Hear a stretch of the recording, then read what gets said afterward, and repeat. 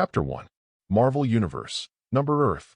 199999-01. Here is a new universe derived from the MCU. Similar to the MCU universe, but different. Liberty City, Paradise Mansion. This is a 70-story building located on the east side of Manhattan Island. The building is like a small world of its own, with all the necessary facilities. From the 40th floor up, all are residential areas. The price per square meter here is high enough to scare dead man. Those who can live here are either rich or expensive. Below the 40th floor are all kinds of living equipment. Supermarkets, restaurants, playgrounds, etc. You can find everything in this building and can enjoy the best service. This is a rich man's paradise. It's a poor man's hell. With money, you can enjoy everything you can imagine here. And if you don't have money, you can't even enter the gate. The security here is known as the best in the country, and every security guard has retired from the special forces or has been hired with a lot of money. Everyone has unique skills. Therefore, it is called heaven by the rich. The name of Paradise Building also comes from this. By the way, there is another very criticized rule here. That is, black people are not allowed to enter. As the country with the most taboo against racial discrimination in the world, it is hard to imagine such a rule being blatantly publicized.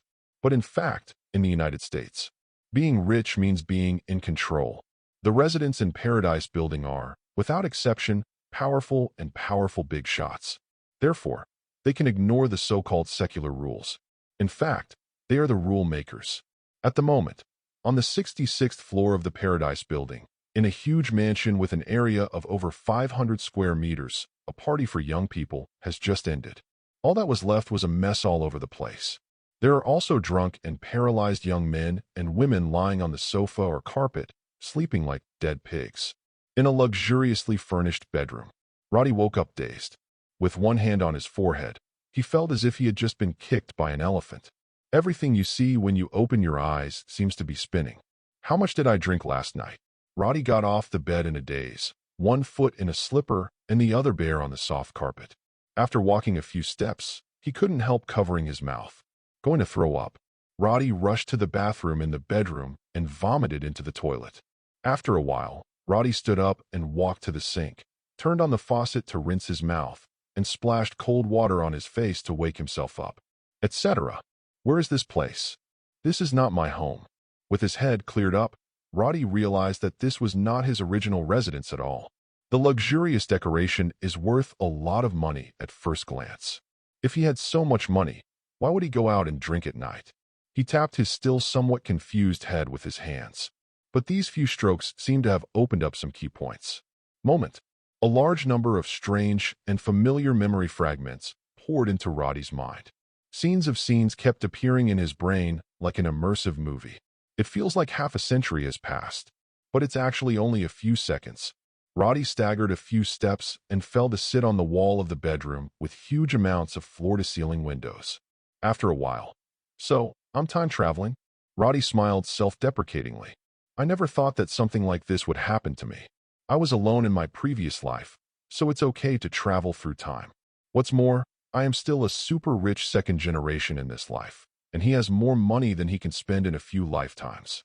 How could he not be happy with this kind of life? The only thing that makes him a little depressed is probably this world. About the Stark industry in my memory, and the hero who appeared during World War II, Captain America. These are all telling the ground. This is not an ordinary world. Marvel Universe. That's right. It's that purple sweet potato essence that killed half of the universe's population in the Marvel Universe with a snap of its fingers. That was 2018. And now it's 2014, December 25th to be precise, which is Christmas. The party that just ended was Roddy's Christmas party. Calculated according to this time, Roddy has less than 4 years left, and maybe he will receive a lunchbox. Definitely, if you are lucky enough to become the remaining 50%, you will be able to survive. As for saying that the Avengers will snap their fingers again 5 years later to rescue those who have disappeared today, to be honest, Roddy wondered if that would happen again. Because some people and things in his memory are a little different from the MCU universe he refers to. So he doesn't know if there will be that snapping finger that saves everyone in 2023. If that doesn't happen and Roddy is the unlucky 50% that disappears. Never mind. The more I think about it, the worse it gets. Roddy simply stopped thinking about these questions. Maybe there won't be purple sweet potato essence snapping fingers in 18 years after 4 years. But even without purple sweet potato essence, this world is still full of various dangers, especially for ordinary people. It is possible to lose your life at any time. So, where's my gold finger? Shouldn't the traversers all have gold finger?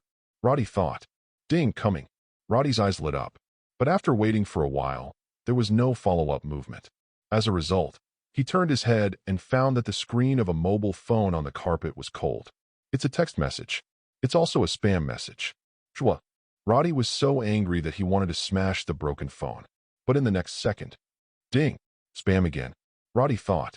It is detected that the host is the only mutant in the current world, the strongest mutant system awakening. Goldfinger. Roddy put down the phone, and he seemed to see a golden system interface unfolding in his consciousness. His eyes widened, though that thing wasn't seen with eyes. But that didn't stop Roddy from doing it. The strongest mutant system. Character, Roddy, S**X. Male, age, 23 years old. Activated ability, quick self-healing LV2, Delta level, ability not activated, none. So, I'm actually a mutant? Roddy thought about it, and found that he did behave differently from ordinary people in his memory. For example, my physical fitness has always been excellent.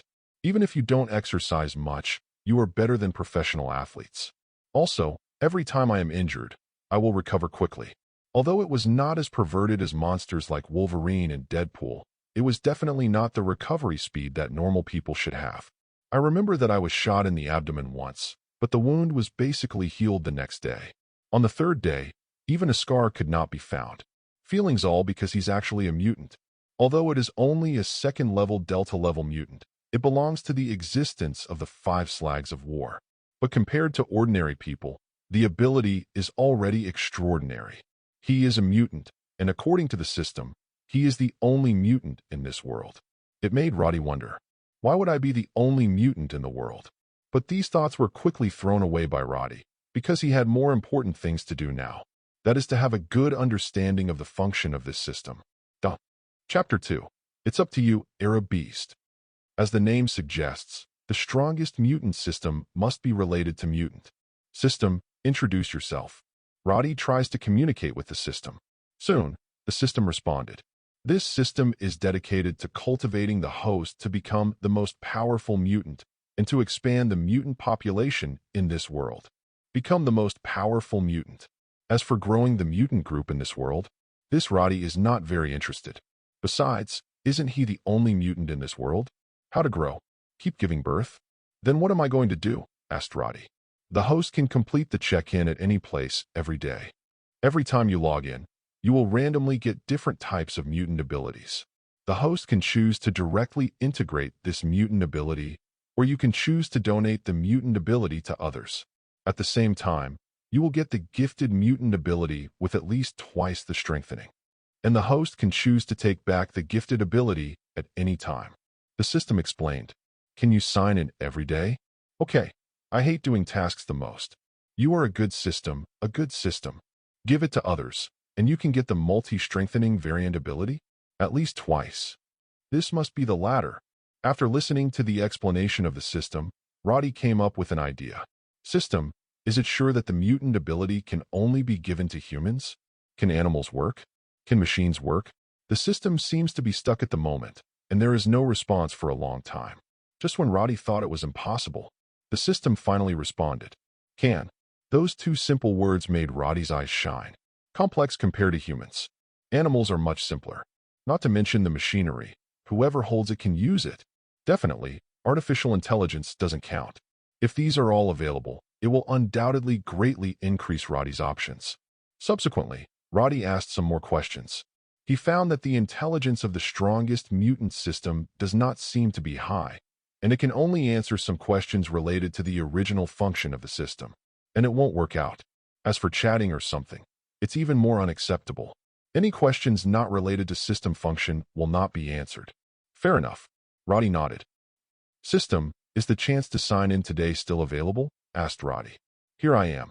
Then sign in and see how my first draw luck is. Roddy rubbed his hands together, feeling as if his brain was sober all of a sudden. The clubhouse is still in the sea. It depends on this one. Ding! Congratulations to the host for signing in and obtaining the teleportation ability from Mutant Azazel. Azazel, the mutant nicknamed the Red Devil. His teleportation ability is still very powerful.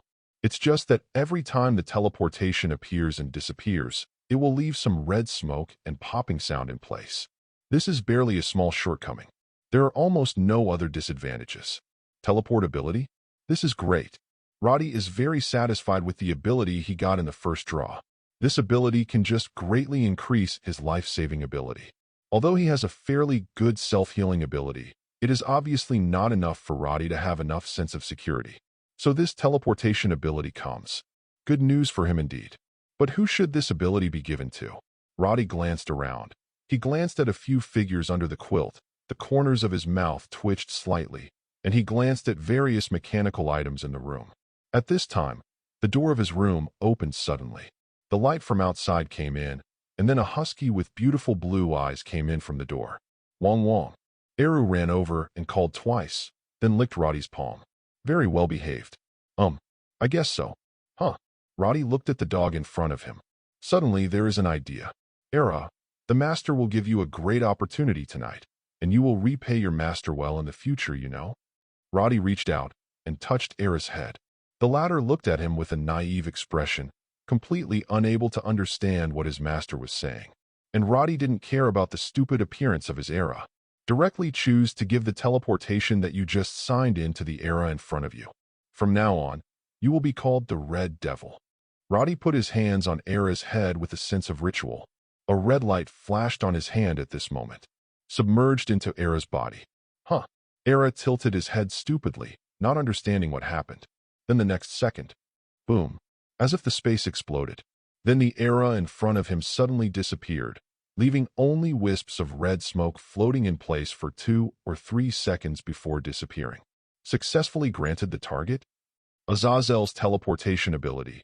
Congratulations to the host for obtaining 100 times strengthening teleportation ability at the same time. In a closed furniture market, with a bang, a silly-looking Era suddenly appeared here. Huh. Era stared blankly at the suddenly changed surroundings. I have no idea why I'm here. But soon, Era saw a brand new sofa not far away, and suddenly his blue eyes lit up, and he pounced on it happily shouting. Then gnaw like crazy. The strongest mutant system. Character, Roddy, S**X. Male, age, 23 years old. Activated ability, quick self-healing LV2, Delta level. Teleportation LV2, Alpha level. 100 times strengthening. Ability not activated, none. On the system interface, in addition to the previous fast self-healing ability, there is another teleportation ability. And the potential level of this teleportation ability is still Alpha level. Much better than the fast self-healing of Delta level potential. Not to mention, this ability has been strengthened 100 times by the system, far stronger than when it was on the Red Devil. As for the digital level behind ability, that is the current development level of the ability. Generally, if the ability obtained by signing in is directly integrated, it basically starts from level 1. And Roddy chose to give it to Era first, and then get it through system strengthening. Therefore, the development level was directly raised by 1 level. Reached level 2, on par with Roddy's rapid self-healing. The only difference is that Roddy's fast self-healing can only be developed up to level 2, while the Red Devil's teleportation ability can be developed up to level 5. Chapter 3. In the mutant group, the potential levels of mutant abilities are generally divided into 5 levels. From the lowest Epsilon class. According to the legend, the weak to slag existence not only has an ugly inhuman appearance, but also has no combat power at all. It can be said that the waste in mutant. Subsequently, it is the 2nd level Delta class. That is the level of Roddy's original variant ability, rapid self-healing. Mutant abilities at this level mostly don't change the mutant's appearance, which is an advantage. But at the same time, Delta-class mutant abilities generally don't have much combat effectiveness, so they are still the 5 scum of the mutants. It's just not as hard as the Epsilon-class mutant. After all, it retains its human appearance. After that is the 3rd level, the Gamma level. Mutants of this level already have strong combat effectiveness, which is a watershed moment for mutants. But unfortunately, Gamma-level mutant abilities generally have all kinds of weird flaws. Probably on ability.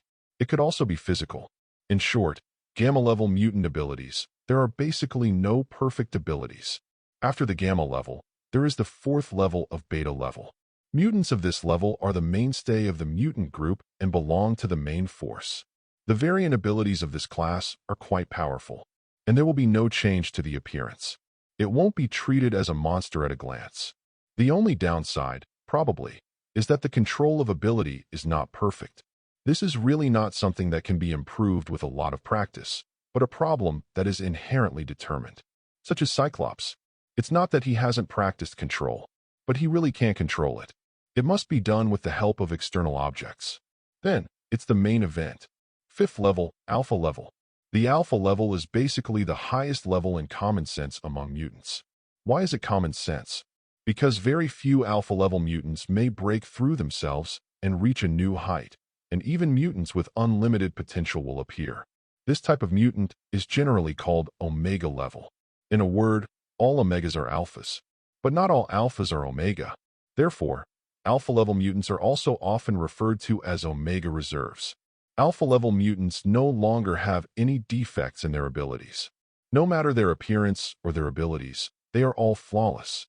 An ability is extremely powerful, even involving the level of cosmic rules. And some of the extremely powerful Alpha-level mutants are expected to become Omega-level existences in the future. In the system settings, the potential of the mutant ability determines the upper limit of its development level. Generally, the level of potential is the level, and the upper limit of development is the level. This is also in line with the setting of mutant. But the Omega class is an exception. It can be Super Level 5, or it can be called Level 6. But the upper limit of the development level of the Omega-level mutant ability is almost non-existent. Level 5 is not its limit, and neither is Level 6. If possible, its development level can be raised all the time. Endless. Definitely. When manpower is exhausted.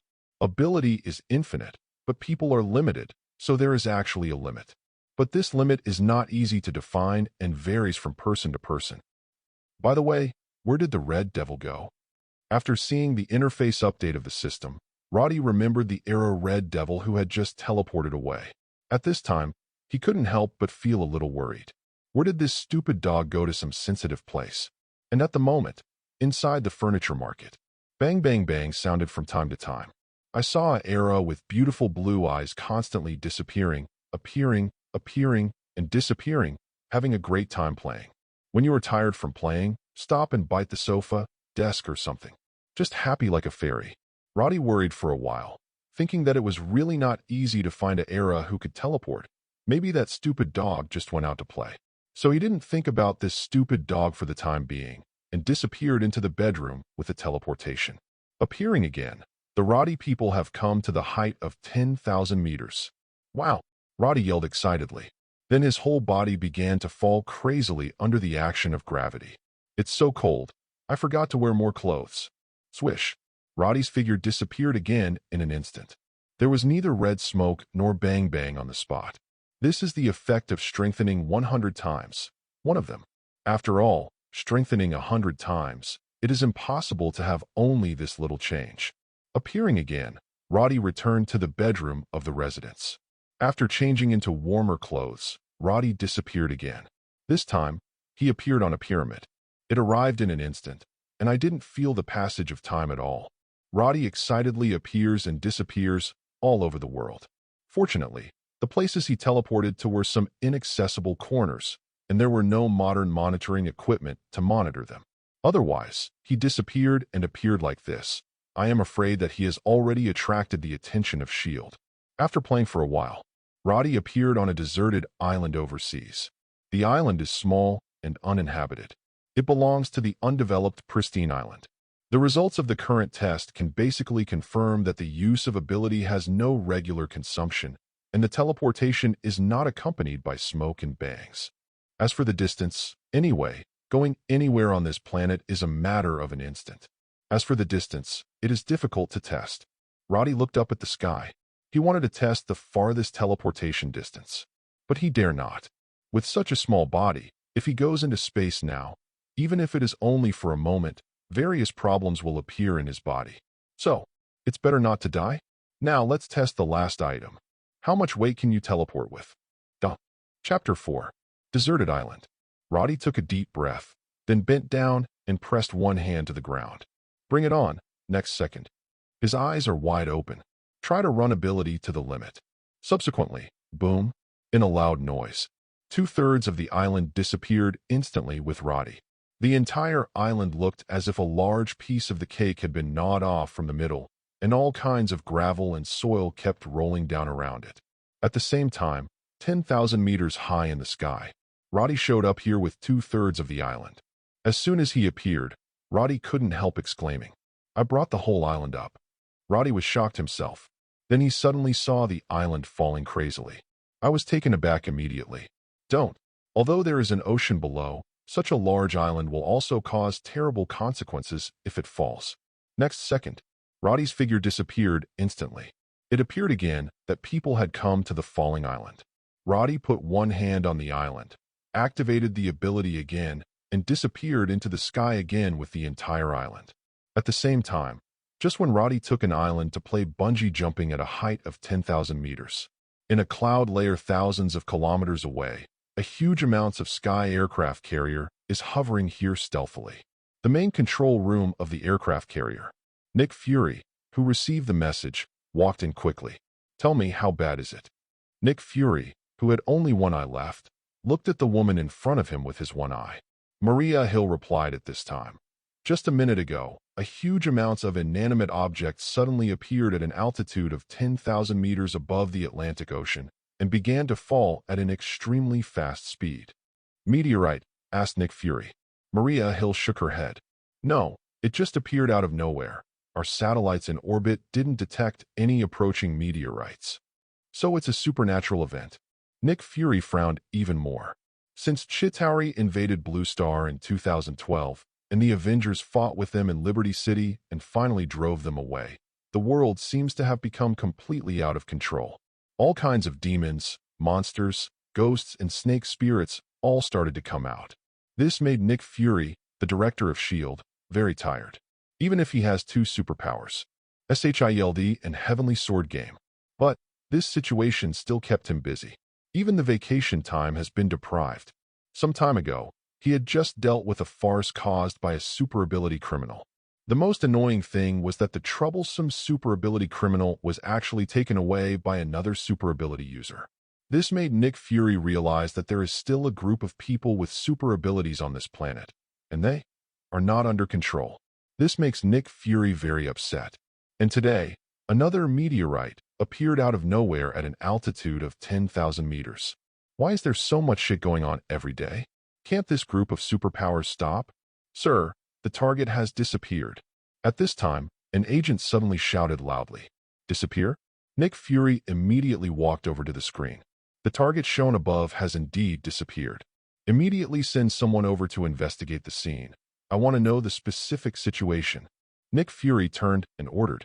Maria Hill nodded, reached out, and pressed the Bluetooth headset, and gave the order. Soon, 2 Quinjets took off on the deck, with beautiful blue flames spraying from their tails, and flew towards the location of the accident. At the same time, not only S.H.I.E.L.D. discovered the abnormal situation above the Atlantic Ocean, but even the military of the United States, the superpowers such as the Mao and Xian Kingdom also discovered this situation. The difference is that the location of the incident is far away from the superpowers such as Da Mao and Xinghua. As the saying goes, there is no way to reach it, so naturally there is no psychological meeting. At most, just pay attention to the follow-up developments. The military of the United States directly contacted S.H.I.E.L.D. through the White Palace and obtained first-hand information. Definitely. In fact, S.H.I.E.L.D. doesn't know much about it. And Roddy, who was the instigator, had already gone home by this time. Are you still staying where you are, waiting to be caught? In the bedroom, Roddy, who took off his coat and threw it on the ground, couldn't hide his excitement at this moment. As an ordinary person, where did he experience such exciting things? As soon as he thought about it, if he hadn't reacted in time, He would teleport the island with a volume of tens of thousands of cubic meters to a height of less than tens of meters from the sea level. If it really falls from a height of 10,000 meters, the consequences are absolutely unimaginable. However, even at a height of tens of meters, when the island fell into the sea, there were still large waves. It took a long time for the whole sea to calm down. However, Roddy didn't stay to watch the follow-up. He estimated that such a big movement might have attracted the attention of SHIELD and other countries. If he continued to stay there, his existence would definitely be exposed. Roddy didn't want to let himself enter the sight of all forces so quickly. Instead of being exposed to others, it is better to accumulate strength silently. On the surface, he is a super rich second generation, but in fact he is the only mutant in this world. Pretty cool to think about. I don't know what kind of mutant ability will be signed in tomorrow. By the way, the Red Devil hasn't come back yet. Roddy searched around, but couldn't find the Red Devil. But it did let him see a lot of friends who were drunk and passed out in the living room outside. Party. Roddy's eyes twinkled. Speaking of which, apart from these cronies, he also has a few more special friends. I don't know how those guys are doing now. As far as Roddy knows, the lives of his friends in the future will not be peaceful at all. Interesting, life is getting more and more interesting. Roddy smiled, full of expectations for the future life. Chapter 5, Harry Osborn, Roddy's other identity. At dawn, Roddy invited all these guests out of the house. Then I called Aunt, the cleaner of Paradise Building, to clean the house inside and out. As a super rich second generation, Roddy never does things that can be solved with money, including making friends. Therefore, almost all these cronies and friends around him became friends because of his money. Definitely, Roddy has friends who are also rich. Like this one in front of you. Come on, Harry, what's the matter? Opening the refrigerator, Roddy took 2 cans of drinks and threw one to Harry sitting on the sofa. Harry opened it and took 2 gulps, then put down the can and said, "Roddy, do me a favor." "What's busy?" Roddy sat down and asked. "You know, my father passed away some time ago." Harry had a complicated expression on his face when he said this. He had a complicated relationship with his father, Roman Osborn, said to be father and son, but in fact the two had not seen each other for several years before Roman Osborn passed away. Some problems between the two parties cannot be explained clearly by outsiders. Harry also knew that his father had passed away, so he finally understood something about his father who was always too indifferent to him. But the problem now is not his father. It's about the Osborn Group. Osborn Group is one of the top biotechnology companies in the United States. Its market value exceeds $1.5 trillion US. But the Osborn family only owns 7.5% of it. So, although Roman Osborn is the founder of the Osborn Group, in fact his right to speak in the company is not as great as imagined. Various equity crossings, pressure from the military, and so on. It's all unknown to outsiders. After Roman Osborn passed away, as his sole legal heir, Harry Osborn inherited the 7.5% of the shares and became the largest shareholder of the Osborn Group. But when Harry went to the company these days, he found that those shareholders seemed to be deliberately crowding him out. He was afraid that he would lose control of the company and lose his father's hard work. But since he was a child, he has never seriously studied how to manage a large group company. It was too embarrassing for him to come up with a solution all of a sudden. Therefore, he'd run to his only friend, Roddy, for help. The Harry in this world has nothing to do with Spider-Man Peter Parker, and the two have never had any contact at all. In fact, Peter Parker is only 15 years old this year, and Harry is the same age as Roddy, both 23 years old. There is an 8-year age difference between the two, so naturally there will be no intersection. "How do you want me to help you?" asked Roddy. After hearing what Harry described, to be honest, Roddy didn't know how to help Harry. Because of the current situation, all file-size shareholders of Osborn are united to kick the Osborn family out of the game, and this cannot be easily changed. Even if Harry tried his best to win over some shareholders, it was useless, because this is the general trend. Not to mention, Roddy didn't think Harry could win these people over. To put it bluntly, the benefits are not enough. The benefit of those shareholders banding together to kick the Osborn family out was Harry's 7.5% stake. So what good could Harry do them? Promise them to fight against some major shareholders, and then divide up their shares? But the key is that people have to believe that Harry has this ability. In fact, Harry is a young man who has never managed a group business. Who would believe that he has this ability? The answer is no one. So, he couldn't win anyone to join his battle line at all. I want you to kill those shareholders. Harry raised his head, showing a hideous expression on his face. He clenched his hands into fists. He had had enough of the old guys these days. He vowed to take revenge back. However, he doesn't have this ability. But he doesn't. But his only friend has such an ability. Harry knew that Roddy had been a killer for a while. Even now he is still a working killer and has not retired. He had chatted with Roddy about this, and even had the idea of being a killer for excitement. Rich second generations like them play for excitement. Otherwise, why do so many rich young people like extreme sports? But can extreme sports have the thrill of being a killer? Certainly not. But Harry still failed to become a killer in the end. It's not that he didn't dare. It's that he doesn't have this ability.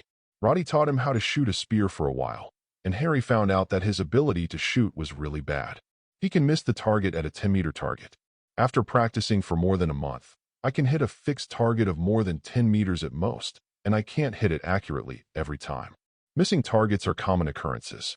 This made Harry give up the idea of being a killer for excitement. Keep playing your own extreme sports. But he knew Roddy was doing a great job as a killer. He even earned the nickname of the Harvester in the industry. Therefore, Harry really couldn't think of any good solution. So driven by anger, he came up with the idea of finding Roddy to kill those shareholders. As long as those old guys are dead, then naturally no one will be able to kick him out. In the future, he will still be the chairman and CEO of Osborne Group, and no one will show him any shame. You sure? Roddy heard Harry's request and asked again. After all, getting rid of several major shareholders of the Osborne Group is no joke. In the past, Roddy didn't even dare to say that he could complete this task. But now, for Roddy who possessed the teleportation ability, it couldn't be easier to kill a few ordinary people. Still, he wanted to make sure. Did Harry really want to do this? Or is it just a spur of the moment? Chapter 6. I am sure. I'm going to kill them. Kill them all. Harry's eyes were red, and he growled hysterically. Help me. He grabbed Roddy's hand. Roddy, you must help me. The only one who can help me now is you. Seeing Harry's emotional out-of-control look, Roddy didn't know what he went through these days. When he saw Harry at Roman Osborne's funeral a few days ago, he was fine except for being a little depressed. Unexpectedly, in just a few days, the whole person is completely different. Okay, I'll help you. Roddy reached out and patted Harry's shoulder to calm him down. Don't worry, I understand the rules. Harry took a deep breath and said, I will give you a deposit of $50 million beforehand, and I can give you 0.5% of Osborne Group shares after the matter is completed. With Osborne Group's market value of $1.5 trillion, 0.5% is $7.5 billion. Definitely. Once the news of the successive deaths of several major shareholders of the Osborne Group comes out, there will definitely be turmoil in the stock market. A drop of 20% is normal at that time. But even so, there are still $6 billion. Roddy himself is a super rich second generation, and his parents also left him a lot of money during their lifetime. But this money is all in a fund. Other than that, there are more than a dozen properties, some cars, famous paintings, etc. In terms of cash, it is actually only a little over 100 million. In addition, he can get about 80 million dividends from that fund every year, and he can get it until he dies. But Roddy's expenses are also not small. Not to mention paying property taxes, he usually spends his days drinking and drinking, buying all kinds of high-end luxury goods, and the 80 million dividends in a year are not much left, to be honest. Many times it's not even enough to spend. So, in fact, his killer is not all for excitement and fun. There is also a part of the idea of wanting to earn some pocket money in it. Anyway, he has the ability of quick self-healing, and his life-saving ability is much stronger than other killers. Coupled with better physical fitness than professional athletes, being a killer is naturally not a problem. I really can't refuse your price. Roddy hadn't expected so much from Harry either. 0.5% of the shares, billions of dollars, can be given at will. Definitely. It can also be seen from the side that Harry was P************ D off. You know, even if Roddy kills several major shareholders of Osborne, In the end, Harry can carve up only 2% to 3% of the shares. And he took out 0.5% all at once, which can be said to be quite sincere. As for the 50 million deposit, in front of 0.5% of the shares, it is really nothing. 50 million? Not enough for Roddy's annual expenses. Okay, when do you think they die? Roddy nodded and didn't bargain anymore. After all, Harry was so generous, so what price could he negotiate? As for the major shareholders of Osborne, they are dead. Roddy said it. The sooner the better. Harry said, I don't want to see their disgusting faces again. By the way, do you need me to provide you with some information about them? I definitely want this. Roddy nodded, even if he could teleport, but he didn't even know where the person was. It was useless.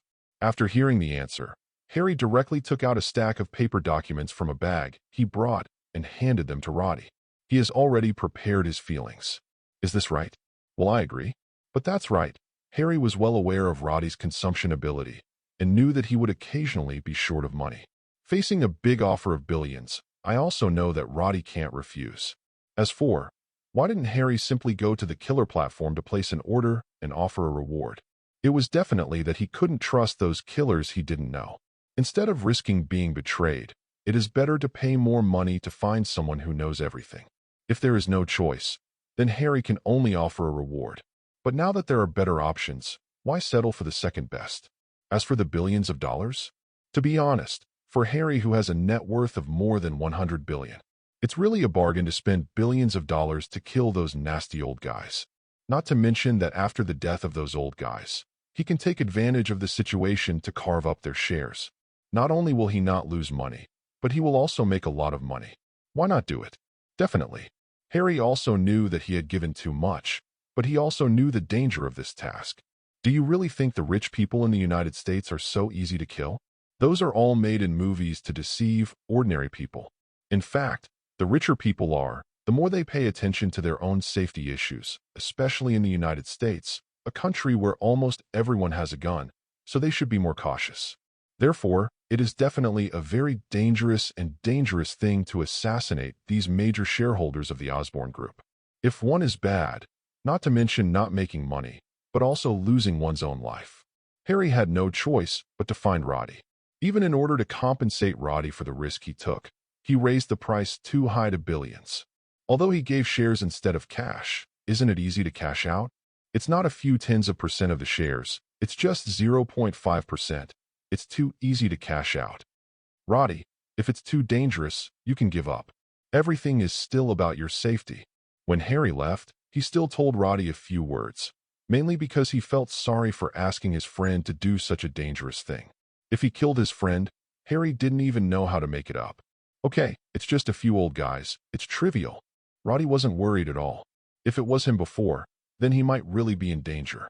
But for Roddy today, it's really easy to earn these billions. He was even a little embarrassed. Okay, anyway, be careful. Seeing that Roddy was so relaxed, Harry didn't say anything else, but after giving a last word of advice, he turned and walked into the elevator. Back to the living room. Roddy flipped through the files Harry had brought. According to the information, there are 5 major shareholders of Osborne Group. These 5 people's shares add up to more than 10%. Obviously already so rich, but still want more. This is probably a common problem of rich people, right? Roddy felt like he had the same problem. So much money, if you die, you will lose a dime. Roddy whistled, threw the information on the coffee table, and decided to do it tonight. Chapter 7. 9 a.m.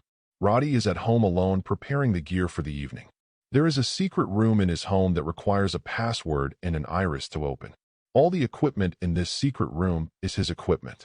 All kinds of long and short guns. 20 or 30 guns were neatly arranged.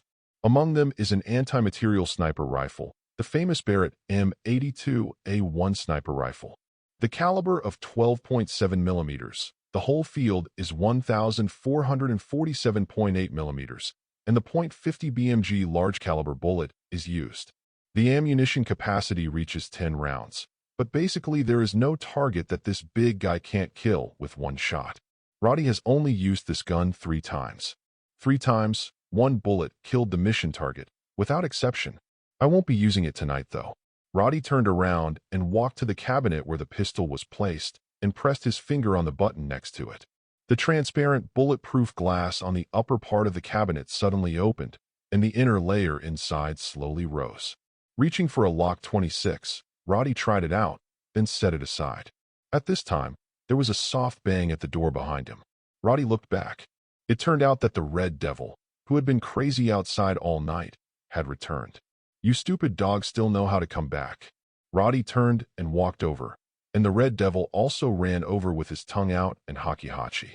"Stupid dog, why did you go all night?" Roddy patted the Red Devil's head angrily, then grabbed its two front paws and looked at it. It's red paint and threads. You wouldn't go to someone's house to demolish it, would you?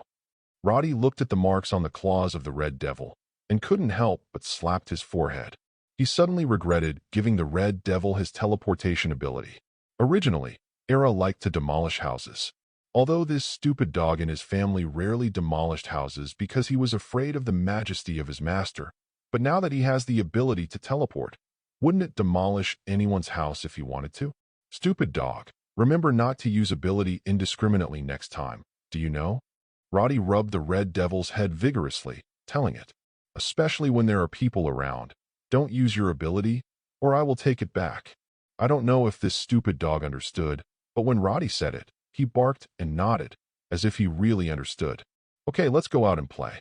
Roddy let it go, clapped his hands, and let it go out to play by itself. The Red Devil turned around and ran away again. It should have gone back to its kennel. After all, he must be tired after playing wildly outside all night.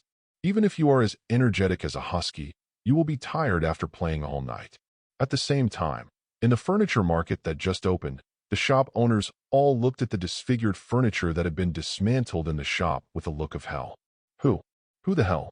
The Red Devil, who had just returned to his kennel, subconsciously shook his body, then raised his head and looked around. He seemed to be wondering why the back of his neck was suddenly chilly. At noon, Roddy was invited by a girl to have dinner together. In the afternoon, the two of them strolled around the mall, bought something, and then went to the girl's house. It wasn't until after 8 o'clock in the evening that Roddy drove back to Paradise Building. The black and white Lamborghini Bull slowly drove into the parking curry of Paradise Building. Paradise Building has arranged a private independent garage for each resident. Definitely. The building also has a spare garage for sale if you need something else, but it's very expensive. But for the residents who can live in the Paradise Building, this little money is just a trifle. Roddy bought an additional double garage. Including the original garage, a total of 4 cars can be parked. This Lamborghini Bull is one of Roddy's cars. In addition, he also has a Koenigsegg, a Ferrari Rafa, and a McLaren P1. In addition, Roddy also has a villa in Liberty City. He seldom goes there, but the villa has a big garage that can park 7 or 8 cars. Roddy had several other cars parked there, but he rarely does. As a super rich kid, Roddy spends almost all his money on enjoyment. What famous cars and watches, as long as he wants, he will buy them without any hesitation. Therefore, Roddy's popularity with women has always been very good. Girls like him very much. In this regard, Roddy is comparable to Tony Stark before becoming Iron Man. However, the level difference between the two sides is a bit big. Roddy is just a rich second generation. Although he is rich, others will say behind his back that he only knows how to spend money, but not how to make money. Sooner or later, he will lose all the land built by his parents. But Tony Stark is different. He is not only a rich second generation, but also a genius inventor himself, and the actual person in charge of Stark Industries, with an absolute controlling stake. Net worth is the world's first. With a net worth close to $1 trillion, he ranks first, far ahead of other rich people. In contrast, even if Roddy got all the money left by his parents, it would only be a few billion. Compared to Tony Stark, he wasn't rich at all. Definitely. Soon Roddy's net worth will skyrocket to billions more. At that time, he will be a super rich man with a net worth of more than tens of billions. Not to mention being ranked in the top 100 in the world. But among the top 200, there should be his name. 9 p.m. After Roddy changed his clothes, he received a call from a few rich second-generation friends who invited him to attend the opening of a new bar. So Roddy sorted out the equipment he had prepared before and put them in the living room. Then he took his coat and went out. Half an hour later, Roddy came to this newly opened bar. There are all kinds of luxury cars parked at the gate, and luxury cars worth millions of dollars can be found everywhere here. Roddy changed to a Rafa with a big red body this time, and drove into the parking lot with the roar of the engine. Knowing that he was coming, his friends were already waiting at the door early. Seeing Roddy's Lafa driving in, he rushed up to meet him. "Roddy, I'm waiting for you." After getting out of the car, Roddy threw the key to a staff member, then hugged two girls, smiled, and walked into the bar with his friends. After an hour, Roddy excused himself to go to the toilet and left his seat. After entering the bathroom, Roddy teleported and disappeared into the cubicle, reappearing that he has returned to his residence in Paradise Mansion. Then he quickly picked up the packed equipment and disappeared with a teleport again. Chapter 7. 9 a.m. Roddy is at home alone preparing the gear for the evening. There is a secret room in his home that requires a password and an iris to open. All the equipment in this secret room is his equipment. All kinds of long and short guns, 20 or 30 guns were neatly arranged. Among them is an anti-material sniper rifle, the famous Barrett M82A1 sniper rifle. The caliber of 12.7 millimeters. The whole field is 1,447.8 millimeters, and the .50 BMG large caliber bullet is used.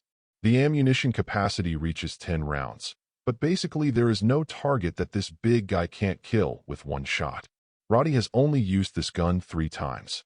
3 times, one bullet killed the mission target, without exception. I won't be using it tonight though. Roddy turned around and walked to the cabinet where the pistol was placed and pressed his finger on the button next to it. The transparent bulletproof glass on the upper part of the cabinet suddenly opened, and the inner layer inside slowly rose. Reaching for a lock 26, Roddy tried it out, then set it aside. At this time, there was a soft bang at the door behind him. Roddy looked back. It turned out that the Red Devil, who had been crazy outside all night, had returned. "You stupid dogs still know how to come back." Roddy turned and walked over, and the Red Devil also ran over with his tongue out and hachi-hachi. "Stupid dog, why did you go all night?" Roddy patted the Red Devil's head angrily, then grabbed its 2 front paws and looked at it. It's red paint and threads.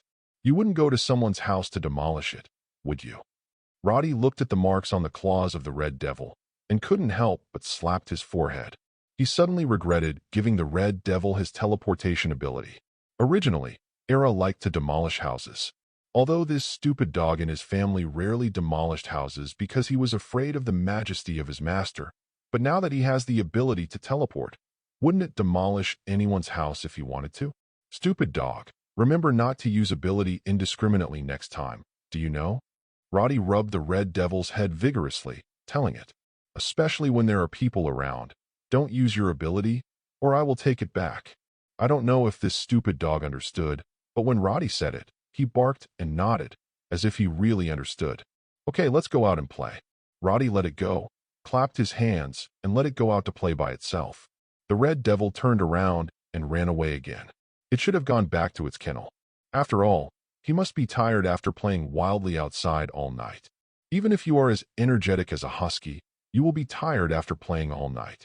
At the same time, in the furniture market that just opened, the shop owners all looked at the disfigured furniture that had been dismantled in the shop with a look of hell. Who the hell?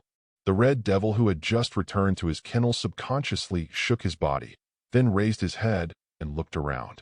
He seemed to be wondering why the back of his neck was suddenly chilly. At noon, Roddy was invited by a girl to have dinner together.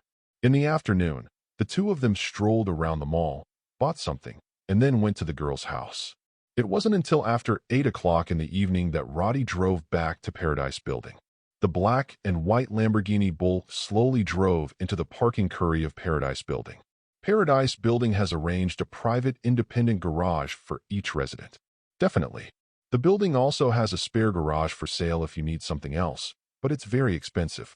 But for the residents who can live in the Paradise Building, this little money is just a trifle. Roddy bought an additional double garage. Including the original garage, a total of 4 cars can be parked. This Lamborghini Bull is one of Roddy's cars. In addition, he also has a Koenigsegg, a Ferrari Rafa, and a McLaren P1. In addition, Roddy also has a villa in Liberty City. He seldom goes there, but the villa has a big garage that can park 7 or 8 cars. Roddy had several other cars parked there, but he rarely does. As a super rich kid, Roddy spends almost all his money on enjoyment. What famous cars and watches, as long as he wants, he will buy them without any hesitation. Therefore, Roddy's popularity with women has always been very good. Girls like him very much. In this regard, Roddy is comparable to Tony Stark before becoming Iron Man. However, the level difference between the two sides is a bit big. Roddy is just a rich second generation. Although he is rich, others will say behind his back that he only knows how to spend money, but not how to make money. Sooner or later, he will lose all the land built by his parents. But Tony Stark is different.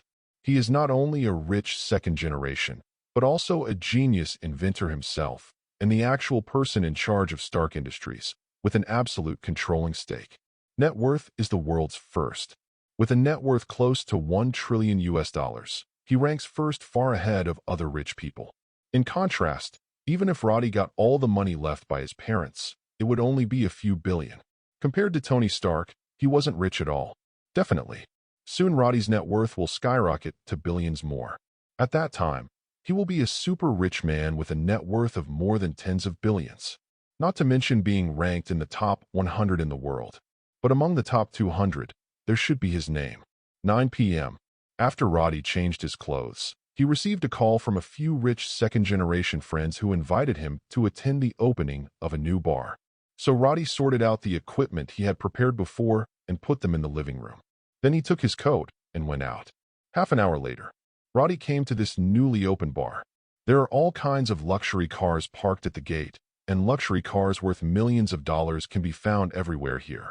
Roddy changed to a Rafa with a big red body this time, and drove into the parking lot with the roar of the engine. Knowing that he was coming, his friends were already waiting at the door early. Seeing Roddy's Lafa driving in, he rushed up to meet him. "Roddy, I'm waiting for you."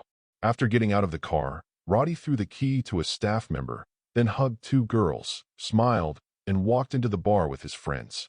After an hour, Roddy excused himself to go to the toilet and left his seat. After entering the bathroom, Roddy teleported and disappeared into the cubicle, reappearing that he has returned to his residence in Paradise Mansion. Then he quickly picked up the packed equipment and disappeared with a teleport again. Chapter 9. It was more than 1 o'clock in the morning. Roddy returned to the residence looking a little drunk. As soon as he opened the door and came in, the Red Devil rushed over. Roddy snatched it up. "Red Devil, are you staying at home obediently today?" Roddy smiled and rubbed Era's head while checking the house, and after making sure that it hadn't been demolished, he smiled and rubbed the Red Devil's belly vigorously. "Okay, let's go play." Roddy let go of his hand, and the Red Devil also ran away in a joyous manner. Sitting down on the sofa, Roddy immediately called out the system interface. "After midnight, you can sign in again today." Roddy didn't sign on the road just now, and now that he's home, Roddy naturally won't wait any longer. "System, sign in." Ding. A chime. Congratulations to the host for signing in and getting the glitch ability from Mutant Quill. Glitch ability? What kind of shit is that ability? Roddy was speechless. I thought today's luck would be as good as ever. Finally give him this. But, undeterred, Roddy checked the information displayed on the system interface. What if this glitch ability is more powerful than he imagined? Ability not activated. Glitch. Ypsilon class. Seeing the information displayed on the system interface, Roddy was completely speechless. The glitch ability of garbage. It turned out to be only the Ypsilon class. Shwa. Obviously I'm lucky today, Roddy muttered. System, what should we do with such a useless ability? After random strengthening, will the potential be improved? No. The system replied. The strengthening of the system will not change the potential level of the ability originally, but will only change the effect of the ability when it is used. That is to say, it is originally an Ypsilon class. Even if it is strengthened 100 million times, it is still an Ypsilon class. It's just that it is 100 million times stronger than normal when used. Roddy asked according to his own understanding. Yes. The system replied. However, if the host does not need this ability, it can choose to decompose the ability. The decomposed ability can be converted into other proficiencies that already have ability and improve the ability development level. Originally, Roddy had completely given up. After all, 100 million times or something was just a talk. He didn't think he could randomly get such a high multiple. There are dozens or hundreds of times, which is considered lucky. Not to mention, it just enhances the form of ability and will not change the essence of ability. And what is the essence of an epsilon-level ability? It will completely change a person's appearance. Roddy doesn't want to become like a quill, so how can he continue to live in human society? But, after hearing the introduction of the system, Roddy realized that the useless ability can be disassembled. The decomposed abilities can also be used to improve the development level of other abilities. This is good. In the future, all useless abilities can be disassembled, which just saves the process of developing these abilities by Roddy himself, saving a lot of time. In that case, let's break it down. Roddy ordered, "Are you sure to disassemble the Burr ability?" "Confirm.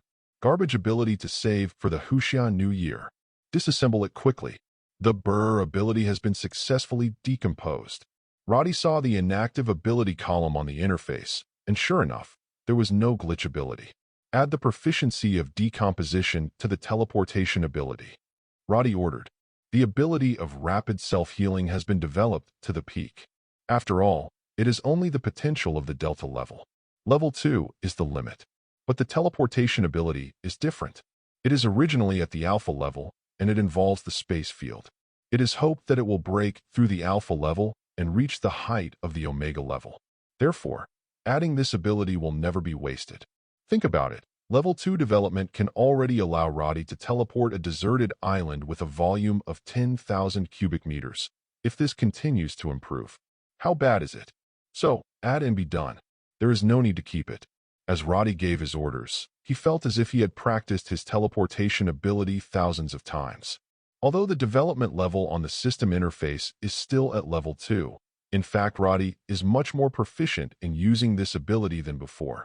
Just disassemble 5 or 6 junk abilities like glitches, and I believe that the development level of the teleportation ability will be raised to level 3 soon. At that time, Roddy can try again if he can take a larger island to teleport. The next day, Harry came over to Roddy with a nice bottle of wine. The two had a few drinks at noon, and Harry looked much more relaxed than yesterday. There are more smiles on the face. Before leaving, he asked Roddy to wait for 2 days. After he handles the company's affairs well, he will bring the equity transfer letter of the 0.5% shares that he promised to give him. Roddy also said not to worry, nor did he think Harry would lie to himself about such a thing. Next few days, the Osborne Group was very busy because of the killing of 5 major shareholders. The remaining small and big shareholders could no longer unite to deal with Harry, and Harry also took advantage of the trend to win over a group of small shareholders, and united with them to divide up some of the shares left by the 5 major shareholders after their death. Harry himself got about 2.3%, making his originally 9.8% of the shares, close to 10%. In addition, those small shareholders divided some, but a large part was divided away by those who were supported by the military. There was nothing Harry could do about it. On the one hand, the Osborne Group needs the support of the military, and on the other hand, the military is powerful, and he cannot afford to offend it. Anyway, this result is already very good for him. Not only do you no longer need to worry about being kicked out, moreover, his position in the group has also stabilized, and his right to speak has become more important. The only more troublesome thing is probably that the FBI found him and seemed to suspect that he was related to the death of the 5 major shareholders. To this, Harry was already mentally prepared. After all, he was the most suspicious of the deaths of those old guys. It's normal for the FBI to suspect him, but with Harry's current status, even if the FBI suspects him, it is impossible to touch him without evidence. At most, they just arrange for someone to monitor him. Trifle. Duh. Chapter 10, Harry's Proposal. Acute Eyes and Strange Power. On this day, Harry found Roddy with a share transfer letter. "Come on, sign here, and then the 0.5% of the shares will be yours." Harry handed the transfer letter to Roddy and said. Roddy just took a look and signed his name on it. "By the way, the FBI has been monitoring me recently. They suspect that I have something to do with the deaths of those old guys. In order not to let them suspect you, I want you to hang up a job in the group." Harry said, "In this way, I can say that I asked you to help me. After all, they also know that the two of us are friends. Although I can barely gain a foothold in the group now, some old guys are still not convinced by me. At that time, You can pretend to be the helper I invited, so that you can explain what I gave you the shares. I have to say that although the reason Harry gave was a bit far-fetched, it wasn't completely untrustworthy. That's fine, but let me tell you in advance that I won't come to clock in for work. Roddy thought about it and agreed with Harry's approach. But for punching to work or something, it's free. Don't worry, I'll arrange a vice president position for you when the time comes. You don't need to come to the company, you just need to name it, and you can still get a salary. Harry said with a smile. This is good. Roddy smiled and nodded. You can get paid if you don't work, and Roddy definitely won't refuse. Sir, the target is coming out of Paradise Tower. Yeah, we don't know what the target was doing in there, but it was supposed to be meeting a friend of his. Okay, we will continue to follow up. Across the road from the Paradise building, an FBI agent was reporting to his boss in a black SUV. Because of the particularity of the Paradise building, even the FBI will not be allowed to enter unless there are special circumstances. Therefore, since Harry entered Paradise Mansion, they couldn't follow him anymore. However, it is impossible for the target to stay in the building and not come out. As long as the target comes out, they will continue to follow and monitor. This is also their job. There is no way, if the boss gives an order, ordinary detectives like them will have to run away. They've been watching Harry Osborn for days since the case was turned over to their FBI side. But after a few days, no useful clues were found. Maybe in a few days, the higher-ups should order to close the team. After all, those few wealthy people are gone, even if there are still some connections in the family, but the Osborn group has no place for them. Coupled with the pressure from the military, it might take a few days for the higher authorities to order the case to be closed. At that time, these migrant workers will also have a good rest for a few days. After a while, Harry Osborn's car finally came out of the Paradise building exit. Several FBI agents saw it and hurriedly drove up to follow. At the same time, at the edge of an open-air swimming pool on the 66th floor of the Paradise building, Roddy also condescendingly watched the black SUV slowly driving away on the road below.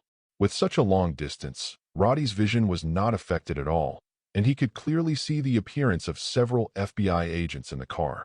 Not from S.H.I.E.L.D., Roddy thought. Before Harry said that he was being monitored by the FBI, Roddy wondered if those FBIs were faked by people from S.H.I.E.L.D. But now it seems that these people are really from the FBI, not S.H.I.E.L.D. Unbeknownst to Roddy, the case actually caught the attention of S.H.I.E.L.D. in the first place. But after investigation by S.H.I.E.L.D. people, they found that the case had nothing to do with the Inhumans, and it was not a crime committed by a super-ability person, so they handed over the case to the FBI. So, the people following Harry now would be the FBI, not S.H.I.E.L.D. Over the past 5 days, Roddy has checked in and out 5 more times. They got 3 Epsilon-level variant abilities and 2 Delta-level variant abilities. All the 3 Epsilon-level abilities were disassembled by Roddy, transformed into the proficiency of teleportation ability. Now, the teleportation ability is already close to level 3, and 1 or 2 Epsilon-level abilities can be upgraded. The other 2 Delta-level abilities were retained by Roddy. One of the abilities is the ability he just observed those FBI agents, called farsightedness. But Roddy prefers to call it acute eyes. The original farsightedness ability allows the owner to gain 3 times the vision of ordinary people. This triple is limited to seeing things farther away, and does not include other aspects. And after Roddy bestowed this ability on his own pair of sunglasses, he himself gained 5 times the strengthening hyperopia ability. His eyesight is 15 times that of ordinary people. You can see farther, and you can even subjectively zoom in on things in the distance. It works great. The other ability is a more conventional physical ability. It is also a Delta class, and the effect is mediocre. It can only increase 3 times the strength of ordinary people. It's nowhere near as good as a Captain America. Roddy bestowed this ability to a bull ant raised in his ecological garden, and the little guy suddenly became the most beautiful boy in the group. And Roddy also got 8 times the strengthening. The strength has increased 24 times that of ordinary people. Moreover, the improvement of strength will also bring about a corresponding improvement in physical fitness, although the primary and secondary relationship here is the main strength and secondary physique. The improvement of physique is just to adapt to this power. But this improvement should not be underestimated. After all, it has increased the strength of ordinary people 24 times. If it is 3 times the original strength, it will not be so obvious. Moreover, the increase in strength also greatly strengthened Roddy's melee ability. Now Roddy can easily single out a special force even without the teleportation ability. Definitely, bullets still have to be dodged. Roddy is not stupid. Duh. Chapter 11. Spider-Man? No. It's Gwen Spider. Haney, remember to call me. At the entrance of the bar, a blonde girl with flushed cheeks gave Roddy a business card that smelled of perfume, and then walked away with the help of her companion. Roddy glanced at the business card in his hand, before throwing it into the trash can on the side of the road. He, Roddy, never initiates a call to a woman. What's more, that girl just now had too many eyes and wanted to become a regular. Roddy doesn't want to find a girlfriend casually. At least if he wants to find a girlfriend, it will definitely not be the kind of woman just now. Let's go home. Without a girl to accompany him tonight, Roddy plans to go home and play games for a while. As for sleeping, how can young people go to bed so early? After 10 o'clock in the evening, Roddy returns to Paradise Mansion. After saying hello to the building's security captain, a 2.02-meter tall, burly white man, Roddy took the elevator upstairs.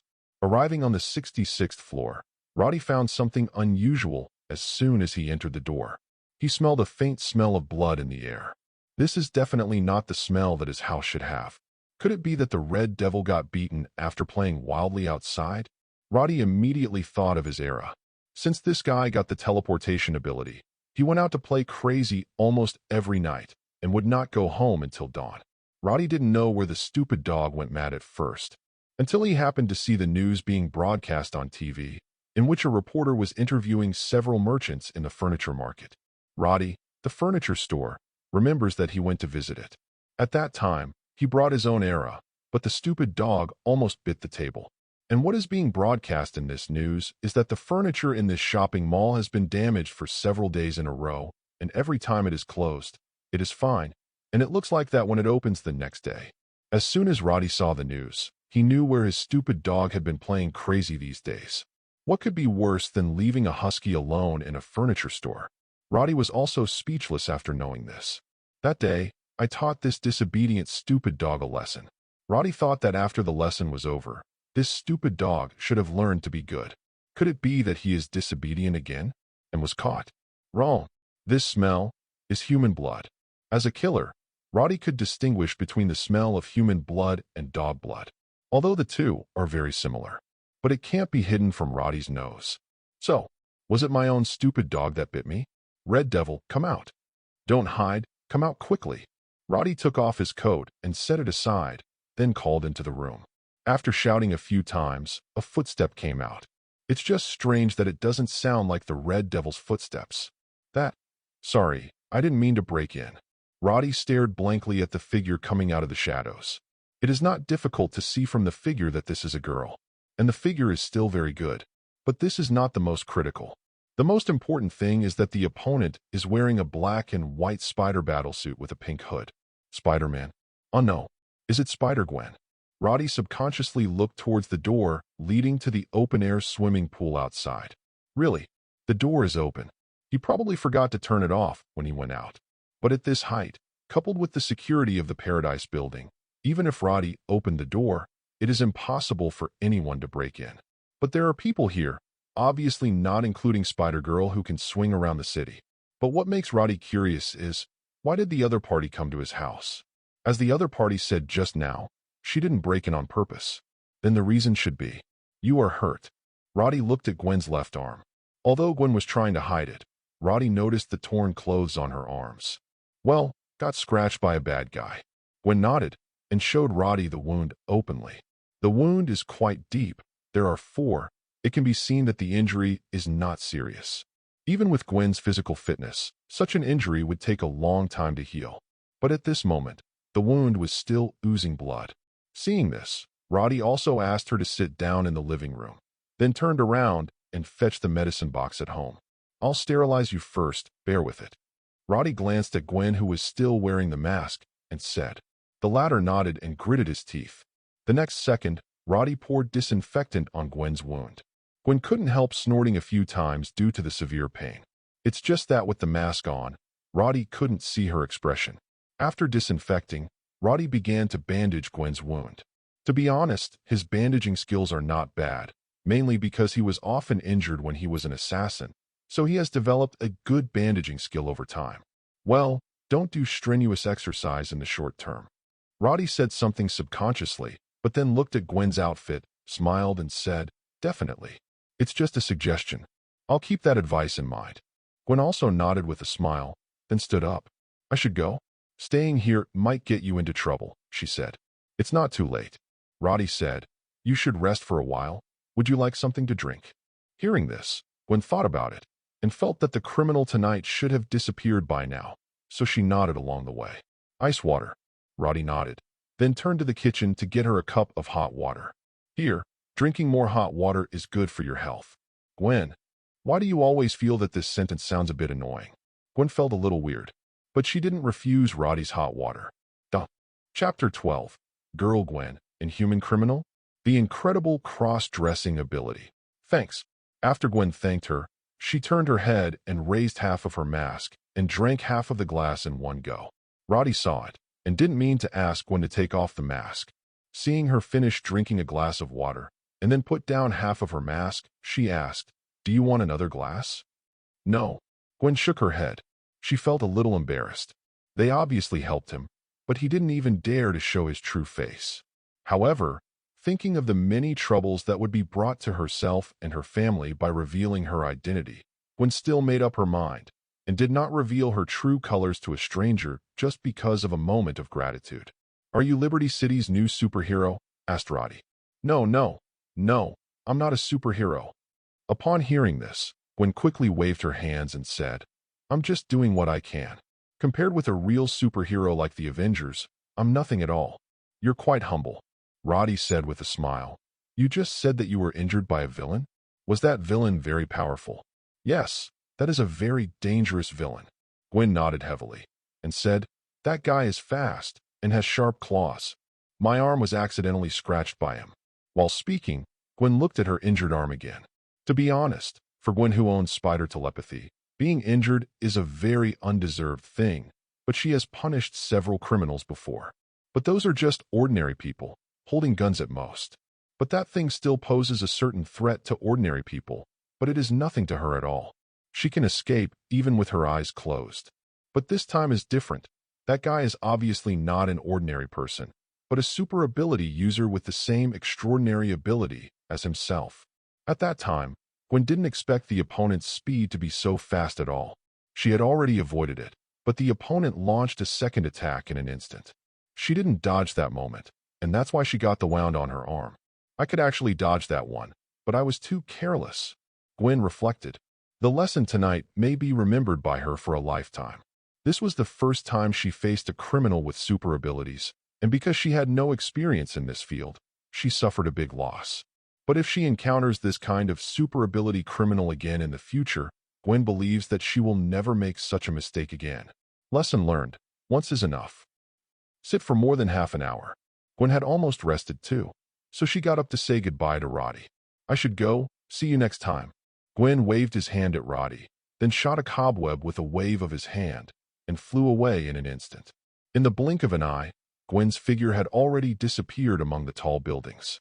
Roddy stood by the window and watched her go away, but he was thinking in his heart, will another Spider-Man in this world be born?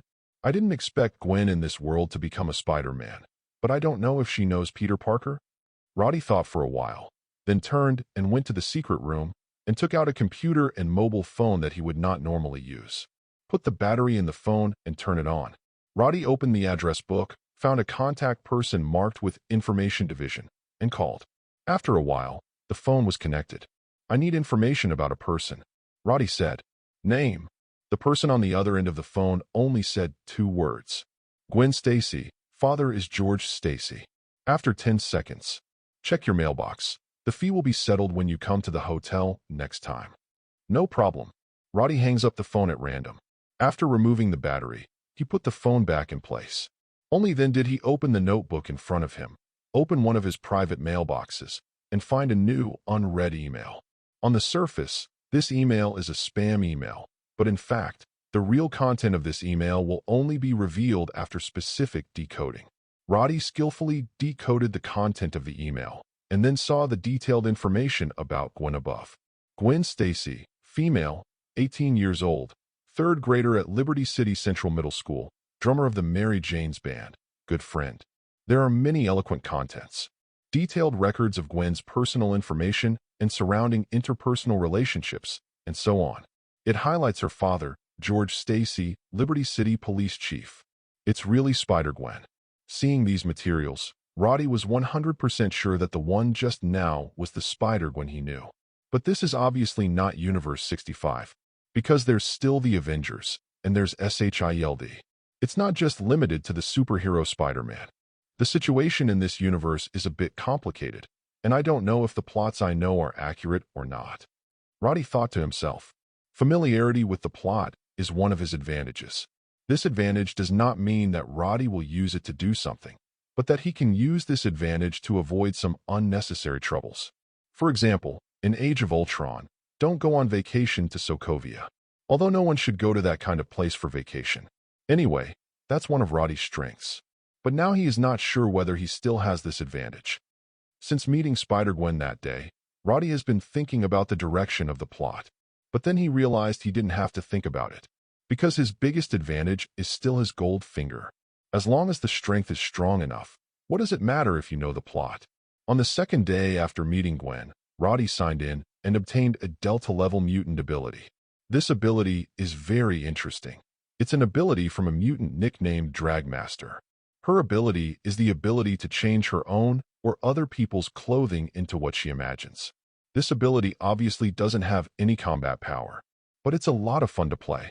Like turning an enemy's clothes into a bikini? Then we must not let the enemy die on the spot. However, the activation of this ability needs to touch the clothing, so it cannot be used in the air. And Roddy gave this ability to a small suit of his era. At the same time, I also got 50 times the cross-dressing ability after strengthening. To be honest, before this, Roddy really couldn't imagine what this ability would look like after being strengthened. Because this is originally an ability to change clothes, even if it is strengthening, so what? Result: after strengthening 50 times, this ability really brought some surprises to Roddy. The original cross-dressing ability can only change the appearance of ordinary clothing, but some special clothing will not work. For example, Iron Man's steel armor, which can be regarded as a special clothing. The cross-dressing ability before strengthening cannot change the appearance of the iron armor to other appearances. But the cross-dressing ability after 50 times strengthening can do this, which means Roddy can instantly turn Iron Man's armor into a bikini if he wants to. But what's interesting is that even if it becomes a bikini, the function and material of the armor will not change. So, would that be a steel bikini? Just thinking about it made Roddy laugh. Duh. Chapter 13. Inhumans on the Street. Gwen Spider shows his might. The cross-dressing ability after strengthening. Although it still does not have direct lethality, but the mental damage is absolutely explosive. Roddy thinks that this ability should be used with caution in the future, because a bad one will definitely offend people to death. But this ability has good uses in other places too. For example, when chatting about life with young ladies. Doesn't this save a lot of money on clothes? Definitely, Roddy is worth the money. But the key is that you can become whatever you want. This is great too. Noon. Roddy, who just finished his lunch, is waiting for a red light at a traffic light intersection. Next to him, a rich second generation who was driving a Maverick seemed to be eager to try. As if when the red light turned green, he would rush out with a kick of the accelerator, throwing Roddy's McLaren P1 far behind his back. It's just that Roddy doesn't bother to talk to this little rich second generation at all. A woman with heavy makeup doesn't know her last name. A mere Maverick, but also want to come to his McLaren P1? Let's dream. However, Roddy was too lazy to compete with this kind of idiot. So he didn't respond to the opponent's provocation by honking the horn again and again, completely ignoring the existence of the opponent. This made the rich second generation who drove the Mavericks even more arrogant. At the moment when the red light turned green, the Fuerdai who was driving the Mavericks catapulted off to the start and rushed out at a frenzied speed. This guy is going to be unlucky. Roddy had already seen a black Chevrolet speeding down the road on the left. The point is that the car didn't mean to slow down at all. It looked like it was going to run a red light. But it's understandable for people to do this. After all, there are several police cars chasing behind their buttocks. Do you still care about running a red light when you can be chased by a police car? As expected, the maverick who had just rushed out had just rushed to the middle of the road when he was hit by the speeding Chevrolet. Boom! There was a loud bang. The two cars collided instantly. The front of the Chevrolet turned into countless fragments on the spot. The side of the Maverick was also dented, the door fell off, and the body rolled directly onto the sidewalk. Fortunately, the passers-by hid quickly, but no one was injured. Well, except for the people in those two cars. There were a few screeches of brakes. The police car chasing the Chevrolet stopped at the intersection instantly. Then a dozen policemen got out of the car, aiming their guns at the battered Chevrolet that had been hit by the front of the car. "Listen, the people inside, immediately come out and put your hands on your head," the officer yelled. At this time, the twisted door of the Chevrolet was suddenly kicked out from inside. Followed by a man whose head was bleeding, he got out of the car. "Go away. Don't let me kill you." The man was still holding a bag of things in his hand, which looked quite heavy. "Put down your bag. Squat down with your head in your arms." The policeman was still yelling warnings. But the man who got out of the car seemed to have lost the patience to continue talking. He put down the bag in his hand. The bag fell to the ground with a thump and a loud bang. It obviously contained a lot of things, and it was very heavy. I said, "Roll." The man roared loudly. This completely angered the police officers in Liberty City. Next second, these police officers fired one after another, and the bullets crackled and hit the man. But an accident happened. The bullets that hit the man didn't even penetrate his body. They just left holes in his clothes, and didn't even hurt the man's skin. And the man who was attacked also roared and rushed towards the police officers on the opposite side. The man's speed was not very fast, but every step he landed on the ground was like an elephant stepping on it, making a loud noise. Another alien race? Seeing this scene, Roddy frowned. He found that the Inhumans in this world were quite active. The one who injured Gwen yesterday should also be an Inhuman.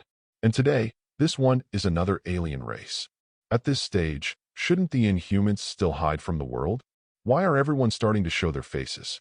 Roddy didn't know what made these Inhumans start to show their faces one after another, but the strong man of Inhumans in front of him was obviously not something these ordinary police officers could deal with. Just when Roddy thought that the police officers in Liberty City were going to be terrible, suddenly a spider web was shot from midair, and in an instant, the strong Inhuman race man who rushed forward was wrapped in a solid web. "Spider-Man."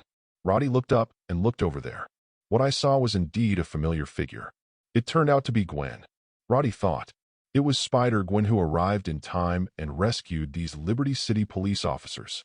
At the moment, Gwen, who was swinging from a distance, shot 3 spider webs from his wrists in midair, binding the strong Inhumans on the ground tightly. However, although Gwen's cobweb is strong, this strong Inhuman is obviously not a vegetarian.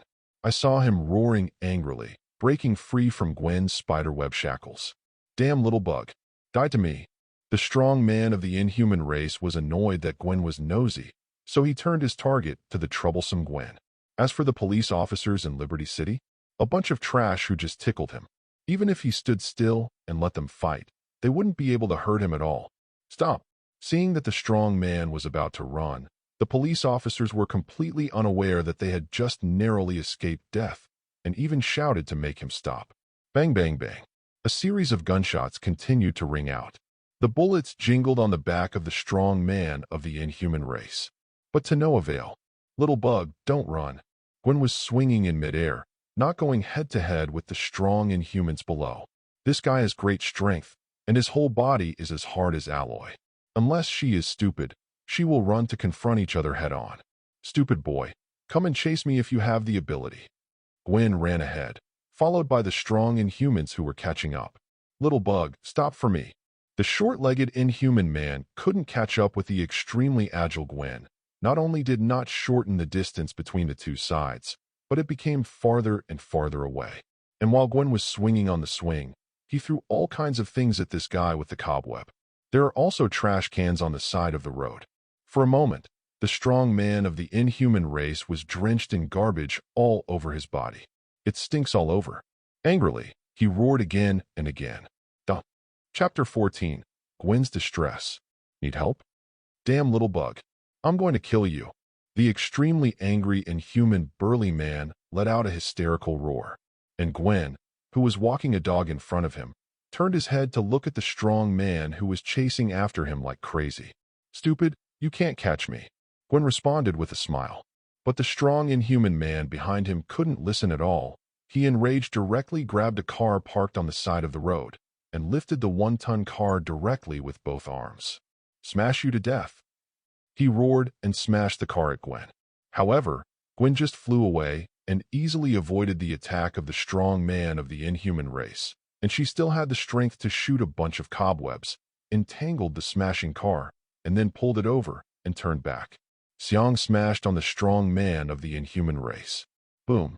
The strong man of the inhuman race was instantly thrown away by the car, and his body was directly embedded in the wall behind him.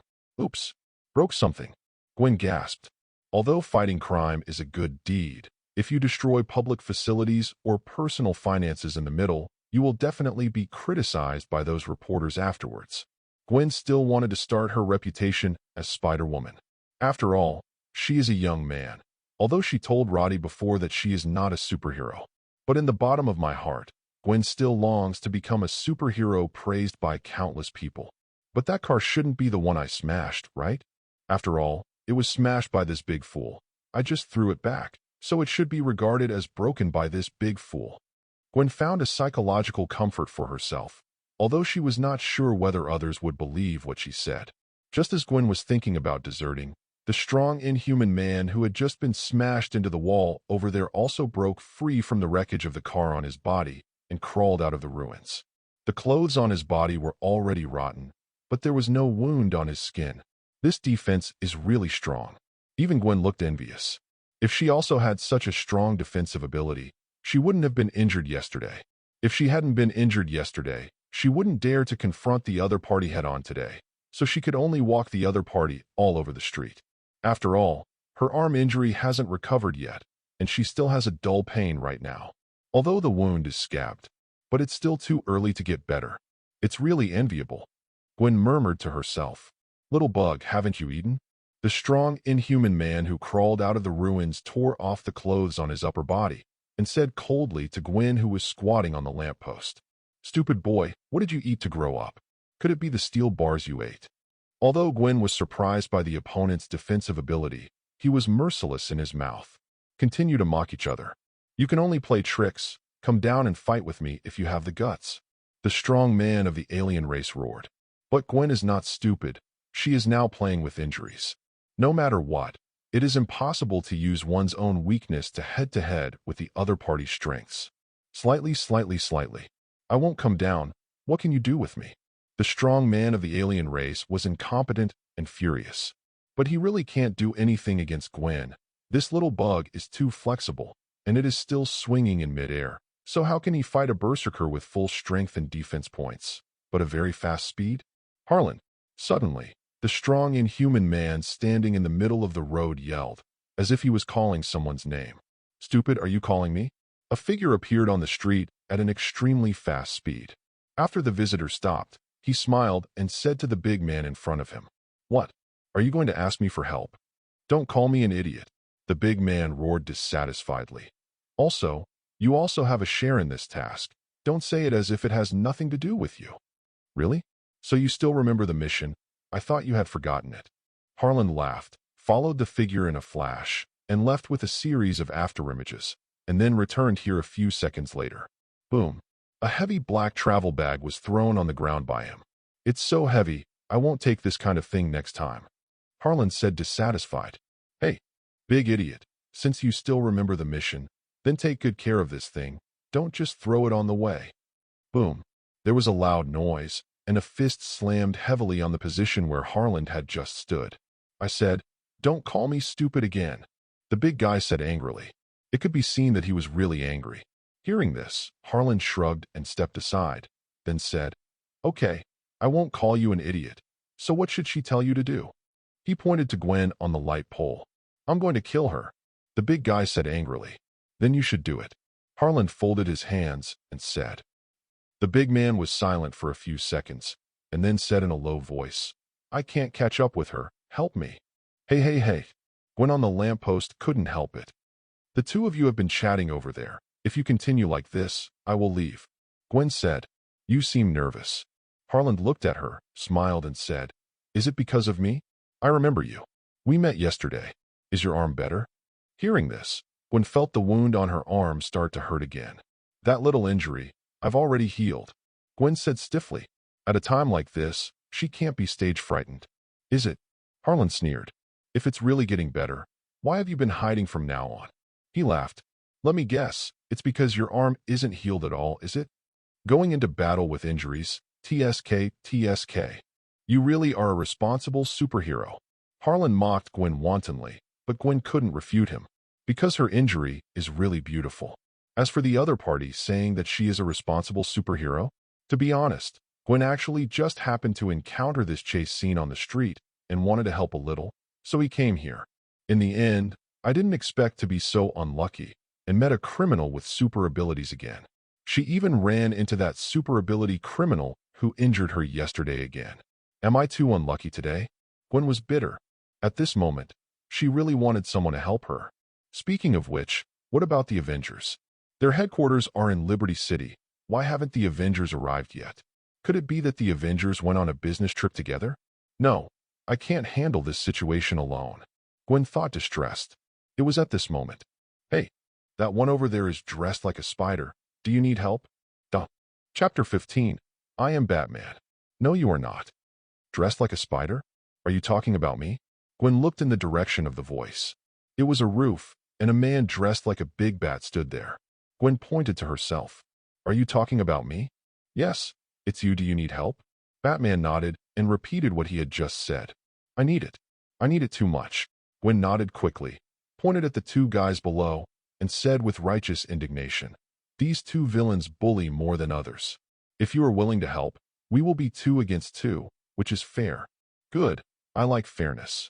Batman was still on the roof when the good words were just uttered, but by the time I uttered them, Batman had already squatted on a window ledge behind Gwen.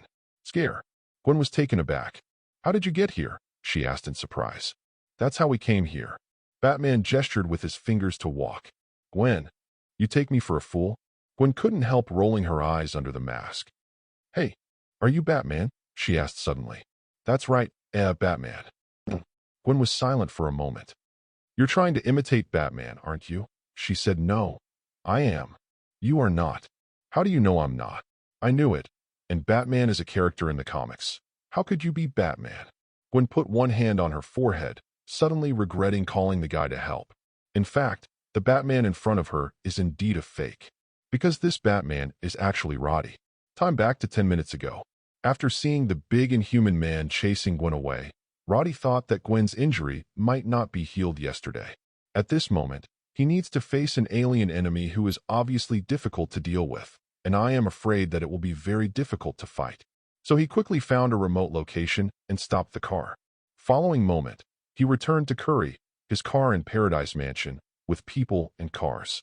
Because he didn't want to reveal his identity, Roddy also deliberately used the newly acquired ability to change his costume into another look.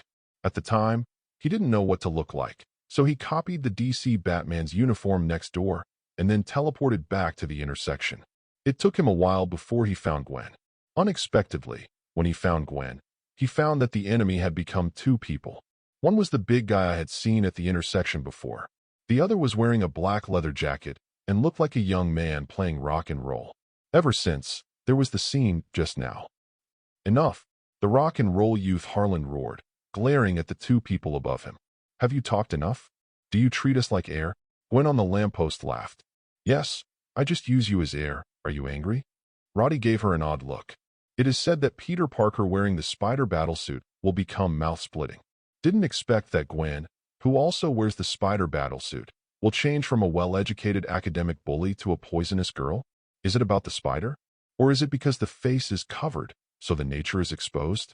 Shaking his head, Roddy didn't want to think about this complicated question anymore.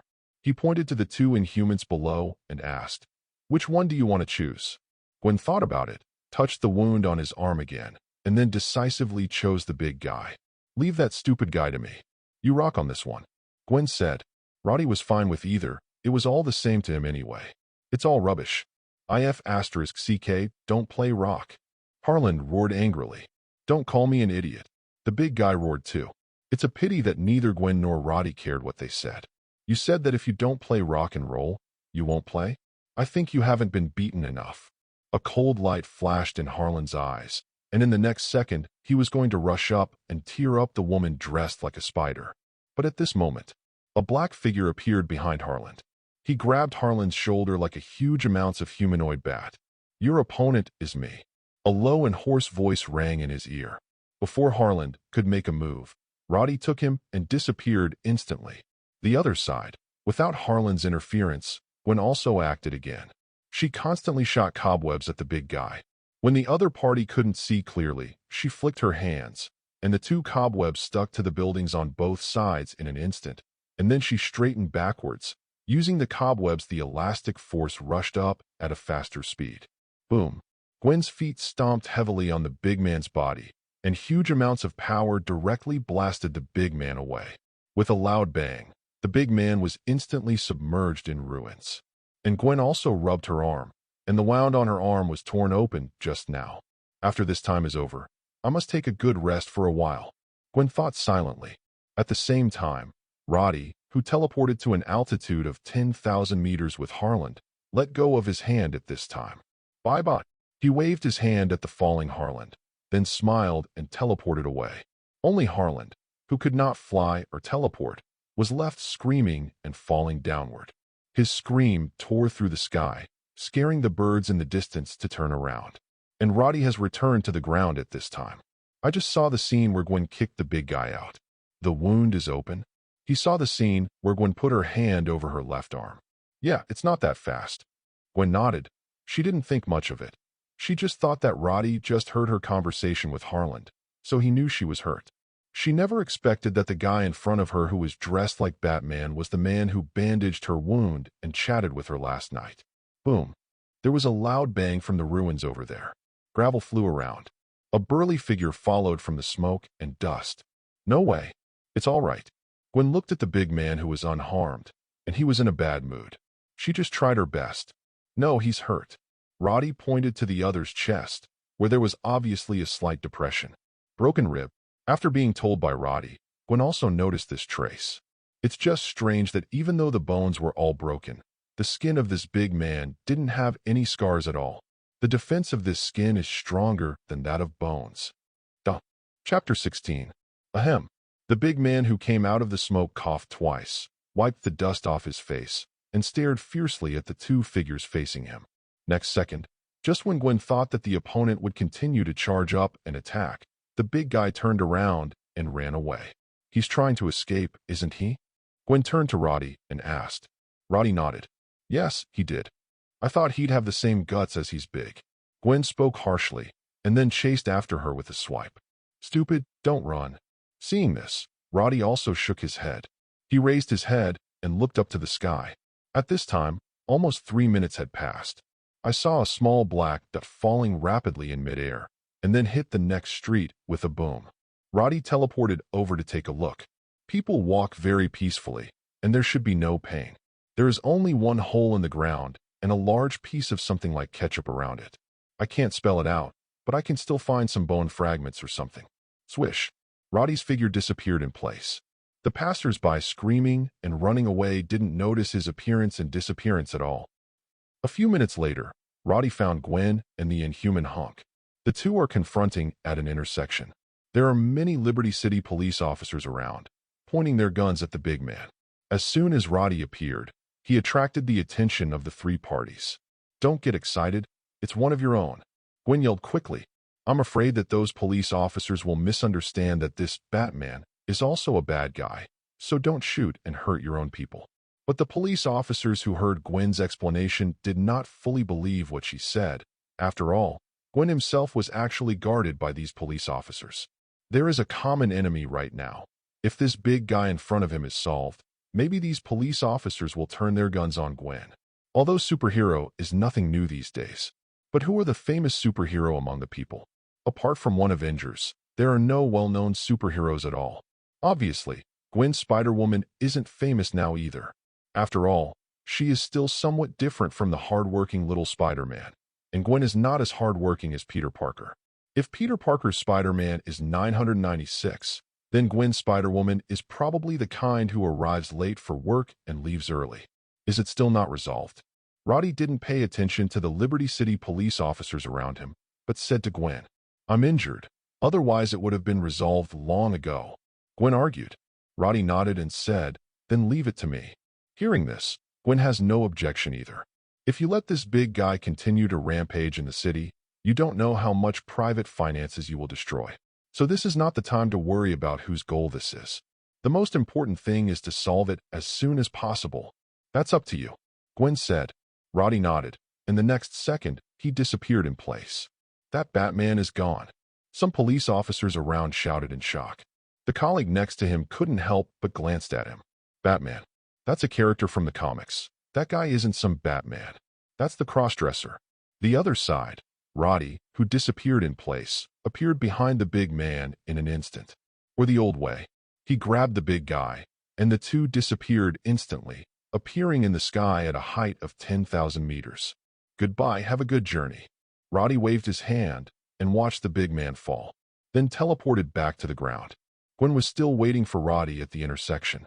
Seeing him come back, he also asked, "Where's that stupid big guy?" Roddy pointed to the sky. "He's slower." Roddy said, "About 3 minutes." There was a loud bang. The big guy who fell from the sky slammed into the central square like a small meteorite. The ground was smashed out a huge amounts of pit. Surrounding it are snaking fissures like spider webs. The big guy was in the pit. The whole person still looks complete, but flattened a lot. Then his mouth and nose also spurted a lot of blood, which was accompanied by a lot of internal organ fragments and bones. "Hey guy, what is this skin made of?" Roddy looked at the body in the pit in surprise. Obviously, the internal organs and bones of the fall were broken, and the person was utterly dead. But there is still nothing wrong with this layer of skin. This is amazing too. Is he dead? Gwen glanced cautiously, then turned her head quickly. Too disgusting. As a beautiful girl, she couldn't bear to see such a disgusting scene. "Dead, your troubles are solved," Roddy said. Hearing this, Gwen's face was a bit complicated, but she was wearing a mask, and outsiders could not see the change in her expression. "Are you leaving?" Gwen asked. Roddy nodded, and glanced at the Liberty City police officers who were gradually gathering around him, and he disappeared in place in an instant. "What? Don't even say goodbye." Gwen muttered something softly, and then also noticed the police officers who seemed to be blocking her retreat on purpose, then raised her hand and shot a cobweb and walked away on a swing. "Stop." Those Liberty City police officers try to stop her. It's a pity that Gwen has no intention of staying at all. In the blink of an eye, her figure disappeared from the sight of these people. On a platform at the top of a building, Gwen landed deftly on it. "Huh. Today is really thrilling, and I will never take any risks until the next time the injury is completely healed." Gwen looked at her injured arm as she spoke, feeling a little lingering fear. "You'd better do what you say." At this time, a familiar voice appeared behind her. Gwen was taken aback. Looking back, I found that behind me was the Batman who had disappeared before. "Why are you so elusive?" Gwen complained angrily, then sat down again. Roddy stood by, looking at the scenery of the city in the distance. The city is indeed beautiful from above, but you can't look closely, otherwise you will see the darkness and sin that can be seen everywhere in this city. Chapter 17, Gwen's Thanks. Avengers disbanded? Building top. Gwen and Roddy are blowing the wind. I come here to sit for a while after every battle and look at the scenery of the city. And you? Where do you like to go? Speaking of which, why do you want to dress up as Batman? Can't you design a battle suit yourself like me? Aren't you uninspired? Do you need some advice from me? Is your ability teleportation? I think you disappeared in an instant. Surely it's not because of the speed? Gwen's mouth was like a machine gun, and he said a lot in a sudden. Don't even give Roddy a chance to answer. After she finished speaking, Roddy looked at her and said, "No, I'm Batman." Gwen was speechless. My heart said how hard this guy's mouth is. And really shameless. Pretending to be Batman. After a while, Roddy stood up. "I gotta go," he said. "Also, my ability is indeed teleportation." "I knew it," Gwen said with a smile, and then said in a serious tone, "By the way, thank you for today's matter. If it weren't for you, I couldn't solve it by myself. In the end, it may just have to let them run away. By the way, I almost forgot the travel bag they stole. I don't know what's in it. It can even cause two super ability criminals to snatch it. Could it be a big bag of money? Seeing Gwen's mouth breaking again, Roddy was about to leave. But before leaving, Roddy reminded Gwen a few words. Hide your identity well, try not to expose it, and find a safer place when you take off the headgear, so as not to be photographed. By the way, those two before are not superpowers, they are inhumans. After speaking, Roddy teleported away. Gwen was not given a chance to continue asking. Just leave as soon as this person says. Gwen grumbled. Then he stood up and left on the swing. Red Devil. When Roddy returned home, his clothes instantly returned to normal. This cross-dressing ability is really good. It can not only change the shape of clothing, but also has a cleaning function. Then there will be no need to do laundry in the future. Awesome. At this time, the Red Devil who heard Roddy's call also came rushing over. As soon as he saw Roddy, the silly dog, he jumped up and stuck out his tongue excitedly. Did you behave yourself at home today? Roddy asked while rubbing Silly Dog's head, although he didn't expect the silly dog to understand people's words. Wow, the Red Devil yelled twice. Seems to be echoing Roddy's words. Okay, just stay at home obediently. Roddy nodded, not caring if the idiot meant it or not. Anyway, he thinks it's okay. After a while, Roddy brought the doggy suit that he'd given the disguise ability to. Put it on the Red Devil. Not bad, still so handsome. Roddy looked at it, very satisfied. At this time, the Red Devil, who had an extra dress on his body, also turned around in circles, as if he wanted to see the clothes for himself. But no matter how much it turned around, it couldn't see the whole picture of the clothes, which made it very anxious. So the next second, bang, a white puff of smoke appears. The white smoke dissipated quickly, and then the little suit on the Red Devil turned into a little suit with wings. However, the limp appearance of the wings obviously cannot really make it fly. It's purely a decoration. Wow, the Red Devil took a bite of one of its wings very dissatisfied, screaming while biting and circling around at the same time. Roddy held his forehead speechlessly. Forget it, you can play by yourself. He shook his head, turned, and went to the study. In a small ecological garden, a bull ant that is obviously bigger than other bull ants is carrying food. Common bull ant workers have a file size of about 3.5 centimeters, and larger ones can grow up to 3.7 centimeters. But the one in front of me has a file size of 4.5 centimeters. It is bigger than the surrounding companions. It looks like it stands out from the crowd, and the strength of this bull ant is obviously much greater than other bull ants. This can be seen simply from the fact that it carries several times more food than other bull ants. Wow! At this time, the Red Devil who didn't know when he stopped circling also ran here, yelling at the glass cover of the ecological park. At this time, the bigger bull ant in the ecological garden also stopped, turned its head, and swayed its tentacles at the Red Devil outside the glass cover. The two creatures, one large and one small, looked at each other for a while before turning away from each other. SHILD, Trident Headquarters. In the office, Nick Fury is reading a newly delivered report. At this time, someone knocked on his office door. Come in. The door opened, and Natasha Romanoff, all in black, walked in. Is there a mission? Asked Natasha Romanoff. Although she joined the Avengers in 12 years, became one of them, and even saved the world once. But in essence, she is still an agent of S.H.I.E.L.D. Besides, since the Chitauri incident, the Avengers haven't acted together for a long time. Thor has been in Asgard. Although he came once in the middle, he went back soon. Bruce Banner went off to hang out with Tony. The two of them didn't know what they were studying all day long. Recently, Stark Industries has launched several rockets and sent many satellites into the sky. And she, Hawkeye and Captain America 3 people. It's back to S.H.I.E.L.D. continue to complete some tasks that Nick Fury assigned to them. It looks as though the Avengers have disbanded. But in fact, as long as something big happens, they will still gather together to fight against the same enemy. Chapter 18. Arrangement of Black Braised Eggs. Natasha Romanoff shot. It was wrong at the beginning. Agent Normanoff, come and take a look at this information.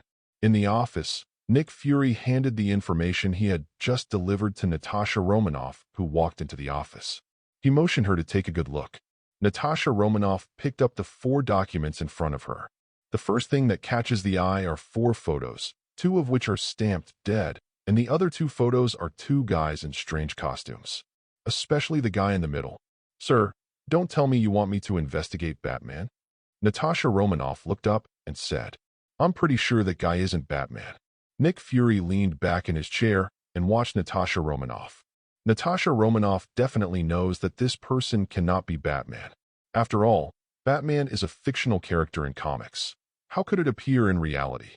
When she opened the 4 files, the first thing she opened was the files of the 2 deceased persons.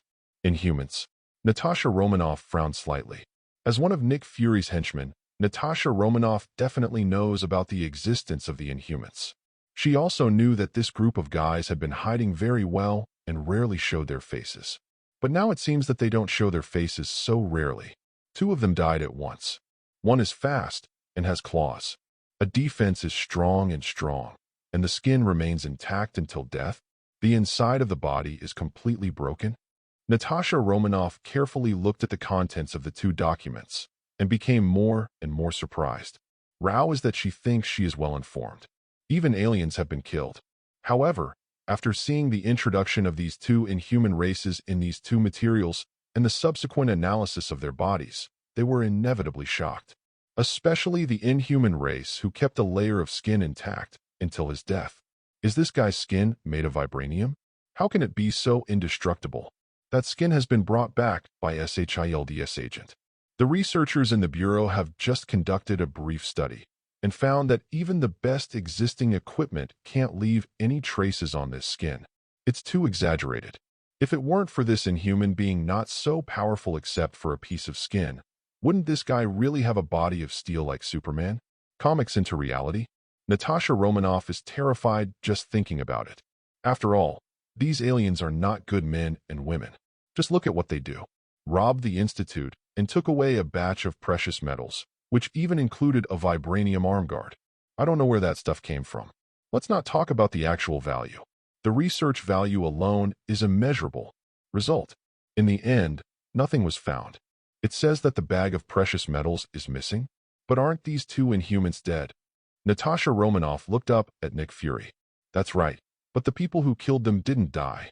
Nick Fury folded his arms, looked at Natasha Romanoff with one eye, and said. Natasha Romanoff instantly understood. It was taken away by someone. She continued to look at the other 2 documents. Natasha Romanoff quickly read the information about the Spider-Woman. This is a little girl who has a hero complex and has acquired extraordinary power. The level of threat is not high, and if it is even possible, it is not impossible to be drawn into the Avengers after investigation. Let Natasha Romanoff pay attention, or this guy dressed like Batman. According to the data, this guy has teleportation ability. Those 2 Inhumans were killed by him. It should have been teleported to a high altitude, and then fell to his death in a free fall. The fast Inhuman fell to pieces on the spot, out of human shape. And the Inhuman race with strong defense retained its human form, but it only had a piece of skin. How high did it fall from? And the identity of this guy is a mystery. Even SHIELD has no information about this person at all. Is this person also an Inhuman race? Asked Natasha Romanoff. If there are no accidents. Nick Fury gave a not 100% sure answer. After all, as far as he knows, there are not only Inhumans in this world with extraordinary abilities, such as the strengthening people that some organizations have been studying. Although strengthening people are very similar to Inhumans, they are limited to ability, and they are not the same in essence. But, as far as Nick Fury knows, studies by those organizations on strengthening people have not been successful. Most of the strengthening people studied so far are very unstable. Useless. After reading the 4 files, Natasha Romanoff put the files down. You want me to investigate these 2 people? Asked Natasha Romanoff. Nick Fury nodded and said, The Avengers need fresh blood to join, not to mention that Thor has always been in the domain of God. He can't stay with us forever. Understood. Natasha Romanoff nodded in understanding. Then what if you fail the test? Nick Fury was silent for a moment. Surveillance first, then control. We cannot leave any risk factors outside, he said. Sure enough, it is the consistent style of S.H.I.E.L.D. Natasha Romanoff wasn't surprised either. Understood, leave it to me. Natasha Romanoff nodded, turned around, and was about to leave. Wait a moment. That's when Nick Fury stopped her. That Batman is a dangerous person. If you find it, remember to call Barton to go with you. Nick Fury said. Since Barton was once controlled by Loki with a psychic scepter, he has been deliberately training his reaction skills for the past 2 years.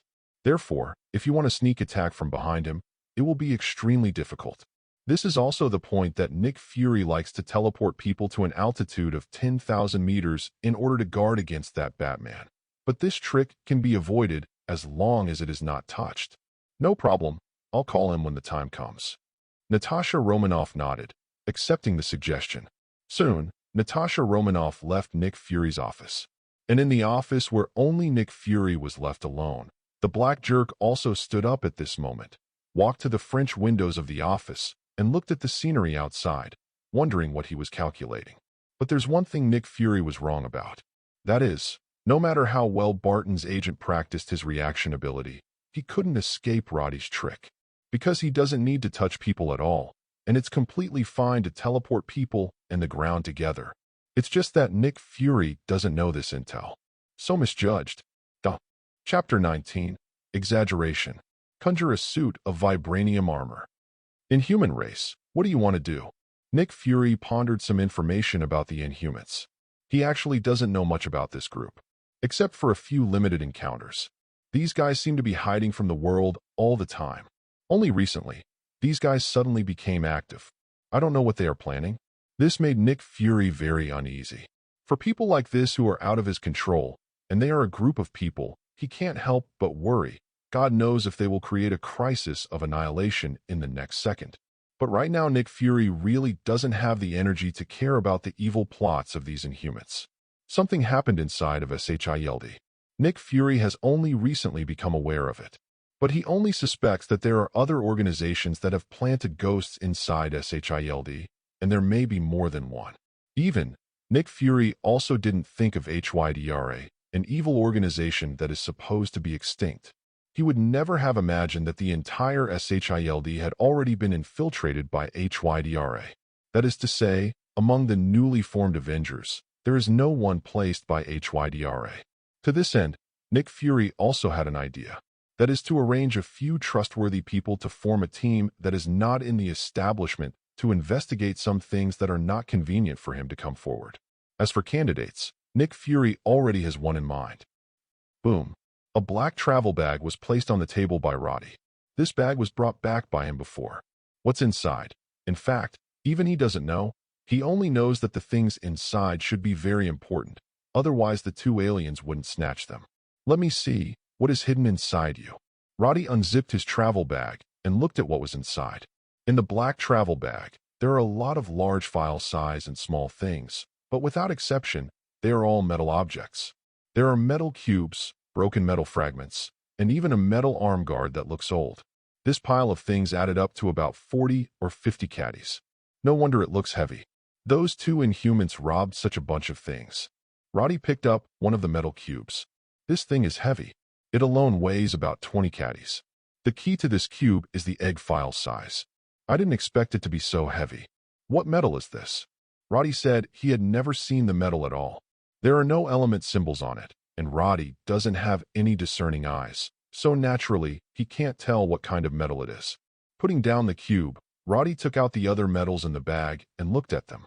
Other metals are not as heavy as the previous cube, and most of them are quite normal. On the contrary, the metal arm guard, which looked very old, was much lighter than expected. In terms of weight, it is only about 1/3 of the same volume of steel. Roddy played with it for a while before placing it on the table. At the bottom of the travel bag, Roddy also found several documents. Picked it up and looked it over. Roddy found that the documents recorded are all research materials about these metals. Among them, the final cube metal is called Xer metal, and its characteristic is that it is heavy, and it has a very high melting point. It needs a high temperature of more than 500,000 degrees to melt it, but its original material hardness is about 3 times stronger than ordinary steel. Heat-resistant metal. Roddy glanced at the cube on the table, and then there's that metal shard. It was a shard of URU metal, which Roddy guessed was the one Thor used Mjolnir to knock off the destroyer when he first came to Blue Star. Ulu metal is originally an extremely hard metal, and its hardness is stronger than vibranium, but it does not have the energy-absorbing characteristics of vibranium. But Ulu metal possesses extreme magic resistance, which vibranium does not possess. Therefore, in theory, only URU metal can break Ulu metal. It's a pity that there is only such a small fragment. Roddy shook his head. He couldn't think of any way to melt Ulu metal. He couldn't be like Dwarf, get a neutron star. Later, Roddy learned about the names and particularities of the remaining metals according to this document. In the end, Roddy also found information about the metal arm guard. It's vibranium. No wonder it's so light. Roddy looked at the records and the information, but he didn't expect that the material used for this arm guard turned out to be vibranium, a special metal that flows from Wakanda, etc. Roddy suddenly thought of something. So he picked up the vibranium arm guard on the table and tried it, and he could wear it on his arm. It's a little bit bigger, but it shouldn't be a big problem, Roddy thought to himself. Then he uses his cross-dressing ability and tries to change this vibranium arm guard on his arm. Next second, I saw that the original vibranium arm guard suddenly began to extend, first covering Roddy's entire right arm, and then covering his upper body. About 10 seconds. Roddy's whole body has been covered with vibranium. The original vibranium arm guards have directly become a set of shocking armor covering the whole body.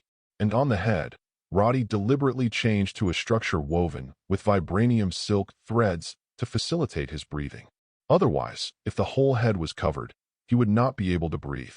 Really, Roddy walked over to a full-length mirror and looked at himself in the mirror. The silver-gray metal armor of the whole body wraps every corner. Make Roddy look like a robot from the future. Although it took a lot longer to change clothes than normal, it's still incredible that I did it. Roddy just had this idea before and wanted to give it a try. It turned out that it was actually done unexpectedly. This cross-dressing ability is too bad, isn't it? Even vibranium can be changed. Chapter 20. In the room, Roddy tried changing the shape of the vibranium armor again. For a while, it looks like a steel armor. For a while, it looks like a gorgeous armor in the game in memory. And for a while, it looks like a Black Panther battlesuit. After playing around for a while, Roddy finally turned vibranium into a bracelet and stayed on his wrist. I won't take it off again, Roddy said with a smile. With this ever-changing vibranium battlesuit, Roddy's life-saving ability has been greatly increased. In the future, even if he encounters an attack that he can't dodge in time, as long as he puts on a layer of vibranium battlesuit under his clothes, he will be able to protect himself well. Usually, when you have nothing to do, you can change it into an inner armor. If you need to wear it outside, you can change it into another shape. Roddy thought. After having such a surprise as the vibranium battlesuit, Roddy looked at the pile of metal on the table with a lot of enthusiasm. Not to mention the other metals. That piece of URU metal alone is worth a lot. Pity. It was a piece, not a vibranium. It was an arm guard. Arm guards can also be considered part of clothing. But how can a broken fragment not count? Roddy tried to. There is really no way for the cross-dressing ability to change this shard of URU metal. Either the cross-dressing ability cannot change URU metal. Either that or a shard that can't be considered a costume anyway. But Roddy believes that the high probability is the latter. After all, even vibranium can change the cross-dressing ability. Why can't Ulu metal? His cross-dressing ability is not magic. Even if Ulu metal has strong magic resistance, this profession is not suitable for it. Night. Roddy was called to go drinking and clubbing by those cronies again. It's as if the rich second generation of them only have drinking and clubbing all day long. But Roddy was invited to go anyway. The main reason is that they said that a few beautiful girls came. Roddy didn't believe it. So go check it out. After playing outside until almost 1 o'clock in the morning, Roddy came home reeking of alcohol. When he came back, he was still alone, and he didn't bring any girls back with him. Since there are some inconvenient things in the house, Roddy doesn't bring his sister home. Anyway, there are plenty of hotels outside. No matter how bad it is, Roddy still has a villa on the bay side of Liberty City. The same goes for going there. And the place is even bigger. After going to the kitchen to pour a glass of water, Roddy went back to the living room and sat down. Okay, don't make trouble. The energetic red devil was held down by Roddy to keep him still. Then Roddy stroked the hair of the red devil with one hand while opening the system interface. Come on, start today's check-in. Roddy felt lucky today. The beautiful girls that his few friends said were indeed pretty, and Roddy, who had just returned from the hotel, expressed his approval of their aesthetics. Ding! Congratulations to the host for signing in and obtaining the miniature space ability from the mutant magician. I knew it. Roddy smiled and looked at the system interface. Space ability, even if it is stretched, is also very useful. But this mutant nicknamed magician was something Roddy had never heard of. Forget it, there are so many mutants, and I haven't heard of all of them. Roddy thought. At this time, his eyes also fell on the column of inactive abilities on the system interface. There is only a single inactive ability on it. It is the microspace ability that I just obtained. Microspace. Delta class. Roddy had question marks all over his face. A space ability, but it's only Delta level? Roddy wondered if the system marked it wrong. This is a spatial ability. No matter how you look at it, it can't be a Delta class. System, is this ability a stretch? Roddy asked tentatively. Soon, the system replied. The miniature space ability can only open a regular cube space with a side length of 15 centimeters. How many? 15 centimeters. Are you sure it's centimeters and not meters? Even decimeters will do.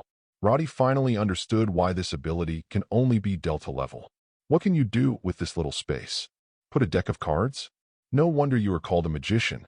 Sure enough, there were only wrong names, not wrong nicknames. It's real. This is a shitty mutant that can only do poker tricks, right? Delta class, absolutely right. I thought it was going to be transferred. Roddy shook his head.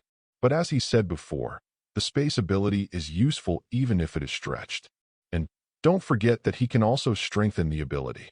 At that time, the multiple of strengthening will be higher, and the ability will not be so stretched.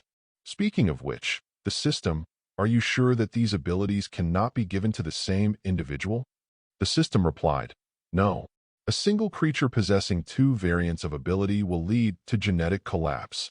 If it is an inorganic body, it will cause the molecules inside the matter to collapse. Then what if I give an ability to a potion and then inject this potion into a creature that has already been given a mutant ability? Roddy asked again. The system was silent for a moment. Then he replied, there is a probability of crash. The specific situation depends on the degree of adaptation between the two. The higher the degree of adaptation, the lower the probability of collapse. Learn. Roddy understood that this crash is still a matter of probability. But if it is given directly, the probability is basically 100%. And if a roundabout method is used to inject medicine, the probability of crash will be reduced. But to what extent can it be reduced? People need to be divided. In fact, Roddy just asked casually to satisfy his curiosity. At this stage, he also has no special need to grant two mutant abilities to the same individual. As for the future, that's hard to say. Who knows what will happen next? Chapter 21. Forget about the ability this time. An ability that can only open a space with a side length of 15 centimeters is useless. Roddy shook his head, not intending to keep this ability. He turned around and walked to his arsenal, then took out a pistol magazine and bestowed the variant ability of this miniature space on the magazine. So, there is a tiny space with a side length of 15 centimeters inside the magazine. If you have such a small space, you can at most hide some gadgets, do a little magic trick, or do some petty theft. If it can be placed on a magazine, the space with a side length of 15 centimeters can be enough to stuff a lot of bullets into it. Roddy tried it, and it can fit 1,536 rounds of 9mm bullets. In this way, the pistol equipped with this magazine can continuously fire more than 1,000 rounds of bullets without reloading. Isn't this similar to infinite bullets? Infinite bullet pistol, not bad. Roddy smiled. But this is only secondary. What's really important is that Roddy's own miniature space ability has been strengthened by a full 120 times this time. It's the biggest ever. At the time of the first draw, it was only 100 times. 20 times less than this time. After 120 times strengthening, the microspace ability can no longer be called a microspace, because the file size of the space that Roddy can open has been enlarged too much. The original space side length is 15 centimeters. And now after strengthening it becomes 18 meters. Look clearly, this time the unit is really in meters, not centimeters. 18 meters side length. The volume of the entire cube space becomes 5,832 cubic meters. Can such a space be called a miniature space? Obviously not. Such a large space can hold a lot of things. Roddy tried to open this space, and after discovering strengthening, he could open this space anywhere within 18 meters of his body. And the words before can only be opened within 15 centimeters. Obviously, this range has also been strengthened. In this way, Roddy felt that ability in this space seemed to be able to play very well. It's like a cross-dressing ability. Don't look at it as just a delta level, but the effect is not inferior to some alpha level variant abilities. After all, that was strengthening 120 times. Maybe I can put a lot of water in the space and release it instantly, pretending that I can escape water? Or can you put a large piece of burning flame in it, and then release it in an instant, pretending that you can escape from fire? Or can I open this space under the enemy's feet and let the enemy fall in? And there is no oxygen in the space. The enemy will directly suffocate to death. Roddy feels that these gameplays are all achievable. He has tested that the largest entrance to this space is exactly a square with a side length of 18 meters. Imagine a square water pipe with 18 sides. The water flowing out of it must have a lot of impact. And Roddy can open it in midair, and then open it diagonally to increase the impact of the water flow. But he himself had to stay away, lest it be affected. It just so happens that this space can be opened within 18 meters from Roddy. And Roddy teleports. At worst, just teleport away in the next second.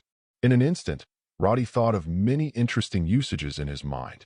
I plan to give it a try when I get a chance. This morning, Midtown Middle School organized an academic visit. The place to visit is the biology lab in the Osborne building. Peter Parker, who was just 15 years old this year, also participated in this event. Together with his friend Ned, the two kept taking pictures of the new things around them with a camera. "Come here, Peter. These spiders are so beautiful." Ned stood in front of a glass display stand, pointing to some of the spiders inside and groaning. Peter Parker, who just started middle school, looks shorter than his peers, but his friend Ned is even shorter and fatter. It looks like a ball from a distance. Therefore, the two are often bullied at school. This was the case in elementary school, and it is the same now that it has been promoted to middle school. All the other students around were visiting other places, but Ned was the only one who lingered in front of the display of these spiders. Peter was not interested in these spiders at first, but seeing his friend Ned calling his name, he also walked over. "Ned, everyone is going to the next area. Let's follow quickly." Peter pulled his friends and said, "Wait a minute, Peter. Shall we take a picture of these spiders? It's very memorable, isn't it?" Nidella stopped Peter and persuaded him.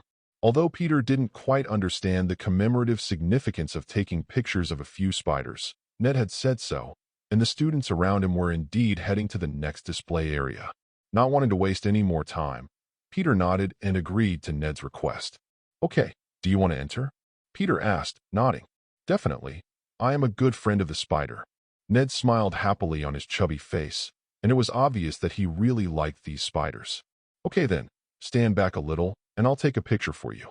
Peter picked up his camera and focused it on Ned over there and the spiders in the display stand. "Eggplant." Ned smiled at the camera, likening his hands to scissor hands. But Peter, who was about to press the shutter, didn't notice that just above his head, a spider with a beautiful red pattern was crawling down the cobweb little by little and soon landed on Peter's neck. Crack! Peter pressed the shutter and took a photo of Ned and the spiders. And at the same time, the red patterned spider that landed on the back of his neck also bit his neck hard. "Oh!" Peter cried out in pain. "What's wrong with you, Peter? Are you okay?" Ned, who heard Peter's screams, hurried over and asked with concern. "It's okay. I just feel like I was bitten by something on the neck." Peter stroked the back of his neck and said, "Duh." Chapter 22. Our insignificant Peter Parker trying to get attention again. At this time, an annoying voice suddenly came from over there. Peter knew who it was without looking back. Who else but Lightning Thompson? "Thompson, Peter is not what you think." At this time, a black girl next to him suddenly said something for Peter. And Peter, who heard the black girl's voice, couldn't help but blush. Fortunately, He turned his back to that side at this moment, and only his good friend Ned saw this scene. But Ned already knew that Peter liked this black girl, so he just smiled at him nonchalantly and didn't say anything. Liz, you speak for Parker like that. Do you like him? Lightning Thompson on the side said, dissatisfied. No, I'm just seeking truth from facts. Liz shook her head in denial. And Peter, who heard this answer, was even more uncomfortable than when he heard Lightning Thompson mocking himself just now. The girl I like doesn't like me. Peter felt hurt inside and needed comfort. At this time, his good friend Ned just patted him on the shoulder, with a look of, I understand you, brother. Peter suddenly felt better. At least he still has Ned. Hey, you students, don't stay here. Your teacher and the others have gone away. At this time, an employee of the Osborne group also came over and reminded them a few words. Okay, let's go right away. Ned smiled and waved. Then he grabbed Peter beside him and dragged him away from here quickly. Neither of the two noticed that when Peter was being walked away by Della, a dead spider fell from his clothes. Soon a cleaning worker passed by and swept the dead spider into a garbage bag like garbage. Afternoon. After returning from the visit to the Osborne group, Peter felt very uncomfortable. He always felt dizzy in his head, as if the whole world was spinning. Fortunately, after today's academic visit, there is no need to go back to school, so Peter declined Ned's invitation to play games with him and fell asleep when he returned home alone. In a daze, Peter felt as if something was crawling on him. It felt as if there were a lot of small bugs crawling around on his skin, and the itchy Peter constantly scratched hard on his body. This feeling lasted for a long time, but Peter never woke up. It wasn't until late at night that Peter, who had slept almost all afternoon and half the night, got up from the bed in a daze. What's wrong with me? Peter rubbed his head, feeling like he'd been hit with a sap.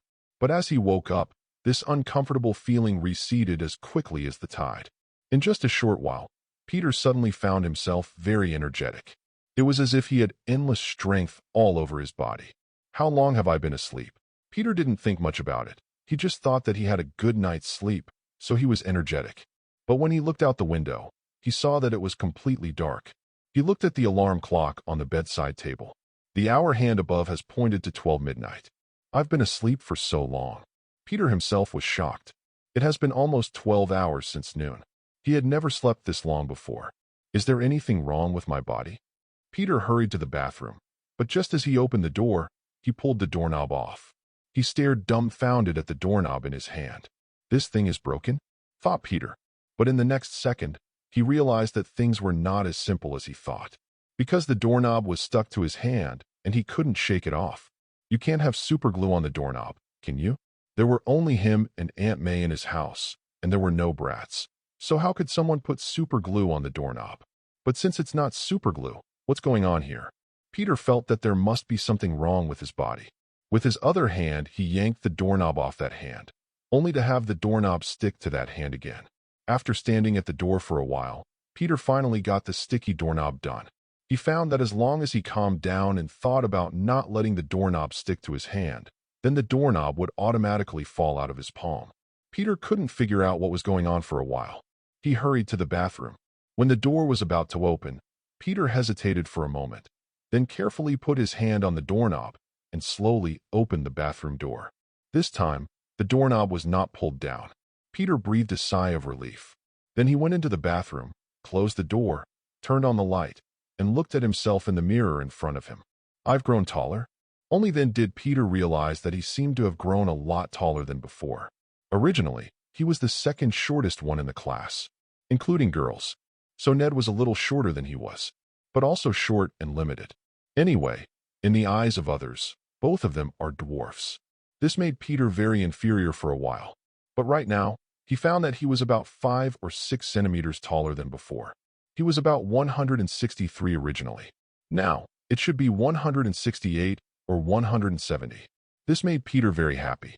But after being happy, Peter panicked a little, because it is impossible for a person to grow so much in one day.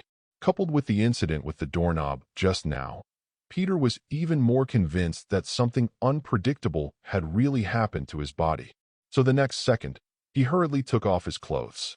After taking it off, Peter discovered another huge change in himself. In the mirror, he has beautiful muscle lines.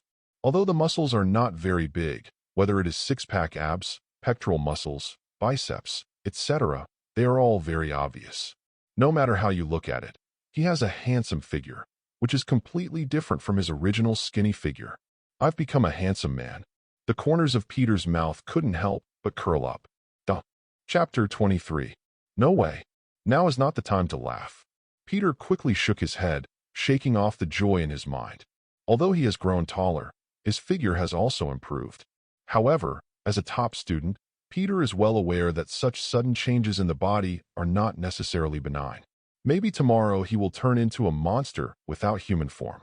Thinking of the scene where he turned into a monster to frighten Aunt May, Peter's little face turned pale with fright. No, I don't want to become such a monster. Peter shook his head. Try not to let yourself think that way. Get out of the bathroom. Peter glanced at Aunt May's room, intending to tell Aunt May the changes in himself.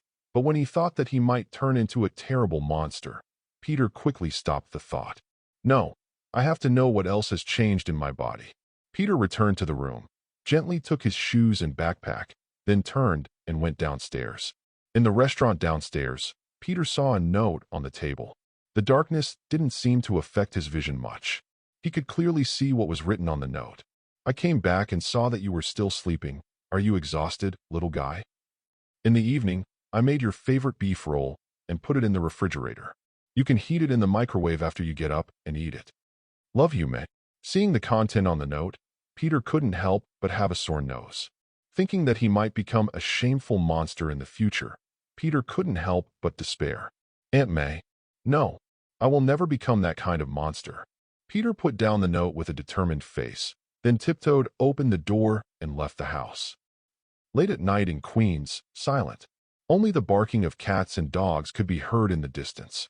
Occasionally on the road, a few drunken homeless men would be seen lying on the side of the road, shouting something, while shaking the empty wine bottle in their hands. At this point, normal people would not run out of the house. Only those homeless tramps still wander outside. And Peter, who came out of the house, couldn't help shrinking his neck after feeling the completely different atmosphere from the daytime. For a moment, he even wanted to turn around and go home immediately.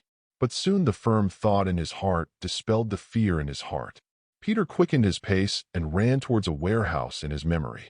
But soon, Peter found that his speed was a bit too fast. The scenery on both sides of the road was reversing rapidly, and Peter even felt as if he could fly while running. He tried to jump up suddenly, but his body suddenly jumped to a height of nearly 10 meters, almost hitting his head on the wall of a building. Peter was so frightened that he quickly stopped his crazy behavior and started to run on the ground obediently. A few minutes later, the originally half-hour journey was completed in a few minutes by Peter. He was amazed at his speed. On the one hand, I was a little worried about the side effects of this change. It doesn't matter. Let's see if there are any other special abilities in me that I haven't found. Putting aside those worrying thoughts, Peter began to test the changes in himself in this abandoned warehouse. At the same time, in an alley at the intersection that Peter passed just now, a strong black man was standing at the entrance of the alley with a bag of garbage, looking in the direction where Peter disappeared. That speed, is he the same as me? Luke Kaiki muttered in his mouth. After thinking about it for a while, he decided to follow up and take a look. So Luke turned around and threw the rubbish into the trash can behind him, then ran quickly and ran in the direction where the man disappeared just now. Luke, who lives nearby, knows that there are several abandoned warehouses over there. If nothing else, the person should have gone there just now. At the moment's abandoned curry, Peter was still getting used to the changes in himself. He found that his speed was so fast that he could run like a speeding car. Then his jumping ability is very good, and his strength has also become great. Can jump up to 10 meters in one easy jump. Abandoned warehouse curry can easily lift the heaviest thing, and his physical strength has also become very good. After testing for a while, he ran and jumped and tried to lift a lot of heavy things. As a result, Peter found that he was not tired at all, and Peter also tested the ability of sticking to the doorknob on his hand before. This should be an electrostatic adsorbent ability. It can let his hands and feet easily absorb objects.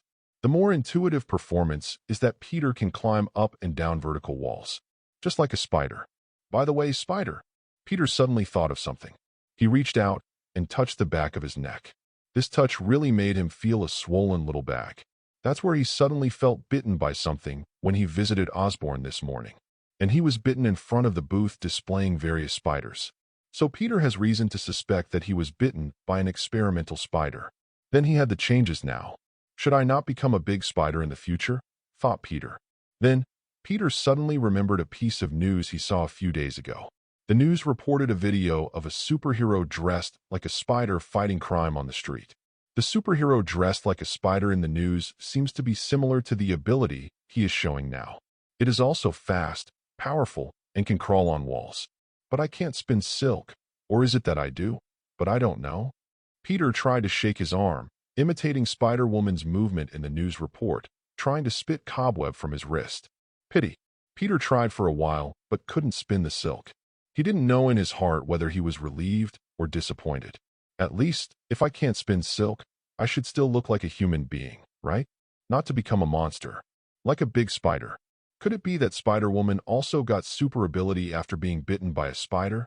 Peter couldn't help but guess. Chapter 24.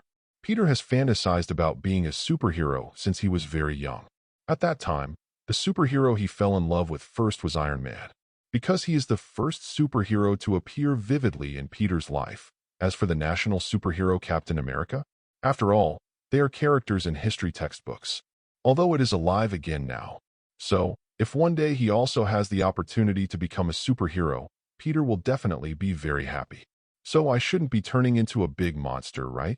Peter said to himself.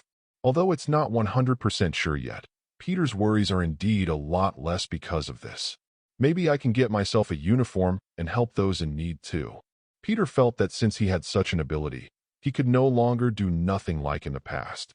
Previously, there was no ability.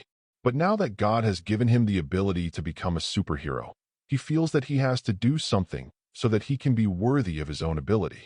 Just when Peter couldn't help but began to think about the scene after he became a superhero, there was a sudden click outside the warehouse. Who? Who was there? Peter suddenly looked in the direction of the voice. In the darkness, he saw a tall figure coming out from the shadows. Luke Kai-Ki patted the rust on his hand dejectedly. He had been hiding there and peeping just now. As a result, he accidentally touched the rusty iron sheet, and the fragile iron sheet shattered into several pieces. Although the sound was very slight, it couldn't escape Peter's very sensitive ears now. Who are you? Peter looked warily at the black man who came out. Probably because he knew that he had changed, so Peter was not too scared in his heart at the moment, but a little excited. Are you going to meet a criminal so soon? Peter thought excitedly. Don't get excited. I'm not a bad person. Luke Kai-Ki raised his hands to show that he was not malicious. Seeing his actions, Peter felt a little disappointed in his heart. It turned out not to be a criminal. I live nearby, so happened to see something.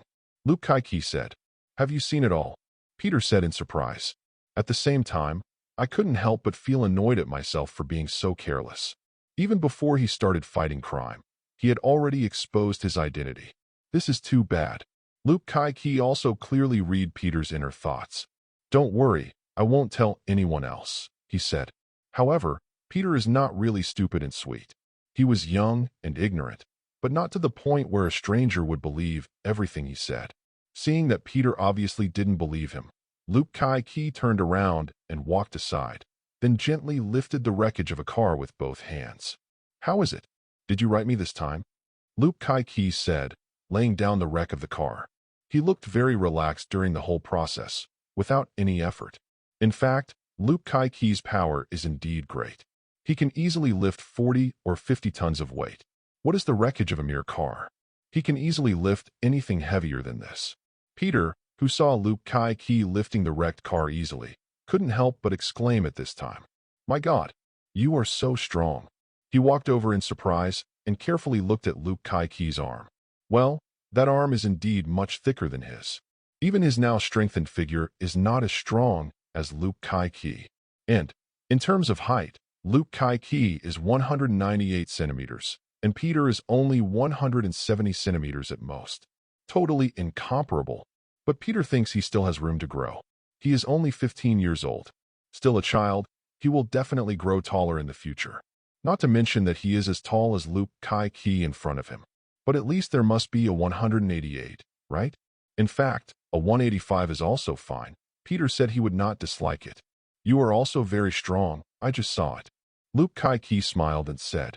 The kid on the other side was just a child, and when facing a child, even someone like Luke Kai-Ki, he would become polite and polite.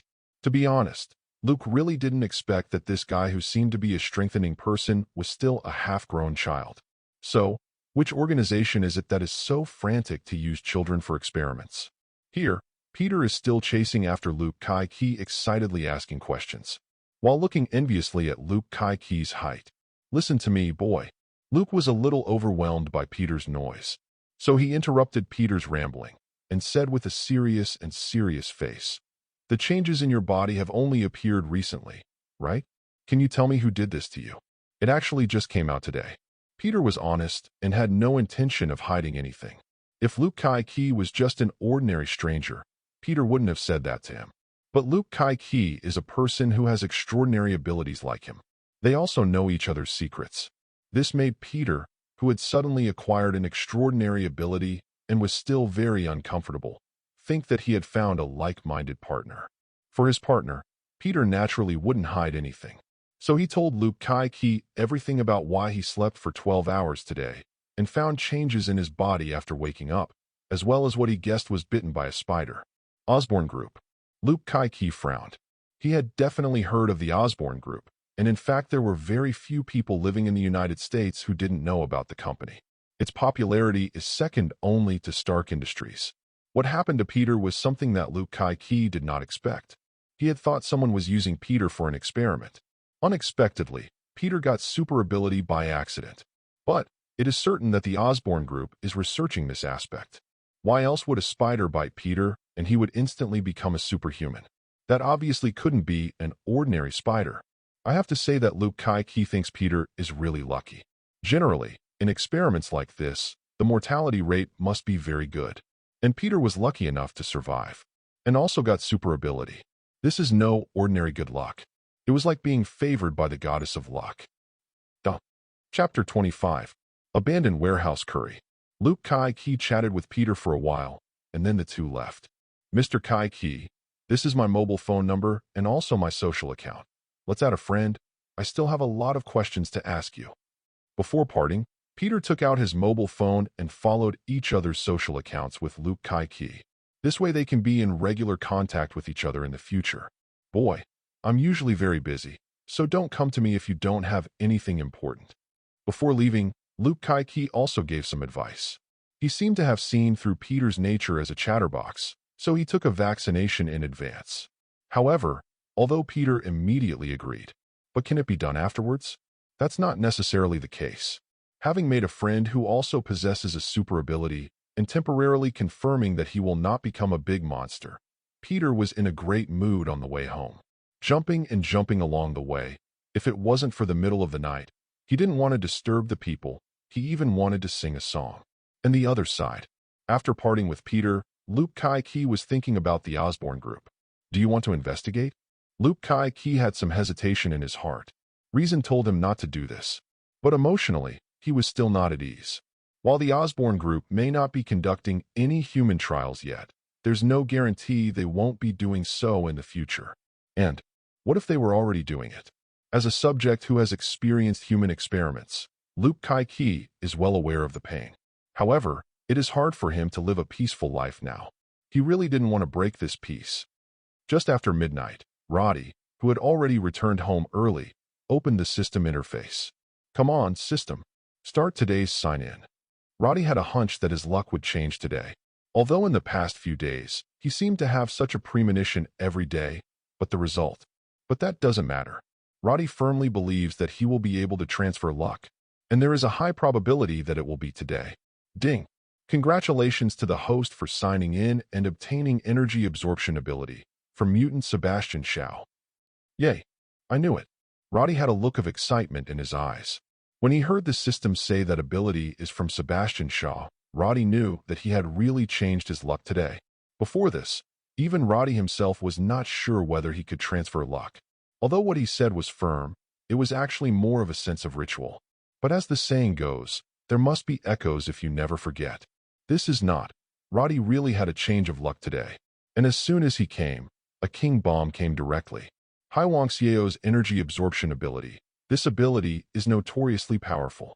In the first battle of the X-Men, the original X-Men combined to defeat Shaw. There is still an element of luck in it.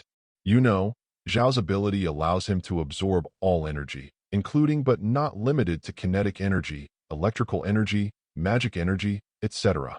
That is to say, in theory, all attacks are ineffective against Zhao. Not only will it not hurt him, but it will also provide him with energy, allowing him to treat you in turn. This is exactly the strength of Shaw. He can not only energy absorbing, but also release the absorbed energy. At the same time, he can also use the absorbed energy to strengthen his physical strength, speed, and strength. It can even reverse age and restore youth. Therefore, in theory, as long as Shao constantly has energy absorption, then he can live forever. Definitely. Being as strong as He Huang Shao is not without weaknesses. Otherwise, he would not have been defeated by the original X-Men. Black Emperor Zhao's ability has three most obvious weaknesses. The first weakness is the mind control class ability. Hywongsyeo's ability can't absorb mental attacks, so if he doesn't wear an anti-mind control helmet, he will be controlled by a psychic ability like Professor X in an instant. His second weakness is the upper limit of energy absorption, and once his upper limit is exceeded, it will cause extremely serious damage to the original. It might even cost him his life. And the third weakness is that without energy absorption, Shao is just a relatively strong, ordinary person, so he will also die from various risk factors that can kill ordinary people, including but not limited to suffocation, poisoning, drowning, etc. Most of mutants' abilities have various weaknesses. Perfect abilities do not exist, but they are limited to very few cases. Obviously, Black Emperor Shao is not one of them. But even with these weaknesses, it still can't conceal the fact that Hywongsyeo's ability is very powerful. What's more, Roddy is not Sebastian Shaw. He not only has the ability of energy absorption, he also has other different abilities. What can kill Shao may not necessarily kill Roddy. Although there is an ability like mind control, Roddy currently has no way to solve it.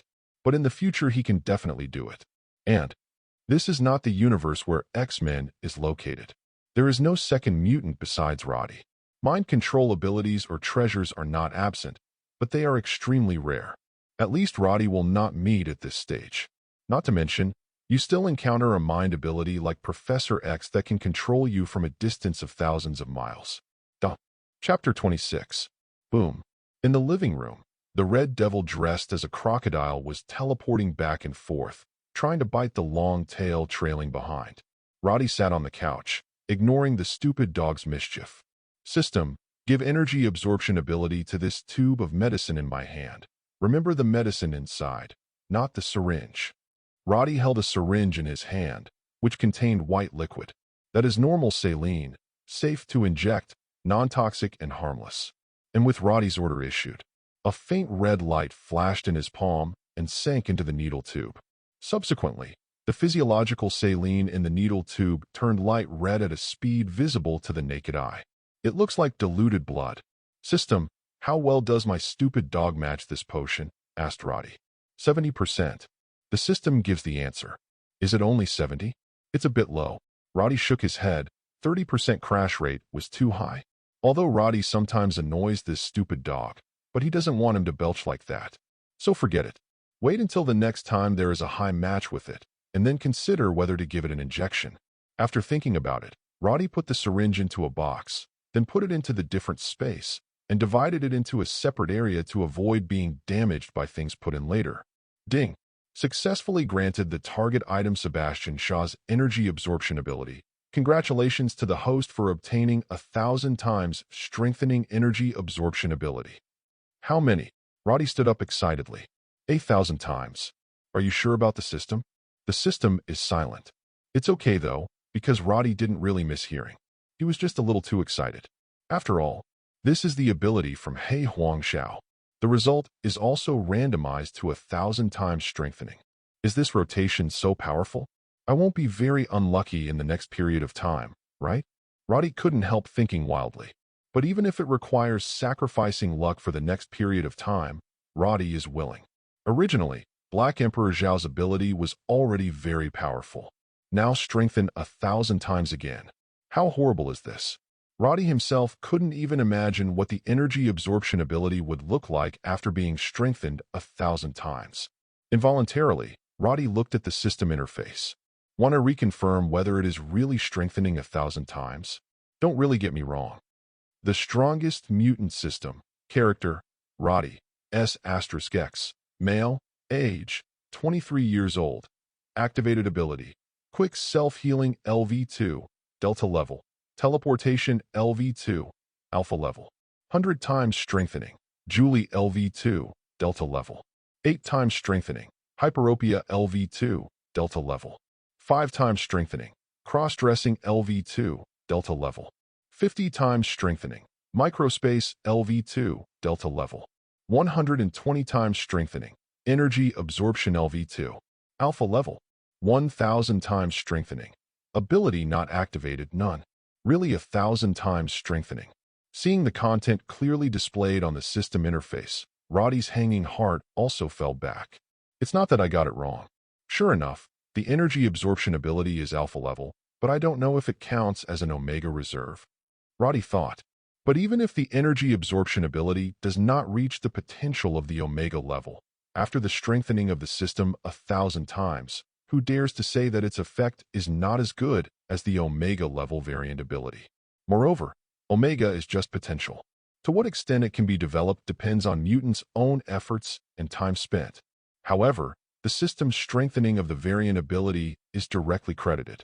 Although Roddy's energy absorption ability has only been developed to level 2 right now, the actual effect is actually 1,000 times that of the normal development to level 2. When he develops to level 3, the effect will be 1,000 times that of normal level 3. Is a mutant ability developed to level 5 1,000 times stronger than level 2? Not necessarily. That is to say, although Roddy's energy absorption has only been developed to level 2, the actual effect may be stronger than the normal development to level 5. Thinking of this, Roddy couldn't help punching himself with his fist. It felt like this punch hit him, as if he had been touched lightly, and he didn't feel the impact at all. Because the kinetic energy brought by this fist was absorbed the moment the fist landed on his body. Yes, but not enough. Roddy glanced around, and then saw the Red Devil who was still chasing and biting his tail. "Red Devil, come here," Roddy shouted. Hearing the master's summoning, the Red Devil disappeared in place with a bang. When he reappeared, he was already in front of Roddy. Wisps of red smoke drifted away. Roddy put his hand in front of the Red Devil. "Come on, bite me." The Red Devil tilted his head and looked at his master with wisdom eyes. "I don't understand what the master means." Then, it licked the owner's palm with its tongue, stuck out its tongue hachi.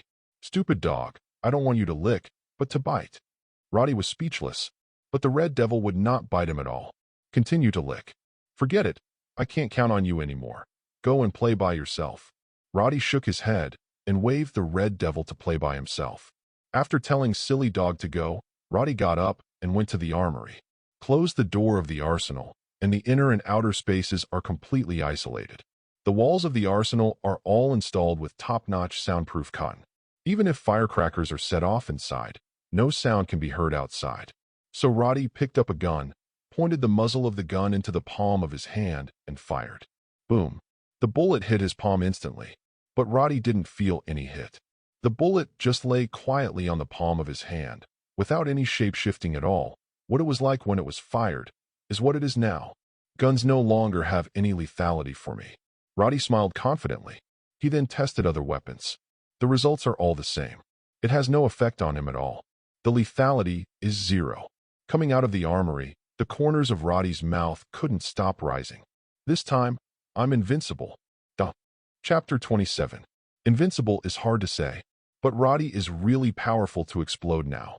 Well, he can really make explosions.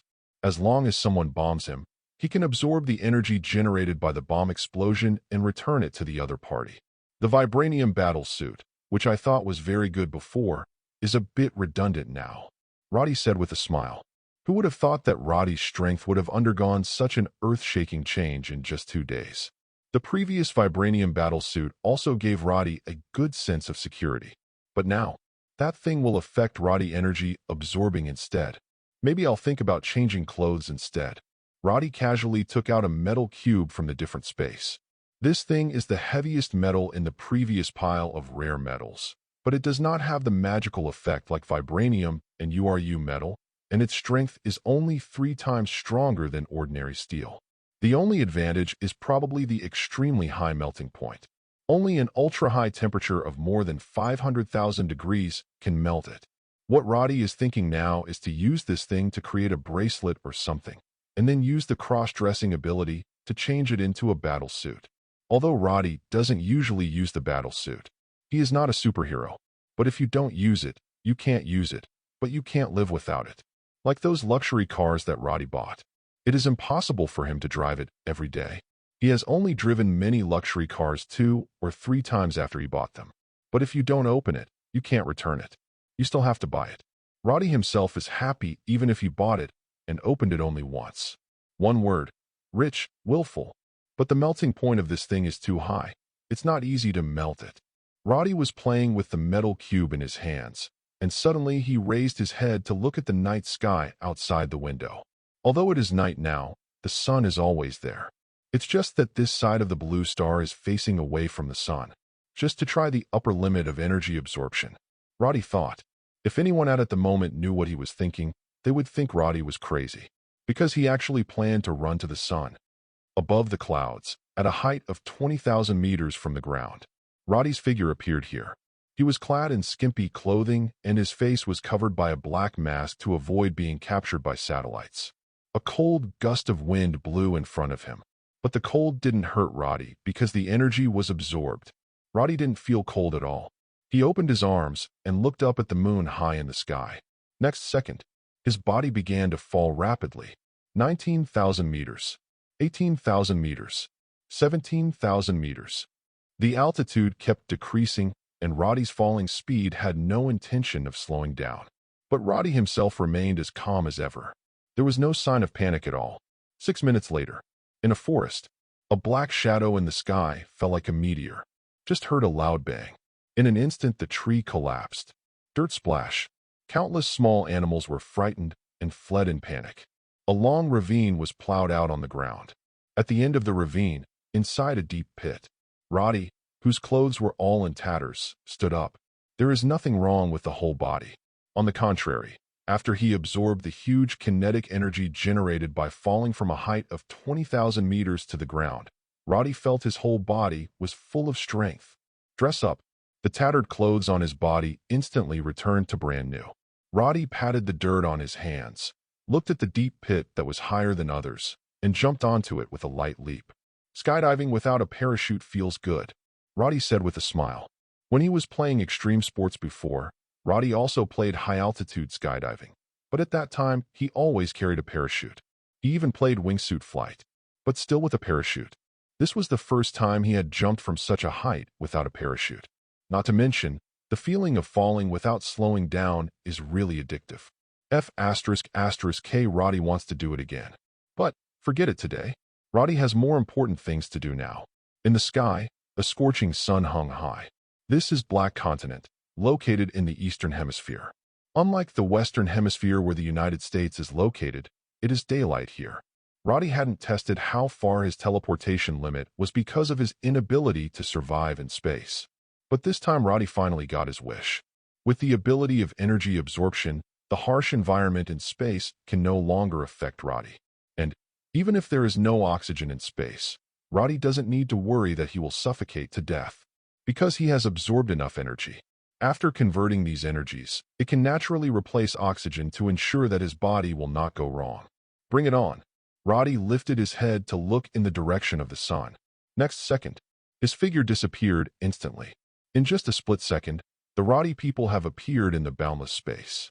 The average distance between the blue star and the sun is almost 150 million kilometers. And Roddy's teleportation distance at one time spanned a third of the distance between the two. That is 50 million kilometers. Calculated at the speed of light of 300,000 kilometers per second, Roddy's teleportation takes less than a second, and there is even a momentary pause between two teleportations. But it also takes 3 teleports to add up, and it only takes about a second. Therefore, Roddy teleports at a speed of 150 million kilometers per second, 500 times the speed of light. 3 teleports. The interval between them is only 1 second. The Roddy people have appeared in the surface area of the sun. The temperature here is as high as 5,500 degrees Celsius. Speaking of the category of normal people, even if they get close, they will be burned to ashes. And the moment Roddy appeared here, the clothes on his body disappeared directly. Roddy, who had expected this for a long time, was not embarrassed. Anyway, there's no one here. Who is he embarrassed with? It turns out that there is no flame on the sun at all. Roddy's whole body is bathed in the sun's rays. The scorching white light carries a high temperature of 5,500 degrees Celsius, coupled with the electromagnetic force all over the surroundings, all of which are trying to destroy Roddy's existence. It's just that all these energies were absorbed by Roddy after acting on the surface of his body, in addition to making him feel more full of strength. Did not feel any discomfort.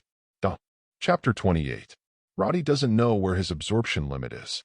Although his energy absorption ability has only been developed to level 2, but because of the relationship of strengthening 1,000 times, even if it is normally developed to level 5, it may not be as good as the current Roddy.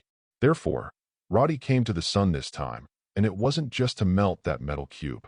I also have the idea of testing the upper limit of my own absorption. The temperature here is not enough. We have to go deeper. Roddy stayed on the surface of the sun for a while, admiring the unique scenery here, and then turned around and continued to go deeper into the sun. He didn't dare to go too deep at once.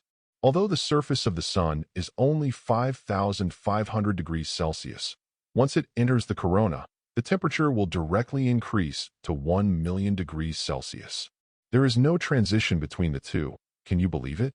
Not to mention, the temperature in the core region of the sun is as high as tens of millions of degrees Celsius.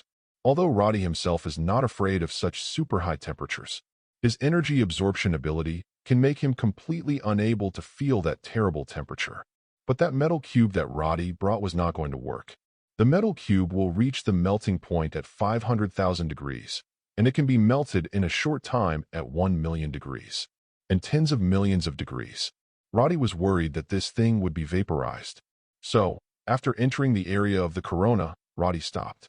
I didn't go any further into the sun. It's almost here. Roddy stopped and took out the metal cube. When the metal cube arrived here, it really softened very quickly, and the whole body turned red. Although Roddy held it in his hand, he couldn't feel the temperature change on it, but he could still imagine how high the temperature on the surface of the metal cube was at this moment. Squeeze a wristband. Because of the size, it is impossible for Roddy to squeeze such a small metal cube into an arm guard, so he can only squeeze a wrist guard. The volume of the wrist guard is much smaller than that of the arm guard, and Roddy doesn't need to be pinched to look good. To be honest, as long as you can wear it. Does it look good or something? Roddy can do post-processing, so there is no need to consider these issues at the moment. Pinch the metal cube hard with both hands. Although Roddy's strength has reached more than 25 times that of ordinary people, it is not easy to pinch the metal cube that is gradually starting to melt at this moment. After all, this thing is 3 times harder than steel. Although it is melting, the speed is very fast. The surface layer is melted first, and then it gradually deepens. In fact, Roddy can wait a while until it melts completely. But Roddy didn't want to wait. Therefore, he transformed part of the energy absorbed in his body into strength, causing his strength to increase dramatically. This is like pinching plasticine, easily pinching this metal cube. After more than a minute, Roddy paused. At this moment, the metal cube in his hand has turned into a wristband. Roddy put it on his wrist, then squeezed it hard to make it shrink a bit. Good. Roddy smiled and looked at the wristband with his palm print on his wrist, very satisfied with his book. Next second, Roddy uses the cross-dressing ability to change the shape of the bracers. This time it was a lot easier than when it was used on vibranium. In less than 3 seconds, Roddy's body was covered with a battle suit made of burnt red metal threads. Although it was burning red, Roddy didn't feel uncomfortable. On the contrary, it is very warm and comfortable. That's about it. Roddy nodded in satisfaction. On the road in the early morning, Nick Fury just got off work, thinking about the ghost inside S.H.I.E.L.D. at this time. His cell phone on the passenger seat suddenly rang. After Nick Fury glanced, He pressed the Bluetooth headset. "What's up?" Hill's voice came from the headset. "1 minute ago, our satellite detected an unusual energy reaction on the surface of the sun." "Where did you say?" Nick Fury's voice couldn't help but rise. "The surface of the sun? That's the sun. The satellite has taken a picture, and I have uploaded it to your phone." Hill didn't repeat what she said before. She knew Nick Fury heard it clearly, and to be honest, she was shocked when she first heard the news. After all, that is the sun that concerns all human beings on the blue star. If something goes wrong, it may cause a devastating catastrophe. Not to mention the photo taken by the satellite. It made Hill unable to calm down for a long time. With a slam on the brakes, Nick Fury stopped the car in the middle of the road. In the middle of the night, he was the only car on the road, so there was no traffic accident. He picked up the phone on the co-pilot's seat, and sure enough, he received a picture.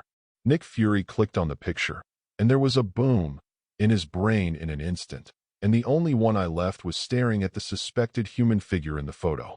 "Why do you say it looks like a human being?" "Nonsense. Can humans in your family run up to the sun? Still TM bare upper body?" The satellite photos are very clear. Although the person was wearing a mask and couldn't see the other person's face, Nick Fury was sure it was a person. You can never go wrong. But, apart from Captain Marvel, who left Blue Star to go to the universe, who else can fly freely on the surface of the sun these days? Thor? He might, but this man is clearly not Thor. So who is he? Why do you want to run to the sun in a good way? Will he pose a threat to the world? Can I pull him into the Avengers? One question after another popped up in Nick Fury's mind, making him unable to calm down and think about these questions. "What are you going to do?" At this time, Hill's voice came from the earphone, interrupted Nick Fury's thoughts. "You stared at the son of the sun for me. I'll come over right now." With a sharp turn on the steering wheel, Nick Fury turned around and drove back. "Remember, keep an eye on it," he ordered solemnly, then hung up the phone. Chapter 29. Triton Headquarters. It only took 5 minutes for Nick Fury to get back here. A sudden brake stopped the car, and he immediately got out of the car and walked quickly into the building. At this point, there are still many agents busy in the building. The ordinary workers 996 can't stand it anymore, and many of SHIELD's agents have experienced 007's working system. And Nick Fury, who is good at brainwashing agents, calls it for world peace. Immediately, their work became more advanced. Cosmic Testing Room Number 3. Nick Fury opened the door and came in, and saw Hill with his back to the door watching the big screen. "How's the situation?" Nick Fury stepped forward and asked. "The man hasn't come out yet." Hill replied. "Are you sure he didn't leave?" Nick Fury confirmed again. Hill glanced at him and shook his head. "Can't confirm." Nick Fury. Eyelids twitched a few times, but in the end Nick Fury didn't say anything to accuse Hill. After all, the sun is too big. How many satellites are they SHIELD staring at the sun? Well, that's all it is. After all, who's always staring at the sun? Wouldn't it be okay to observe once in a while? Could it be that the sun was going to explode? SHIELD is also taking precautions, coupled with strong financial resources. To put it bluntly, it is not bad for money. That's why we got a separate satellite to observe the sun. That's what I discovered tonight. In the testing room, Nick Fury stared at the hot white fixed star on the big screen with one eye. Without blinking an eye. I am afraid that in the blink of an eye, the target will leave. At the same time, at the moment, Roddy, who was still in the inner corona of the sun, also felt that the energy in his body was almost reaching its limit. 10 minutes. Roddy counted the time. Definitely, before this, he had also done a skydive without a parachute at an altitude of 20,000 meters. That time also saved him a lot of energy. But compared with the energy absorbed in the sun, to be honest, it's not worth mentioning at all. Therefore, it is completely negligible. At the moment, Roddy felt that the energy absorbed into his body was almost equal to the sum of the energy produced by a 10-megaton nuclear weapon explosion. Once he releases it as much as he wants, he may destroy a large modern city in an instant. To know, most modern cities are full of high-rise buildings, unlike those in the past, and tall buildings will affect the spread of the explosion. Therefore, Roddy conservatively estimated that releasing all the power in his body could roughly destroy a modern metropolis. Like Liberty City? Definitely. Roddy didn't really want to try. He's not a terrorist. There is no such crazy idea. It is just used as a reference. It's time to go, or the absorption exceeds the upper limit and it will explode. Roddy didn't want to be a human firework, so he quickly teleported out of the corona and back to the area on the sun's surface. At the same time, Roddy, who reappeared, was also observed by SHIELD satellites. Appeared. In the testing room, everyone looked excitedly at the figure reappearing on the screen. One by one satellite photos were taken. The figure is different from the last time he appeared. He has a black, close-fitting battle suit on his body. If there are multiple S logos on the chest and a cloak behind him, the scene in front of me looks like Superman in the comics. But apparently, this person is not Superman. But he's just as scary. After all, those who can freely enter and exit the sun, think about it, and know what a terrifying existence it must be. At least among the powerful existences that Nick Fury knows, this one can definitely be ranked in the top 5. As for the specific ranking, Nick Fury does not know. Anyway, they are all existences that can easily crush the modern army. Whoever ranks first and who ranks second, what's the point? It's the same for humans. Record the energy data on him immediately. Nick Fury ordered immediately. The surrounding agents immediately started to get busy. Hill on the side also looked at the figure in the picture with curiosity, guessing the possible identity of the other party. The other side, Roddy, who left the inside of the sun, did not choose to teleport away directly at this moment, but burst out from his feet the energy that had just been absorbed close to the upper limit. The energy that erupted at this moment fully reached about 1/20th of Roddy's energy absorbing just now. Huge amounts of energy erupted, instantly pushing his whole body out. It looks as if Roddy is flying, heading towards the blue star at an extremely fast speed. It's really flying. Roddy had a look of excitement in his eyes. Although the speed of teleportation is faster, the fun of flight is not what teleportation can bring him. Definitely, he can fly now because this is space. He can unscrupulously release a huge amount of energy. But if it was on the blue star, the energy he released just now is equivalent to the energy of a 500,000-ton nuclear weapon explosion. One can imagine how the area behind him will be destroyed. Therefore, this trick doesn't work well on Blue Star. Or the energy released can be reduced to a level that does not cause widespread damage. But in that case, the thrust would not be enough. Why don't Roddy dance by himself? Oh who? Roddy yelled excitedly, although he can't make any sound in a vacuum. After some distance, the sun's gravity completely cancels that thrust. Roddy even began to fly towards the sun, being pulled by the sun's gravity. Time to go. Next second, Roddy's figure disappeared instantly. After 3 teleports, he had already returned to his residence in Paradise Building. Chapter 30, Natasha Romanoff. Come on. Great hitter.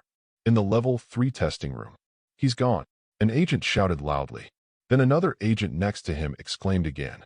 God. The energy he released just now is comparable to the energy of a 500,000-ton nuclear weapon explosion. This is too crazy. Humanoid self-propelled nuclear weapons? The agents in the testing room are going crazy. As agents of SHIELD, they think they are well-informed people. After all, they have even experienced alien invasions. What else can shock them? But the appearance of this scene now really scared them. If the release of that energy is not in space, but in their United States, what kind of scene will it be? Find out about love in Hiroshima. The United States knows this too well, second only to the people of Sakura country. Not to mention, that's much more powerful than Hiroshima's love. Not at all one level. If this big city in the United States exploded, wouldn't millions of people sacrifice to heaven on the spot? Just thinking about it is G scary. Let alone experience it yourself. These agents exclaimed one by one, and Nick Fury and Hill over there also looked ugly. There's a spark in Nick Fury's one eye. Threaten. An absolute deadly threat. If such a dangerous target cannot be controlled or sent away, Nick Fury can't even sleep soundly at night. Where did he go? He slapped the metal railing heavily and asked loudly. However, no one at the scene could answer his question, because the target disappeared soon after flying away, and now none of them know where the target has gone. Only know, the goal is probably to come to their blue star, and quite possibly in the United States, because according to that trajectory calculation, The probability of the target falling on them, the United States, exceeds 72.56%. And Nick Fury was furious when he saw that no one answered him. Fortunately, at this time, Hill on the side said, since the target has come to the United States, it is impossible for a person like him to hide himself honestly. As long as we send people to investigate and look for it, we should be able to find it. Hill's words can be regarded as a relief for these agents. All the agents in the room looked at her with grateful eyes. Send someone to look for it. Nick Fury thought about it, and it seemed that there was only one way at the moment. As for letting go, that is absolutely impossible. In contrast, the fact that SHIELD has an inner ghost cannot be compared with finding the son of the sun in the picture just now. Call Natasha Romanoff and get her back. Nick Fury turned to Hill and ordered. Hearing this, Hill nodded, took out his mobile phone and dialed Natasha Romanoff's number. Half an hour later, Natasha Romanoff drove to Nick Fury's office with a dark face. Just the day before yesterday, she had just been here and accepted 2 tasks assigned to her by Nick Fury. The one looking for and examining Spider-Woman, and that COS Batman. As a result, she didn't even find these 2 targets, so Nick Fury called her back with another emergency call. What's the matter this time? Natasha Romanoff asked. It was obvious that she was not in a good mood. But Nick Fury obviously didn't want to take care of Natasha Romanoff's emotions. He directly threw out a file and asked Natasha Romanoff to take a look. Again, Natasha Romanoff seems to have figured out what Nick Fury is going to say later. It's nothing more than a mission that must be done by you, and it's all for world peace or something. This set of rhetoric, to be honest, Natasha Romanoff can already recite it backwards. If she hadn't sincerely wanted to keep the hard-won peace in the world today, to be honest, she would have quit long ago. Why do so many agents in SHIELD entrust her with such a difficult task? It is also euphemistically called, it's up to you. It's as if she knows the duplication technique. She is also a human being. It also needs rest and sleep. It's almost 1 a.m. now. Also call her to arrange new tasks. Natasha Romanoff really wants to say, thank you. Although she was complaining so hard in her heart, Natasha Romanoff still picked up the document in front of her and started to read it. The more she watched, the more shocked Natasha Romanoff became. The content of the document was not much, and she read it quickly. And when she put down the file, she still couldn't calm down in her heart. Are you sure it's true? Natasha Romanoff couldn't help asking. With her professionalism, she shouldn't have asked such a question, but she still couldn't hold back. It's true, I saw it with my own eyes. Nick Fury has calmed down now, so he can talk about it with Natasha Romanoff calmly. Then what about the 2 investigation targets? Asked Natasha Romanoff. Leave it alone. Let him be the main target. Nick Fury said. There are priorities, but the most important thing now is to find this man who walked out of the sun.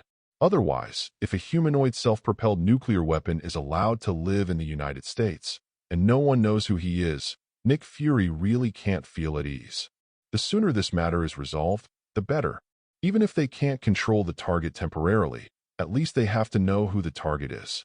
In this way, it is also convenient to understand the target's temper, so as to make an evaluation report for the other party. More or less can be a little comfort. Okay, I'll try to find this person. Natasha Romanoff nodded. Thanks a lot.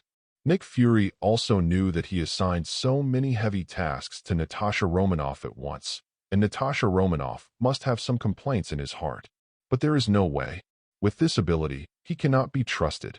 Can be trusted, but not as good as Natasha Romanoff, suitable for this kind of search task. Now SHIELD has internal and external troubles, and Nick Fury is also very difficult to do. So he can only hope that Natasha Romanoff can understand his difficulties and not go to work with resentment. Definitely. In terms of professionalism, Nick Fury will not doubt Natasha Romanoff. As an agent, Natasha Romanoff is definitely the best of the best. Chapter 31. Gwen is worried. Was our ****D by the internet. January 10th, Saturday. It has been a week since Roddy signed in and obtained Black Emperor Zhao's energy absorption ability. In the past week, Roddy has signed 7 more times. In the end, he was really right. The ability that he signed to Hywonkxiao that day was really a sacrifice of his luck in the future. Because of the 7 follow-up check-ins, without exception, Roddy only obtained the most trashy Epsilon-level variant ability. Of course, Roddy won't keep these rubbish abilities. So all of them were broken down by him, except that one of the proficiency obtained after the decomposition was assigned to the teleportation ability, which raised its development level to level 3. The decomposed proficiency of the other 6 abilities was all assigned to the energy absorption ability by Roddy. Therefore, now Roddy also has 2 variant abilities whose development level has reached level 3, a teleportation and energy absorption, especially the latter. At level 2, the upper limit of absorbed energy is equivalent to the sum of the energy of a 10 million ton equivalent nuclear weapon explosion. After upgrading to level 3, this upper limit has increased tenfold. Roddy thought before, would something happen to keep such a huge energy in his body all the time? After all, the energy stored in his body had reached 95% of his absorption limit at that time, and some daily consumption is simply negligible. Compared to such a huge amount of energy, it is completely negligible. But if Roddy encounters any powerful enemy, he will directly come up to him and give him a ruthless blow. If he exceeds the upper limit of his energy, it will be terrible. This is probably why He Huangshao never kept too much energy in his body, obviously to avoid that from happening. But now Roddy can rest easy. The upper limit of energy has been increased by 10 times, and the accumulated energy of 95% has suddenly dropped to 9.5%. If someone wanted his energy to exceed the upper limit, so that he would self-explode and hurt himself, how powerful would that be? After all, the 90.5% remaining energy gap is fully equivalent to the energy produced by a 90.5 million ton equivalent nuclear weapon explosion. What kind of existence can burst out such a powerful energy with one blow? Not even Captain Marvel could do it. Even if Odin is holding Gungnir, he can't reach this magnitude with a single blow, right? Unless it's bombarding Roddy with Bifrost energy. That's what makes it possible. But Roddy didn't provoke the God King of Asgard. People have a brain twitch to use Bifrost, a destructive weapon, against Roddy. Therefore, Roddy can then safely and boldly retain this huge energy in his body. There is no need to find an opportunity to release it. The sound of splashing water sounded. In the open-air swimming pool, Roddy came out of the water. He wiped off the water on his body, then turned and lay down on a recliner, while basking in the sun, while swiping the phone. At this time, a figure suddenly flew over from a distance and landed steadily on the terrace. "Hi, I just passed by here." Gwen, who was wearing a spider battlesuit, said hello to Roddy. "I welcome you here anytime," Roddy said with a smile. "Would you like some water?" Hearing this, Gwen laughed and said, "Hot water again." "Definitely. Drinking more hot water is good for your health," Roddy said, turned, and went into the house. When he came out, he already had a cup of steaming hot water in his hand. "Give." Roddy handed the cup to Gwen. "Thanks." Gwen said thank you politely, then took the cup, turned around, and sat directly on the railing at the edge of the terrace. "It seems that you are not afraid of heights." Roddy stood aside and said, "I kind of like high places." Gwen laughed, taking a sip of water as she lifted half of her mask. "I've never drank hot water before. It's quite special to feel the hot water slowly flowing into my stomach after drinking it." Gwen said, "What's on your mind?" Roddy asked her. Gwen obviously wouldn't come to him if there was nothing else to do. Moreover, Roddy could see that although Gwen kept laughing, she seemed a little depressed. "Did you see it?" Gwen didn't hide it. She nodded and said, "I do have something on my mind. Have you seen the discussions about me on social media recently? I usually don't like surfing the internet very much." Roddy spread his hands and said. Hearing this, Gwen's newly brewing emotions collapsed in an instant. "Not very online." "Are you serious?" Gwen glanced at the screen of Roddy's phone on the recliner, which still displayed the Facebook interface. "Well, I actually saw it." Roddy smiled and said he was just joking. "So you're worried about what those people on the internet say about you?" Gwen nodded. To be honest, when Gwen first obtained this super ability, she never thought about using it for anything. She is just an ordinary little girl who yearns for a happy life. She usually likes to play in bands. Her biggest dream is to go on a tour across the country in the future. As for becoming a superhero or something, she hadn't even thought about it before. But when she couldn't help using her ability to help those in need for the first time, Gwen found that she quite liked that feeling. Especially when I see the grateful expressions of the people I helped. She even felt that the whole world became much brighter. However, The superhero's life is not so rosy. Some people thank them, and naturally some people hate them, and even slander and maliciously slander them. Gwen also persuaded herself at the beginning not to care about these external remarks. But when she came into the eyes of more and more people, the overwhelming negative comments directly crushed Gwen's little heart. She began to doubt herself, whether hesitation should continue to be a superhero. Chapter 32. When a thing that would make people feel happy becomes annoying or even painful, the first thing people think about is whether to continue. So is Gwen. She's not sure if she likes being a superhero, or do you just like the feeling of being appreciated? If it's the latter, then she should give up being a superhero now. Because there are far more people who hate her now than those who like her and thank her. Gwen didn't know why. Obviously what she was doing was a good thing. But people never seem to remember the good things a person does, only what she doesn't. For example, there was a popular discussion on the internet recently. Why didn't you see Spider-Woman at the scene of the Pu-Linte apartment fire? The Pu-Linte apartment fire was an event 2 days ago. It was around 9 o'clock in the evening, and a fire broke out in the Plinte apartment in Bronx District. It was a 7-story apartment building. Each floor had 6 or 7 small apartments, and more than 100 black people lived there. It is well known that the largest number of blacks and Hispanics in the Bronx area. Moreover, the economy there is relatively underdeveloped, the environment is chaotic, public security is poor, and crimes often occur. The fire that day was also an arson case. The economic losses caused by the fire were not much, but several black people were burned to death, which attracted a lot of social attention. Originally, everyone was discussing when the police would catch the murderer, but I don't know when it started, but everyone started discussing why Spider-Woman, who has been active in Liberty City recently, didn't go to save people. Then there was a whole bunch of people saying that Spider-Woman is a racist, that she doesn't treat black people as human beings, and stuff like that. In good conscience, Gwen was never a racist. Although she didn't like black people very much, she definitely didn't mean to hate them.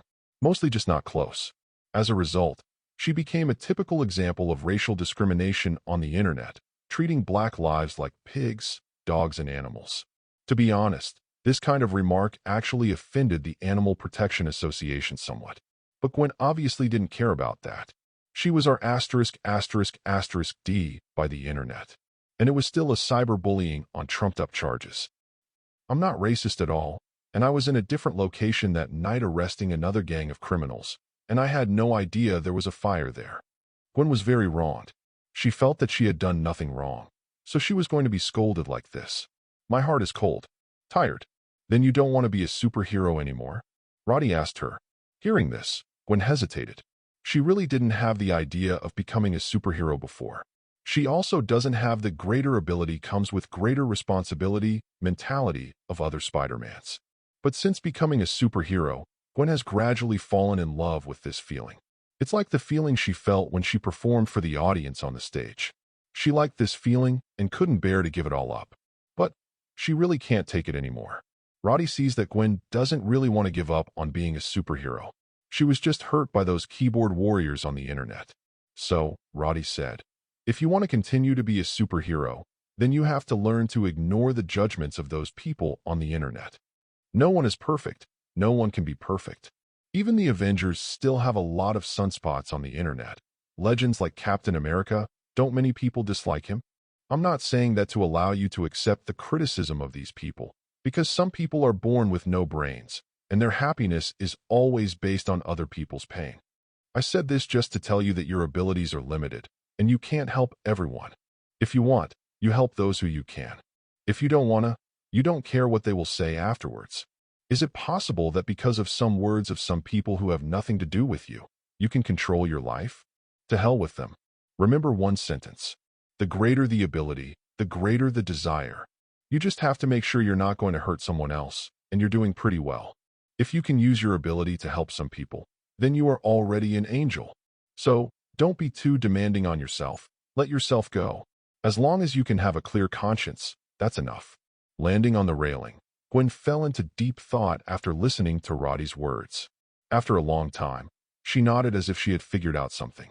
I see what you mean. I'm the one who got into a dead end. Gwen said, as you said, the greater the ability, the greater the desire. I can control my desire, and it is enough to have a clear conscience. It is impossible to demand too much of yourself to be perfect. I was too persistent in the past. I won't do that again in the future. Children can be taught. Roddy watched Gwen's changes and nodded in satisfaction. A perfect superhero does not exist. Superman has flaws too, and that would be tiring. Gwen is just a girl who has just grown up. She shouldn't have to bear so many things. Just as this uncle guided the direction of Peter Parker's life, today Roddy also guided Gwen to a new direction in life. The only difference is that this uncle asked Peter Parker to do his best, and Roddy's request to Gwen is, just be happy. Spider-Woman, be a superhero out of interest, let go of the burden, and start light. Roddy smiled and held out his hand, looking at Gwen. Gwen looked at him, then smiled and took his hand. Is it out of interest? That seems pretty good, too. Chapter 33. Hitting the Worker Gwen. Domineering President Roddy. After enlightening Gwen, the two chatted for a while before Gwen left on the swing. Before leaving, Gwen exchanged social accounts with Roddy. Said yes. If yes again, you can find her through this account. Definitely. Gwen's must be her trumpet. Otherwise, wouldn't it be revealing his identity? For the time being, Gwen doesn't want to tell Roddy her true identity yet. Although after what happened today, Roddy seems to have become Gwen's best friend next to his family. But even good friends need to have some little secrets of their own. On Monday, Roddy got a call from Harry. It is said that the company has a meeting in the afternoon and needs him, the new shareholder and vice president, to attend. Roddy, who happened to have nothing to do, agreed casually. In the past 2 days, he still hasn't signed in to get any better variant ability. The 2 check-ins were rubbish Epsilon class, all of which were broken down by him to improve the development progress of energy absorption ability. I don't know when this unlucky day will be the beginning. Roddy began to miss the days when he often signed in to get Delta ability. Although the Delta level ability doesn't have much combat effectiveness, but at least this thing won't bring about any changes in appearance. Integrate also integrate, there will be no problem. Unlike the Epsilon class, as long as Roddy dares to integrate one, he will immediately become non-human. He is also convinced. 2 p.m. Roddy drove a blue and white Koenigsegg to the headquarters of the Osborne Group in Liberty City. After parking the car in the exclusive parking space for the company's senior leaders, Roddy got out of the car and walked into the building with a badge. The badge was given to him by Harry before. Without this thing, even if you are a shareholder of the company, you cannot enter the building. Speaking of which, this is also the first time for Roddy to come to Osborne Group. Although he and Harry were good brothers before, Harry originally didn't want to see his father, and he didn't come to the Osborne Group very much, let alone Roddy. So, today was also the first time Roddy walked into the building. As soon as he walked into the lobby on the first floor of the Osborne building, Roddy saw a huge amounts of three-dimensional projection coming into view. The person who projected it was none other than the deceased Roman Osborne. As the founder of Osborne Group, even though Roman Osborne is gone, traces of his existence still remain in every corner of the company, including the huge three-dimensional projection that you can see at the first sight after entering the door. Harry didn't even change the image to his own. Roddy smiled and muttered, "It can be seen that since the death of Roman Osborne, the relationship between the two fathers and sons has indeed eased a lot. Otherwise, with Harry's temper in the past, the virtual projection of Roman Osborne would have been replaced long ago. After all, Harry was the chairman and CEO of the Osborne Group now, and he had the power to do so. At the same time, just when Roddy walked into the Osborne building, Gwen, who had just delivered a document on the 3rd floor, also happened to see Roddy walking into the lobby. Roddy. Gwen was a little surprised to see him here. How did he come here? Is Roddy an employee of Osborne too? Thought Gwen. But considering the house Roddy lives in and the car he usually drives, even if Roddy is an employee of Osborne, it is definitely not as simple as an ordinary employee. Otherwise, where can we get so much money to buy a car and a house? Should I meet him again later? Gwen suddenly thought of something funny, and a sly smile appeared on the corner of her mouth. The person Roddy knew was Spider-Woman. What did it have to do with Gwen Stacy? So this does not prevent Gwen from getting to know Roddy again, but this time in her capacity as Gwen Stacy. Thinking that if Roddy finds out that he is Spider-Woman in the future, the expression on his face will be quite wonderful, right? Gwen chuckled, then watched as Roddy walked downstairs into the elevator and disappeared from her sight. The elevator doors close. Roddy suddenly laughed inexplicably. It turned out that when Gwen saw him just now, he actually noticed Gwen too. It's just that Gwen thought Roddy didn't know her. As everyone knows, from the moment they first met, Roddy knew who she was. I'll get to know her again after the meeting. I wonder if Gwen will be surprised. Roddy thought. However, neither of the two thought that the other would have exactly the same thoughts as themselves. But the one who takes the initiative is always Roddy. After all, who made him see through everything long ago. Ding! The elevator has arrived. Roddy came out of the elevator and met Harry, who had been waiting for a while. You're here. Harry rushed up to meet him and dragged him towards the conference room. Don't worry, the meeting time isn't 2:30. It's still early. Roddy said. Now it's 29 points. You still plan to step on it. Harry glanced at him speechlessly. But at this moment he also noticed the curious eyes of the surrounding employees and knew that it was not good for him as the president to hold someone like this. So he let go of his hand. Hurry up, everyone else is here.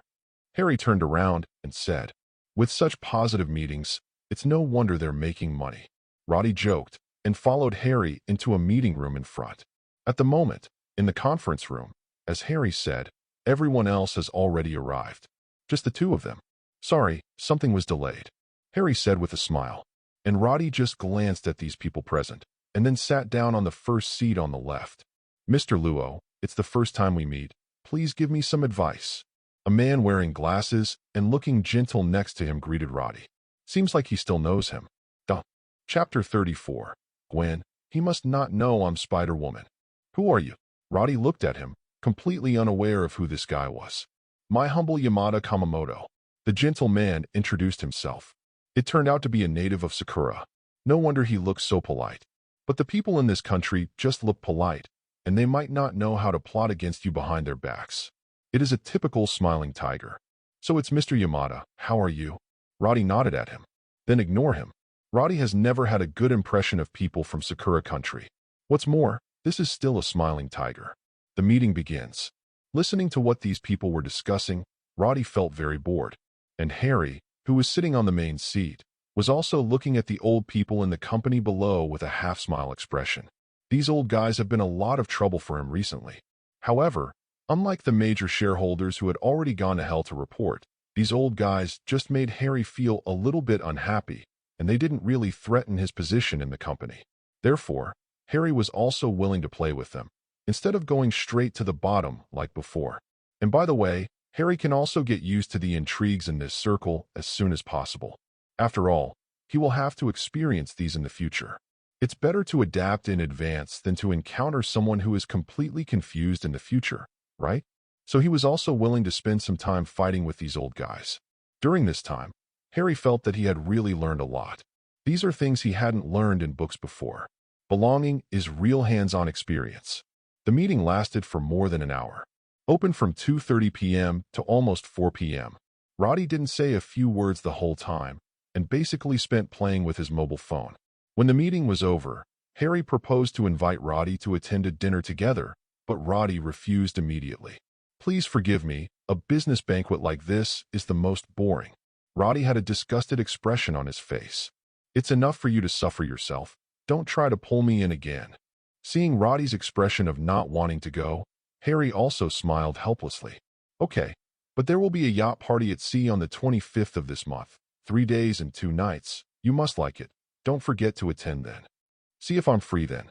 Roddy waved his hand and said, what happened on the 25th is only on the 12th today, so he doesn't know if he will have something to do that day. So, let's talk about it then. But if there is really nothing to do, he is still very happy to participate in activities like this kind of yacht party. Leaving from the floor where the conference room was located, Roddy took the elevator downstairs, ready to find Gwen. As a result, the elevator stopped when it reached the 15th floor. The elevator door opened, and Roddy saw Gwen standing outside holding several documents. Hello. Gwen walked into the elevator pretending she had never seen Roddy before. Hi. Which floor are you going to?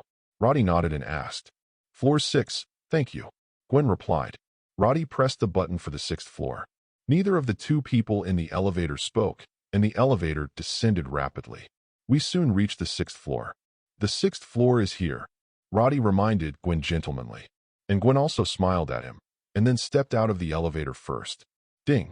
The elevator doors slowly closed. At this time, Roddy looked down and saw a work card dropped on the ground.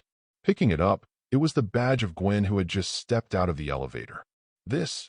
Roddy couldn't help blinking, somehow feeling that the development of the plot was so familiar.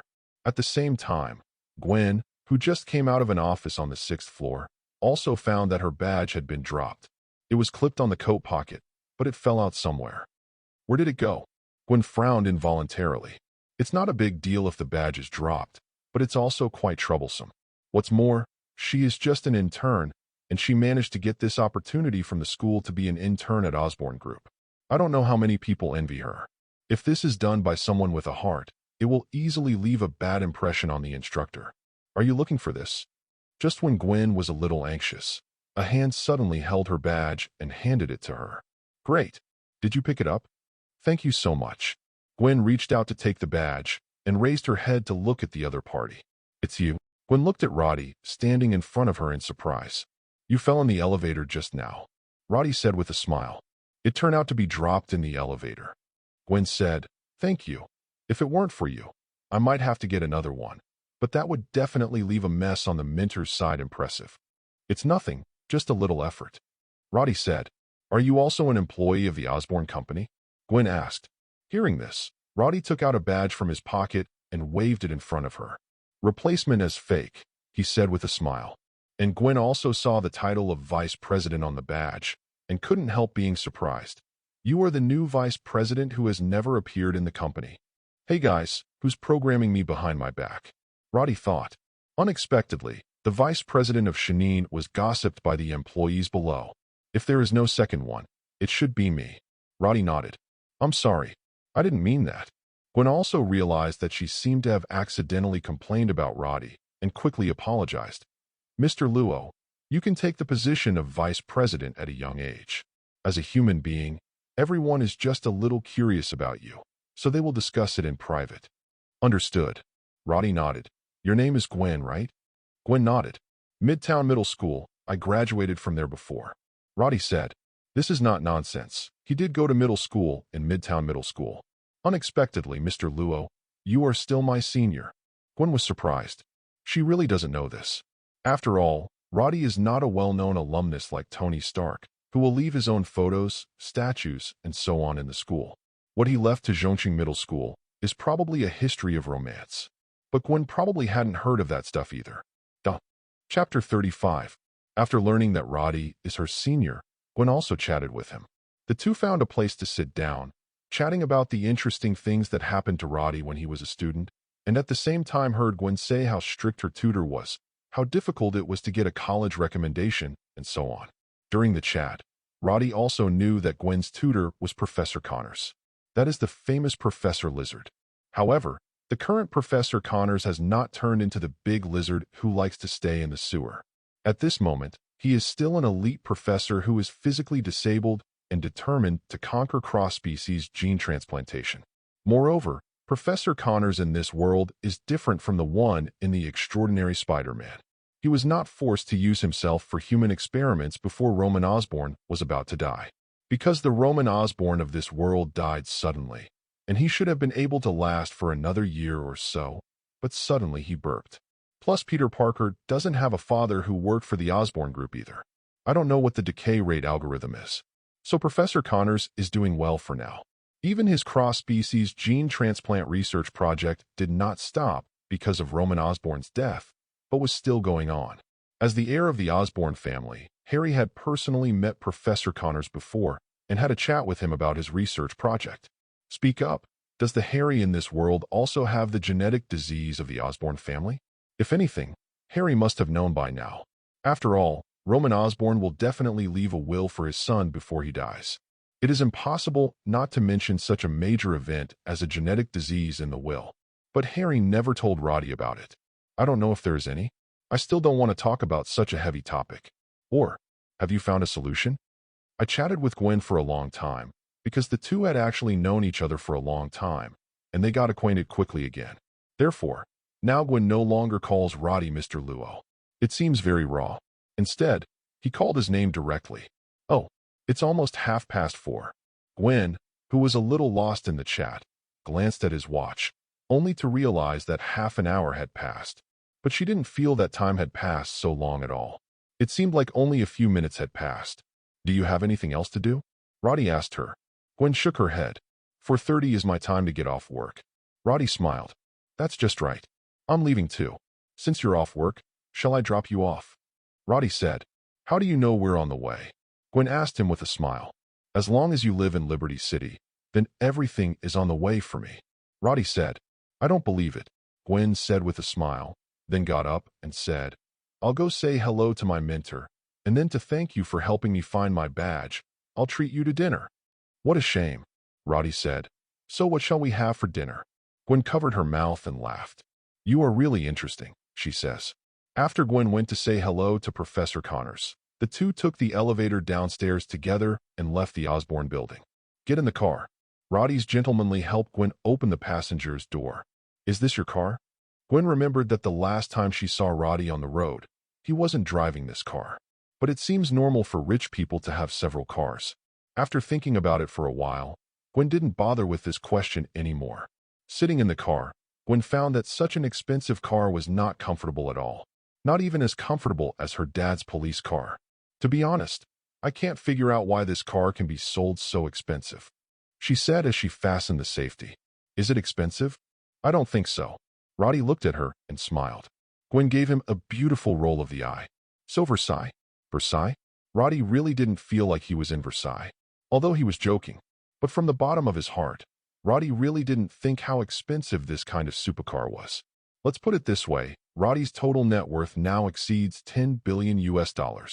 Even if he throws the money in the bank for interest, this is already the lowest way to obtain profits. But even so, Roddy can get $400 million every year just by taking the interest. Calculated, there are about 1.1 million a day, and a supercar like this only costs $1 million or so in the United States. That is to say, with the money Roddy earns in a day, he can buy a supercar of this level. So, why does Roddy think this kind of car is expensive?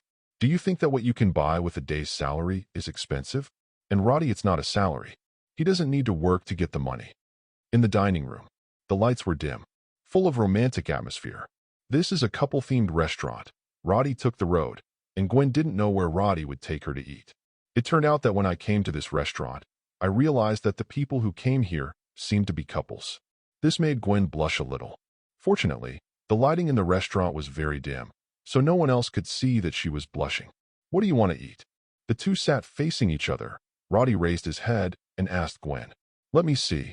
Gwen flipped through the menu. It turned out that the above dishes are very expensive.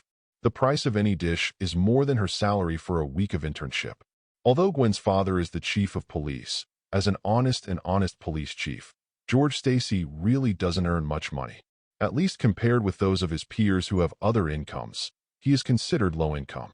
Therefore, Gwen had never been to such a high-end restaurant, so she didn't know what to order for a while. Roddy obviously saw Gwen's concerns too. "Well, why don't you let me guess what you like to eat?"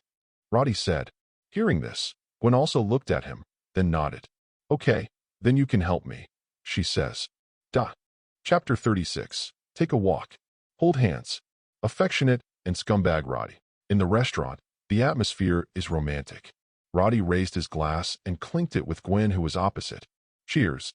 Gwen's cheeks were flushed, and it was obvious that she had juice in her glass, but it felt like she was drinking. "Tell me about your band."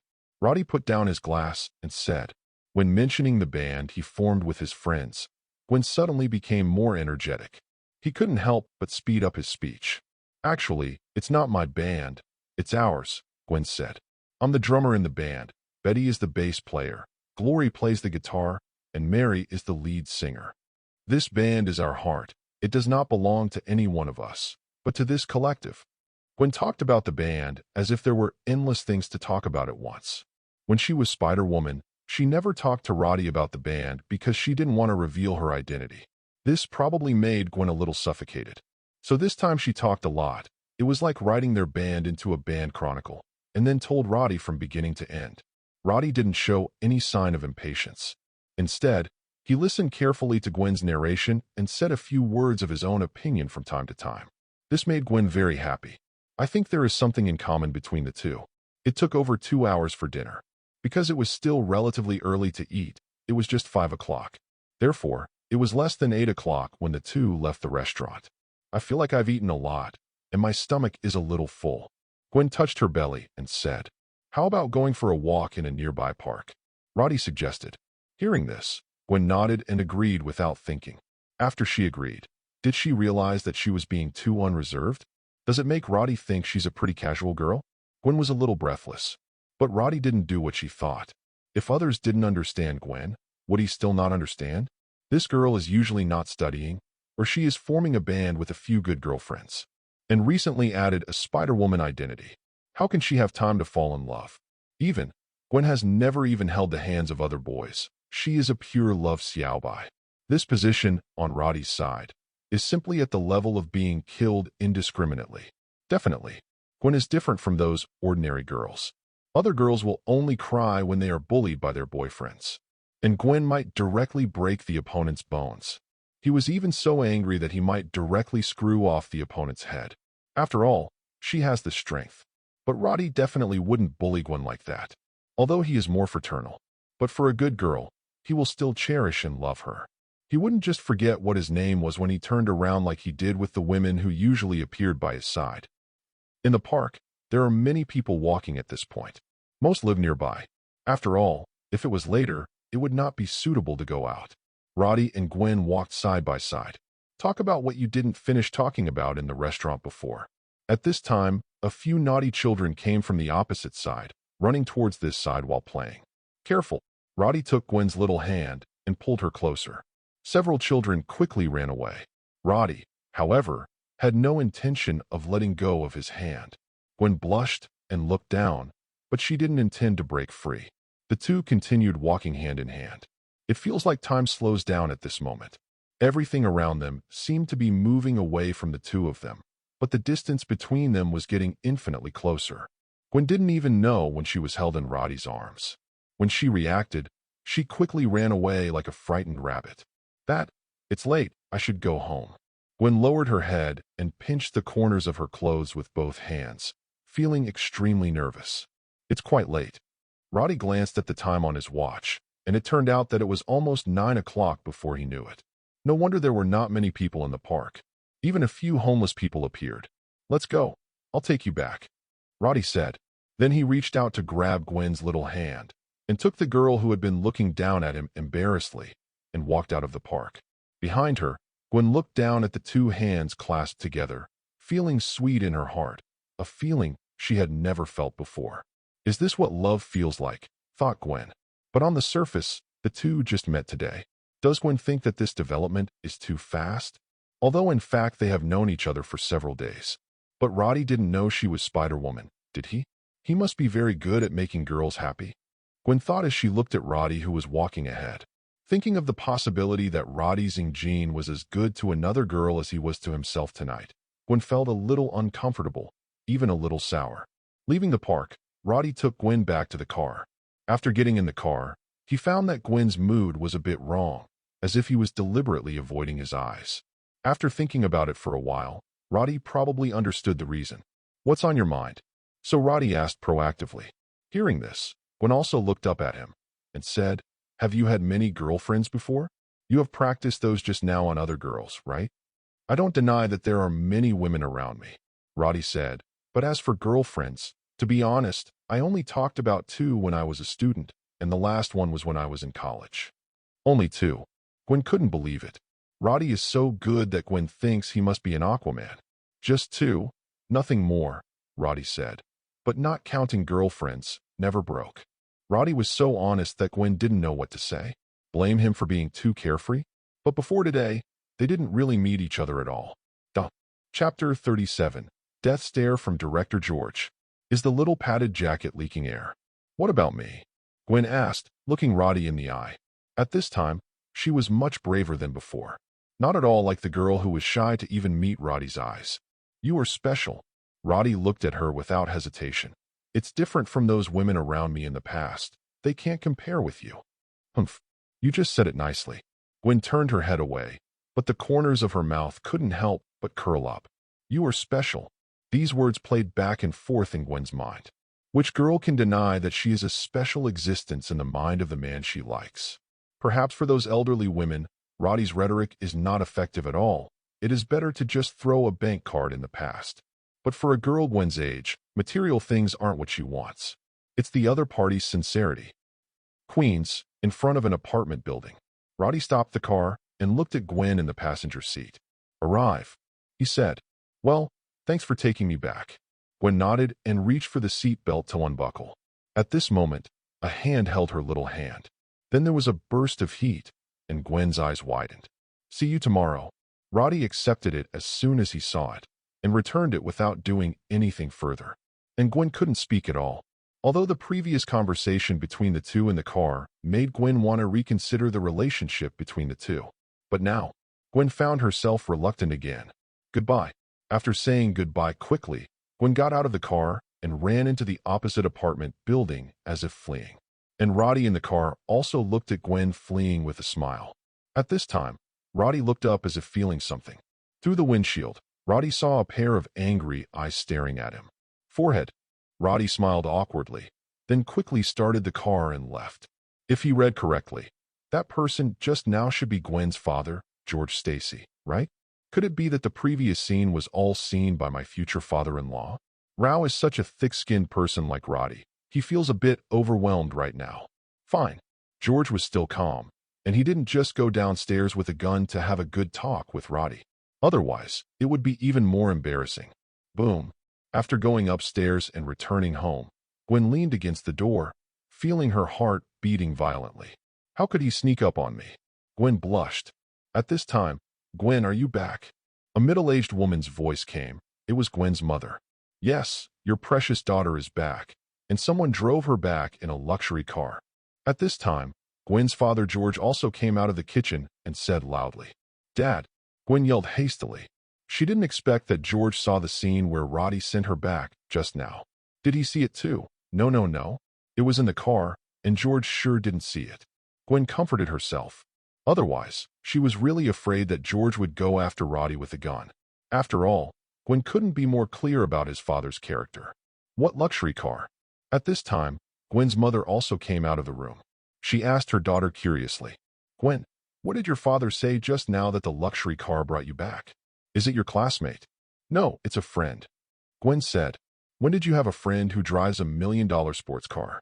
"Why didn't I know?" George came over and sat down with a glass of water, looked at his daughter in front of him, and asked, "Millions? So expensive." Gwen's mother also looked at her daughter in surprise. But unlike George's angry mood, Gwen's mother is more curious about who the other party is and what is the relationship with her daughter. "Come on, Gwen. Talk to Mom. What's your name? How old are you?" Gwen's mother hurriedly took her daughter to sit down and then immediately asked about her identity information. "Mom," Gwen yelled coquettishly, "it's just ordinary friends, and you don't know each other. Ordinary friends will have dinner together? Is it so late to send you back?" George, who was sitting across from him, put down his water glass heavily and said sternly, "Why don't you tell me who that kid is?" If the other party was a playboy who lied to his daughter's feelings, George would definitely lead someone to kill him immediately, no matter what kind of crime he would be charged with. At least let the other party lock in and learn a lesson. This kind of thing, George can definitely do it. And Gwen also knew that her father could definitely do that kind of thing, so she didn't want to talk about Roddy's situation even more. But the more she said nothing, the more George wanted to know. "Even if you don't tell me, I can check that kid's license plate tomorrow, and I'll know when the time comes." George snorted coldly. Gwen was lost. After George said so, she had to briefly explain some of Roddy's situation to her parents. However, Gwen still emphasized that the two are currently just friends. Not what they thought. Vice president of the Osborne Group? Young and promising. When Gwen's mother heard about Roddy's situation, she seemed quite satisfied with the young man. But George was very upset. "You are young and promising. I think he is just a playboy. Just like that Tony Stark," George said dissatisfied. "What happened to Tony Stark? He's Iron Man. He's the superhero who saved Liberty City." Gwen's mother was immediately annoyed when George brought up Tony Stark. She's an Iron Man fan. How could he allow George to slander his idol in front of him? Seeing that her parents were about to argue about whether Iron Man was a superhero, Gwen quickly found an excuse and ran back to her room. Chapter 38. After lying in the room for a while, Gwen still couldn't help but took out her phone and opened Facebook, then found Roddy, who had added a friend before, edited a message, and sent it out. "Gwen, are you home yet? My dad just saw you walking me home." Phew. Gwen, who heard the voice, picked up the phone. Sure enough, I saw that Roddy had sent back a message. "Roddy, I see. Your dad was staring at me when I left." Seeing the content of the message, Gwen couldn't help laughing out loud. She typed with both hands and soon sent another message. "Gwen, then you are miserable. Maybe tomorrow my father will bring someone to look for you." Roddy, "It's okay. When the time comes, I will say that you took the initiative to ask me out." Gwen, "Humph. Nonsense. You took me to that kind of restaurant on purpose." Roddy, "Why does it sound so unprofessional? This is a serious restaurant." Gwen, "I don't care. It's all your fault anyway." Roddy, Yes, it's all my fault. When your father arrests me, remember to come and see me." Gwen, "Why do I always feel like you're laughing at me? I'm angry." Humph. Holding the phone, Gwen rolled around on the bed and kept sending messages. Before I knew it, it was past 12 o'clock. Gwen felt a little sleepy now. "Gwen, I won't tell you anymore. I'm going to bed. Otherwise I won't be able to get up tomorrow." Roddy, "Well, it's time for me to rest too. Good night." Gwen, "Good night, /kiss. For the last message, Gwen held hesitation for a while before mustering up the courage to send a kissing emoji. Roddy, "Got it. Repay you twice tomorrow." Seeing the message from Roddy, Gwen blushed and covered her face with her head. Shame on dead man. Putting down the phone, Roddy also showed a bright smile on his face. At this time, the red devil lying on the carpet next to him suddenly raised his head and called out to him. "Wow, stupid dog. What are you barking again?" Roddy patted Shagu's head angrily, and the latter stuck out his tongue and licked the palm of his hand, staring at him with a pair of wise eyes. It seems to be like saying, "Master, you laugh so good, YD." Roddy's face darkened. "That's right, it's time to sign in." Roddy glanced at the time, and before he knew it, it was already the next day. So he called up the system interface and completed today's sign-in. Ding! Congratulations to the host for obtaining Cyclops ability from Mutant Deadpool. Hearing this voice, Roddy's head was full of question marks. Deadpool? Are you sure about the system? Those are Cyclops, not overdrive self-healing. Deadpool has a damn Cyclops. System, did you make a mistake? Roddy couldn't help asking. There will be no errors in the system. This Cyclops ability is indeed from Mutant Deadpool. The system answers. Nothing wrong. Roddy frowned. Following him, he suddenly showed a sense of enlightenment. That's right. In the old version of the X-Men series, Wolverine Logan's teammate was Deadpool, who was later experimented with by Wilhelm Stryker and turned into a humanoid weapon with many variant abilities. One of those abilities is Cyclops. Roddy finally remembered that the Deadpool mentioned by the emotion system was not the Deadpool Roddy thought at first. Although both are Deadpool, the fate is obviously not the same. And, in Deadpool's independent movie, later Deadpool obtained a time travel device and went to the old version of the X-Men universe, killing that Deadpool himself. Although it's a bit of a nonsense to kill with one shot, but it's exactly how it's done. But how does the time travel device travel to different parallel universes? Roddy didn't get it. Or did he remember wrongly? In fact, it is not a time travel device, but a parallel universe travel device? Never mind. That's not important. Roddy remembered that the Cyclops of Deadpool was not like Scott, who needed the help of external objects to function normally, but could realize the freedom of switching by itself. If it were really Scott's version of Cyclops, to be honest, Roddy really wouldn't want it. Because that thing can't be closed at all. Could it be that he will have to wear a pair of glasses all day long like Scott? Wouldn't that be the glasses that are his real body? Or can I just live with my eyes closed? Shoot the sky as soon as you open your eyes. Thinking of those bad pictures, Roddy couldn't help complaining in his heart. Fortunately, the system has given another version of Cyclops very thoughtfully. Finally, he avoided Roddy's miserable end as a blind monk. System, this version of Cyclops is switchable, right? In order to prevent himself from making a mistake, Roddy asked again beforehand. Yes. The system was still cold and only answered Roddy. But that's enough. After confirming that the Cyclops can be switched on and off freely, Roddy received it with confidence. First, Roddy took out a syringe as usual and bestowed Cyclops' ability to the normal saline in the syringe. Seeing the normal saline turn bright red, Roddy changed hands and put it into a small box, then threw it into a different space and put it away. Ding! Successfully bestowed the Cyclops ability of the target object Deadpool. Congratulations to the host for obtaining the Cyclops ability of 80 times strengthening. 80 times. Not bad either. Roddy was fairly satisfied with the result. Although the Cyclops ability is at the beta level, it does not mean that its lethality is not great. Rather, it is a beta-level variant of ability because it was originally flawed. But Deadpool's Cyclops, I don't know if it's still beta. After all, the biggest disadvantage has been removed. So it is possible to upgrade to alpha level. It is also possible. Just look at it and you'll find out. Roddy opened the system interface and found the newly acquired Cyclops ability. Cyclops LV2. Beta level. 80 times strengthening. Chapter 39. The Prodigal Son Comes Ashore.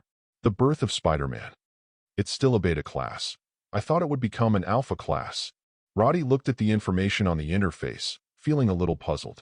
Obviously, the shortcomings of Cyclops have been made up, but why is it still at the beta level?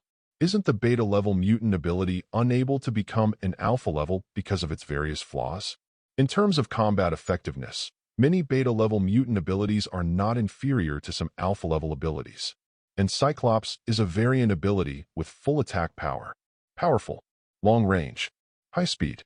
No matter how you look at it, it should be placed at the alpha level. How strange. Roddy murmured in his heart and couldn't help but teleport to an empty and deserted place to test the actual effect of Cyclops. Level 2 Cyclops have two disadvantages over level 4. One is that the range is a bit shorter. It can almost hit the target 1,000 meters away. The second is that the power is smaller.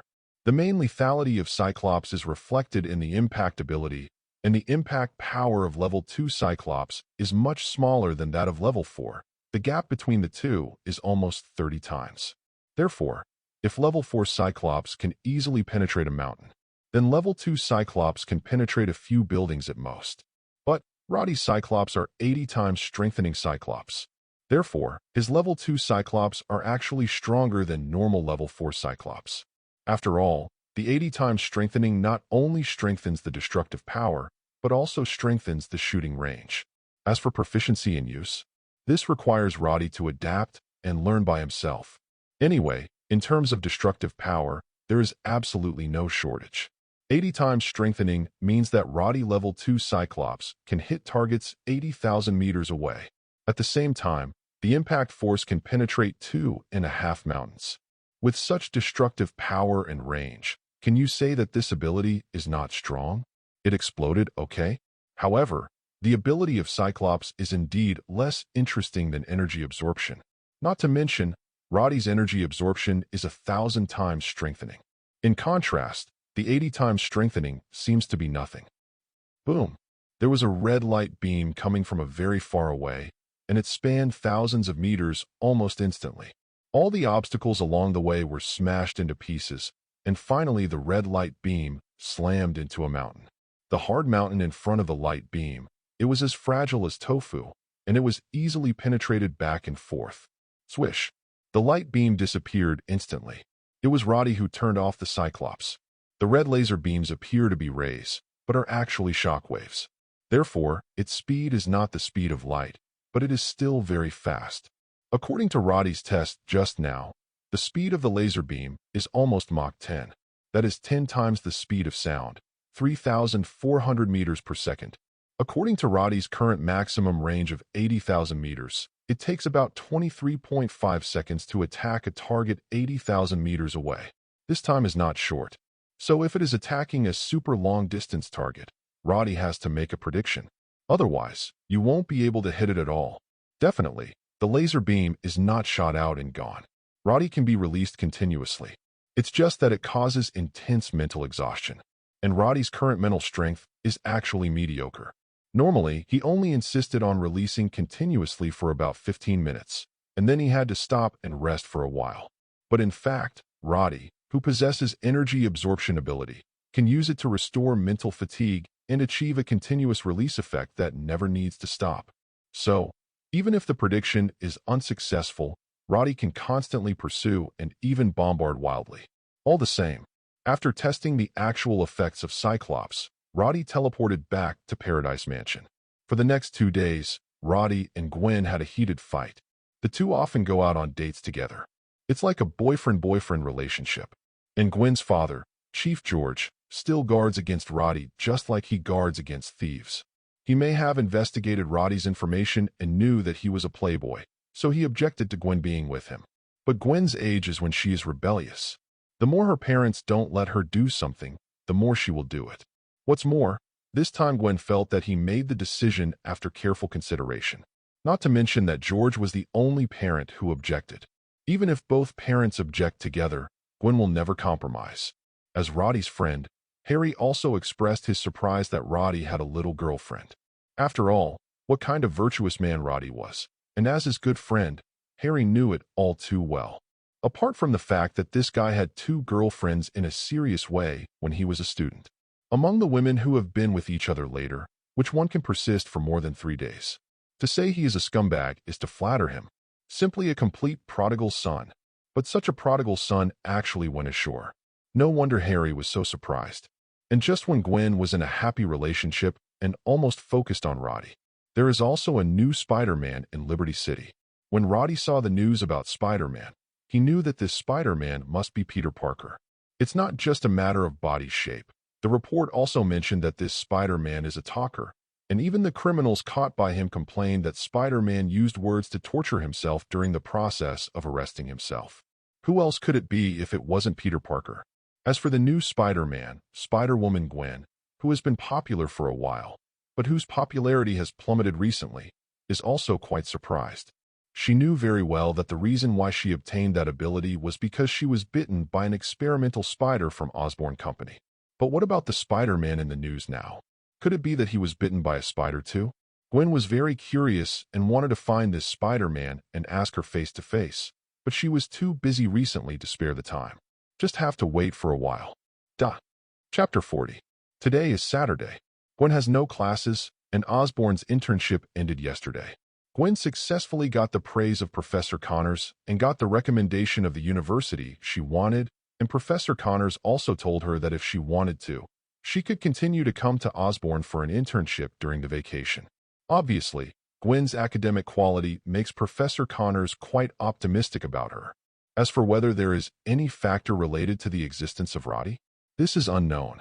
But Professor Connors does know that Gwen is dating Roddy, the mysterious vice president of the company. But considering that Professor Connors is the kind of person who puts academics above everything else, he really doesn't necessarily want to give Roddy face or something because of this. Afternoon. Roddy and Gwen had just finished eating at a restaurant near Central Park, and when they passed by an ice cream shop, Gwen looked eagerly. Roddy immediately understood and bought 2 ice creams, one for each of them. Mine tastes good. How about yours? Gwen took a bite of her ice cream, then looked at the one in Roddy's hand. It's okay, do you want to try it? Roddy took it and placed it in front of her. Okay. Gwen originally had this idea and immediately took a sip. You're not as good as mine. Gwen commented. Really? I don't believe it. Roddy said, biting off the tip of Gwen's ice cream in one bite. Now Gwen quit and immediately withdrew her hands to protect her ice cream. You eat too much. I only ate a little. She guards food like a little hen. Roddy looked happy. The two walked and chatted. Somehow the conversation came to Spider-Man. Spider-Man is very popular recently. He has only appeared for less than a week, and he already has a lot of followers on Twitter. Gwen said this somewhat sourly, because she is Spider-Woman herself, and Spider-Woman has been fighting crime in Liberty City for a while. Although she is obviously not fighting crime as hard as the recent Spider-Man.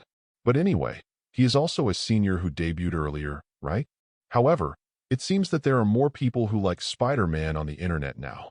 In contrast, Spider-Woman, who hasn't appeared in a few days, is already not as good as before. On the one hand, it is because of Gwen's passive business. On the other hand, it is also related to the negative comments she made on the internet before. Those comments made many people become fans of Spider-Woman. And now there's a Spider-Man. There is no harm without comparison. Compared to the hard-working Spider-Man, Gwen, the Spider-Woman, is really Buddhist. Fighting crime is not aggressive at all. But Gwen has figured it out since Roddy's enlightenment last time. At this moment, apart from being a little envious of Spider-Man's rapid rise in popularity, I have no other ideas, let alone change my Buddhist style because of this. She is a superhero driven by interest. When I am not interested, I will not go to work, thought Gwen. Yeah, Spider-Man's popularity is really high. Roddy nodded. But the higher you stand, the harder you fall, just like the previous Spider-Woman. If he fails to do anything well, he may be criticized by those people on the internet at any time. Gwen nodded in agreement. She thought so too. Those people on the internet seemed to like to make a big fuss by staring at what they superhero didn't do well. She was too. The current Spider-Man may encounter this situation in the future. But relative netizens are also forgetful. No, Gwen hasn't appeared as Spider-Woman for several days, and now the negative comments about her on the internet are almost gone. Instead, some netizens began to express that they missed the days when Spider-Woman was around. This made Gwen feel that these people were really strange. Especially some of them are the people who scolded her online before. Now he says he misses her again? Really convinced. Roddy, which one do you think is better, Spider-Man or Spider-Woman? Gwen asked the question out of the blue. If someone else asked, Roddy would definitely evaluate it objectively and then give an answer. But now the one asking that question is Gwen. That's Spider-Woman herself. Roddy is not stupid. It is impossible to say that Spider-Man is more powerful than Spider-Woman in front of Gwen. Probably Spider-Woman. Roddy said, "Look, that Spider-Man was obviously very immature when he took the shot. I guess he must be young. You can actually hear it from the voice, and the voice is not fully developed. And in terms of expressiveness, Spider-Woman has easily lifted a van, and this Spider-Man is almost meaningless in comparison." Roddy demonstrated his point of view from several aspects, and Gwen on the side also nodded constantly, agreeing very much. Yes, Spider-Woman must be stronger than Spider-Man. Gwen nodded. Gwen, I didn't expect you to be a fan of Spider-Woman. Roddy looked surprised. This made Gwen very happy. He could barely resist telling Roddy that he was Spider-Woman. Still, she held back. Yeah, I'm a girl. Isn't it normal to like Spider-Woman? Gwen said with a smile. Really? Then let me tell you a secret. I actually know Spider-Woman. Seeing Gwen's appearance, Roddy knew that she must be secretly laughing. So he listened to her and whispered something in Gwen's ear. Roddy, do you really know Spider-Woman? Gwen feigned surprise. It is said that women are born actors, and Roddy feels that this sentence is not wrong at all. No, the Gwen in front of her is very good at acting. If he hadn't known it in advance, Roddy might not have been able to see that Gwen was acting. All I can say is, the acting is outstanding. Yeah, I did her a little favor once. Roddy said. Gwen thought to herself, it was not just a little favor. It was you who helped me out of my confused life. Chapter 41. Late at night, a black shadow climbed over the outer wall of a hospital and landed on the lawn inside the hospital. Luke Kai-Ki was perfectly integrated into the darkness, except for a pair of black and white eyes, scanning around vigilantly. After confirming that there was no danger, Luke Kai-Ki quickly ran towards the hospital. Luke Kai-Ki came to the hospital secretly at night. Of course, Luke Kai-Ki didn't come to see a doctor. In fact, Luke Kai-Ki has been eyeing this hospital for 2 or 3 days. Before he heard from Peter Parker that the Osborn Group was researching genetic spiders, he wondered if he should investigate the Osborn Group, in case they're doing some evil human experimentation or something. After a few days of hesitation, Luke Kai-Ki still couldn't convince himself not to take care of this matter. So he began to monitor the Osborn Group, tracking some of the top executives of the Osborn Group. Finally, just 3 days ago, he found out what kind of mysterious experiment the Osborn Group was doing, and he found this hospital by following the clues. On the surface, the hospital is a serious hospital, but the biggest investor in this hospital is the Osborn Group. It is not an exaggeration to say that it is the private property of the Osborn Group.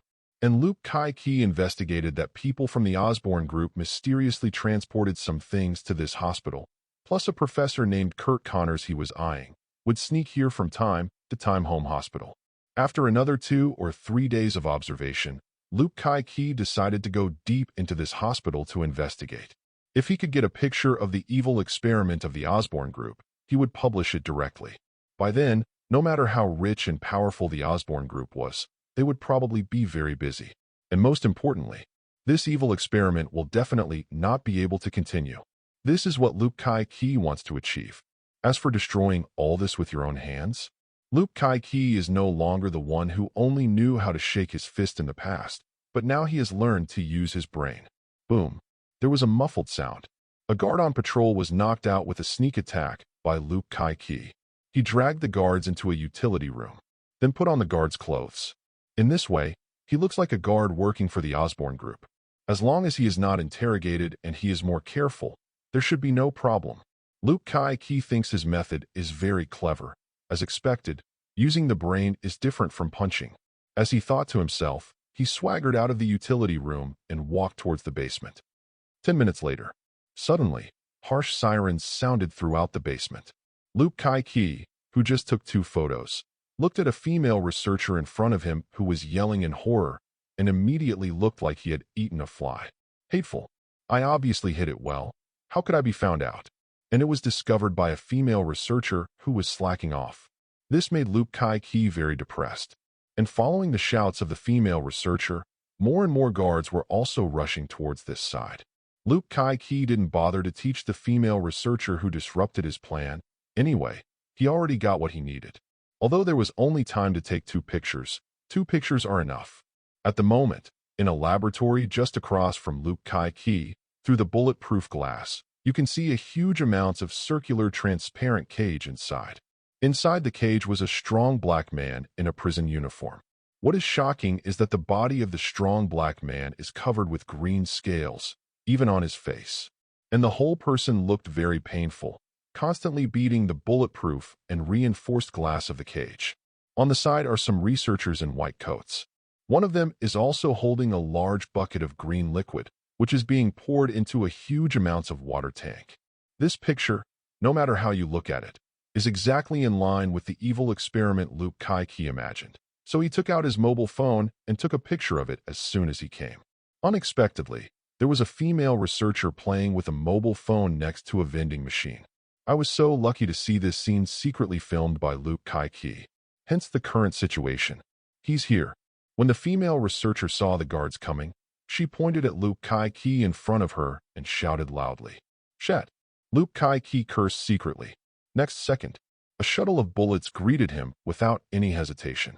Bullets jingled on the surface of Luke Kai-Ki's body. His clothes were torn, but his body was fine.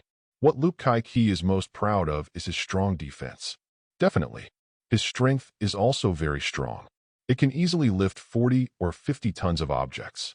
If you hit someone with your fist, if you don't use this little force, you can directly blow him up on the spot. Luke Kai-Ki generally doesn't do that though. Because the scene was so bloody, it made him look like some kind of evil villain. Come! Luke Kai-Ki roared and rushed forward. Directly against the hail of bullets on the opposite side, he rushed to the front of these guards. Boom. There was a muffled sound. How could the guards in front of them stop Luke Kai-Ki, who was like a bull? The person who was hit on the spot was thrown off his feet. Luke Kai-Ki was fine for a while, but the guards were injured one by one. And Luke Kai-Ki didn't bother to fight, just ran away from the people who were in front of him. The most important thing for him now is to leave here and publish the photos he took. As for killing enemies, he is not a lunatic who likes to kill. The guards just now were only injured, none of them died. Go away. Get out of the way. Luke Kai-Ki strode forward. His speed is faster than ordinary people, but his speed is limited. Therefore, those guards quickly blocked his way, and more pursuers came behind him. Roaring, Luke Kai-Ki rushed up like a mad cow and tried to repeat the same trick, knocking all the guards away, and then broke out. But at this moment, the group of guards on the opposite side suddenly took out some strangely shaped firearms. Luke Kai-Ki had never seen these guns before, but when he saw the blue light in the barrel, as if there was energy flowing in it, he guessed that these guns must be not simple. Next second, it seems to be to confirm Luke Kai-Ki's feeling in general. With more than a dozen blue energy beams blasting out, Luke Kai-Ki was instantly blown away. Chapter 42. Boom. Luke Kai-Ki shattered a bulletproof glass behind him in an instant, and countless glass fragments were flying in all directions, and Luke Kai-Ki himself felt a buzzing sound in his ears, as if he lost control of his body, can't get up. Catch it. At this time, a large number of guards felt that a captain directly ordered Luke Kai-ki to be arrested. Captain, is this guy an experimental subject in the laboratory? His body can block bullets, and even an energy gun can't hurt him. A guard member looked at Luke Kai-ki on the ground in surprise and said, although Luke Kai-ki was stunned by the attack just now, it made him brain chaos for a while. Perhaps the energy beam unexpectedly did not actually hurt Luke Kai-ki's body. It just made him very painful. No, I don't know where this guy came from. The captain shook his head. Who knows where this guy came from? But it's definitely not the guy from their research. After all, the captain of the guard couldn't be more clear about what their secret laboratory is researching. Isn't it just using those lizard genes to transfer them to the human body?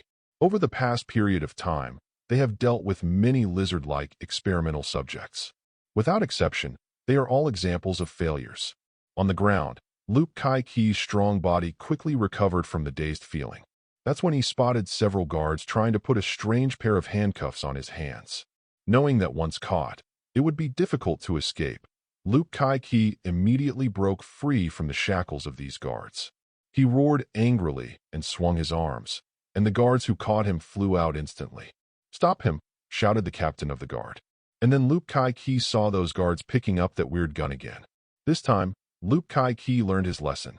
Knowing that this weapon was quite threatening to him, he no longer foolishly chose to resist, but chose to dodge for the first time. Boom, boom. Explosions kept ringing in the underground laboratory. Luke Kai-ki dodged around in embarrassment. At this moment, he wished that he could use his strength in exchange for faster speed. In this case, he would probably be able to easily escape the pursuit of these people. Fact: where did these weapons come from? Has the technology reached this level now?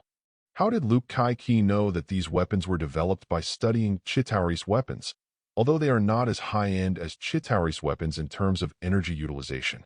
But the victory lies in its great power. Moreover, the attack speed of the beam is faster than the bullet, making it more difficult to dodge. If it weren't for the high cost, it would have been equipped in the army long ago. And now, also some special troops are equipped with such weapons. In addition, only rich and powerful existences like the Osborne group will equip their subordinates with some of these weapons. But not many. In this secret laboratory, there are a total of 15 such weapons. Now it's all out to Luke Kai-ki. Luke Kai-ki would feel honored if he found out, right? A few minutes later, a figure jumped out from the window through the broken glass. It was Luke Kai-ki who fled in embarrassment. Shat! Luke Kai-ki looked back and was almost blasted in the face by a blue energy beam. He was so scared that he turned around and ran away. Don't dare to make any stop anymore. Drive to chase. The chasing guard saw the target run away and immediately drove after him. Luke Kai-ki had just climbed over the wall of the hospital, and when he looked back, he found that the other party was chasing him in a car. Immediately, he had an unlucky expression on his face. Fake. I'll pick a small alley and see how you chase after me. Luke Kai-ki cursed angrily, then turned around and quickly rushed to the alley across the road. And the guards who just drove up to catch up didn't panic. Next second, more than a dozen motorcycles rushed to the front. The guard on the motorcycle fixed the energy gun on the specially prepared groove on the front of the car, and then pushed the accelerator hard to catch up. Whoosh, boom, whoosh, boom. The blue energy beam constantly bombarded Luke Kai-ki, who was fleeing ahead. Luke Kai-ki, who had just run into the alley, was hit by a beam of energy on the back, and instantly he staggered and fell to the ground. I hit it. A guard yelled excitedly, but in the next second, Luke Kai-ki got up again and continued to run forward. And this time he learned his lesson again.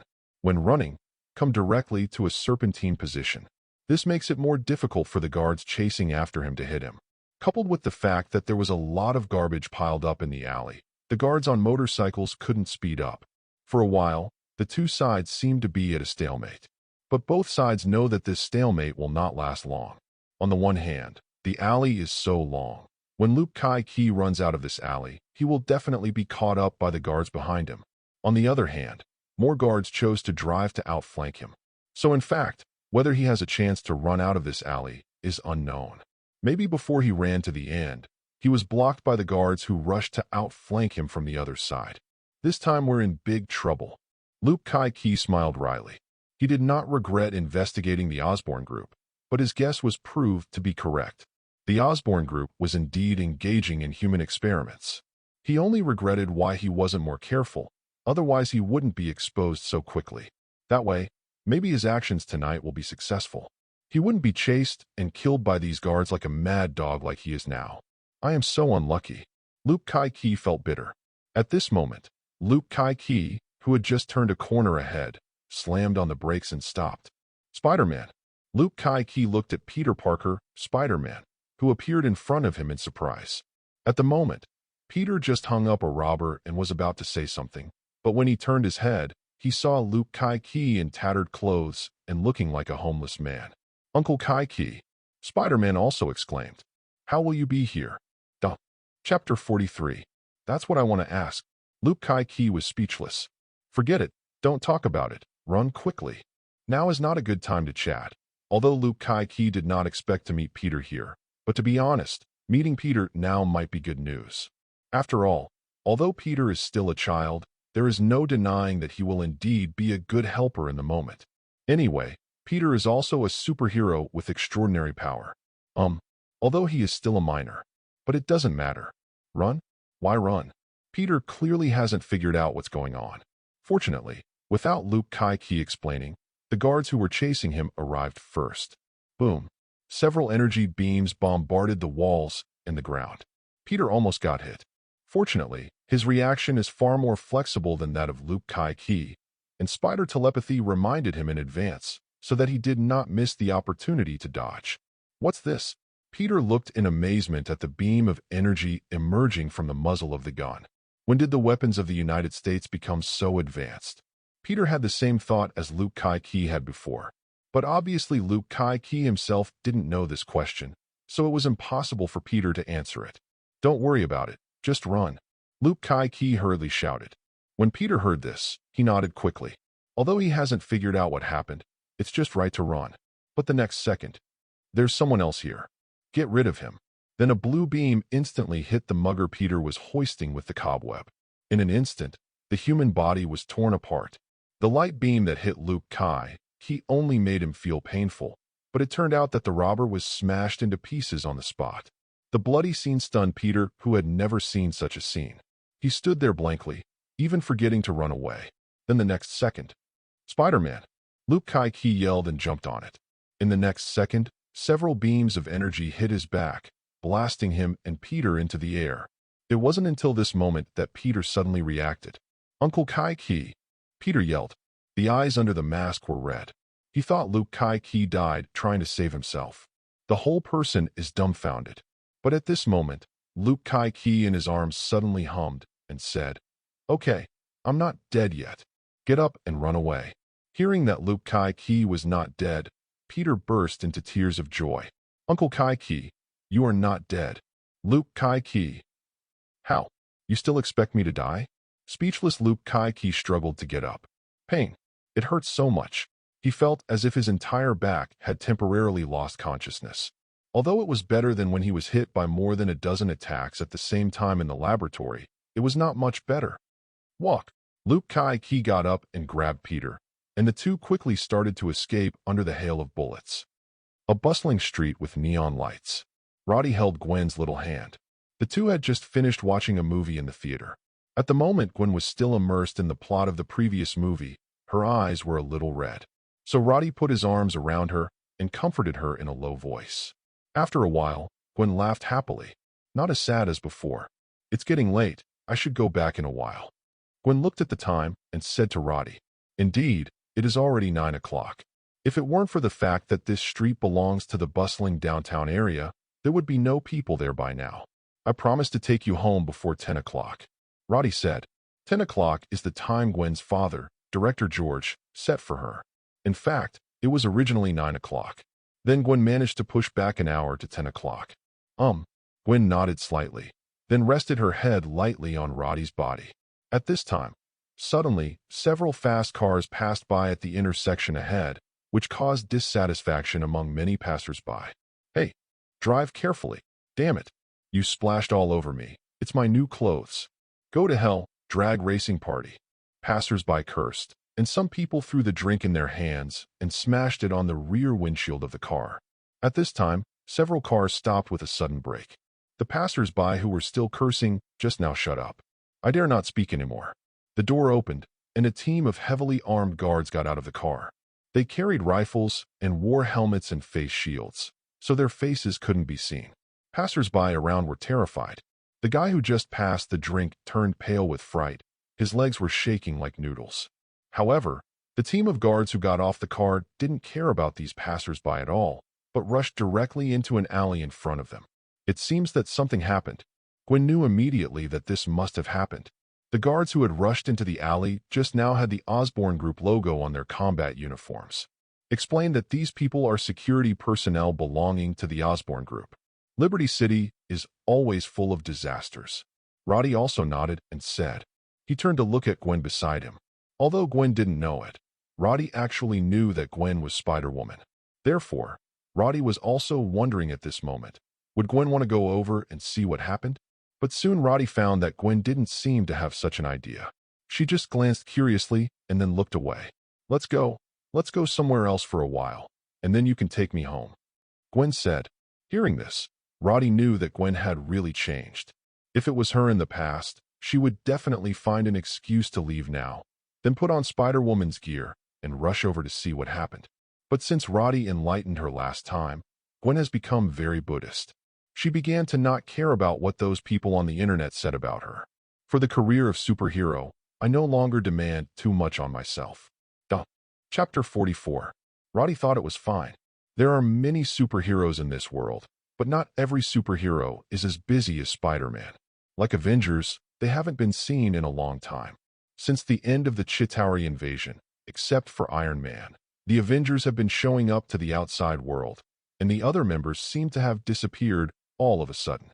Definitely, Roddy knew the other Avengers weren't gone. Instead, they are doing other things. For example, Natasha Romanoff and Hawkeye Barton, a pair of elite agents, have been performing various tasks arranged by S.H.I.E.L.D.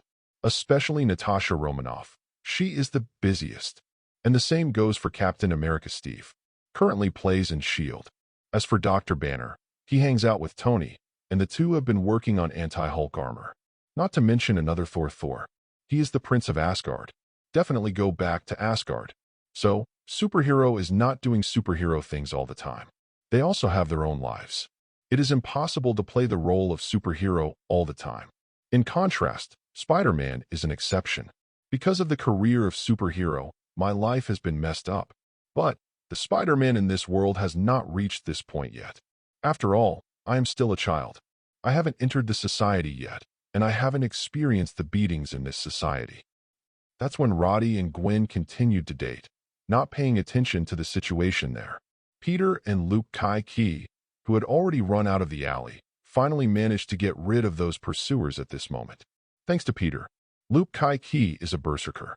You let him charge, and he's good at it. But if you let him escape and get rid of the pursuers, then it is not his field of expertise. Therefore, if it wasn't for Peter this time, Luke Kai-Ki would definitely be arrested tonight. When the time comes, the result can be imagined. Finally got rid of those guys. Peter landed on the ground with Luke Kai-Ki. He looked back and found that the pursuers could no longer be seen, so he was relieved. Uncle Kai-Ki, who are those people? Why are they chasing you? After escaping from the pursuit, Peter couldn't help asking curiously. And when it comes to those chasing soldiers, Peter feels very uncomfortable. He thought again of the mugger who had been smashed to pieces.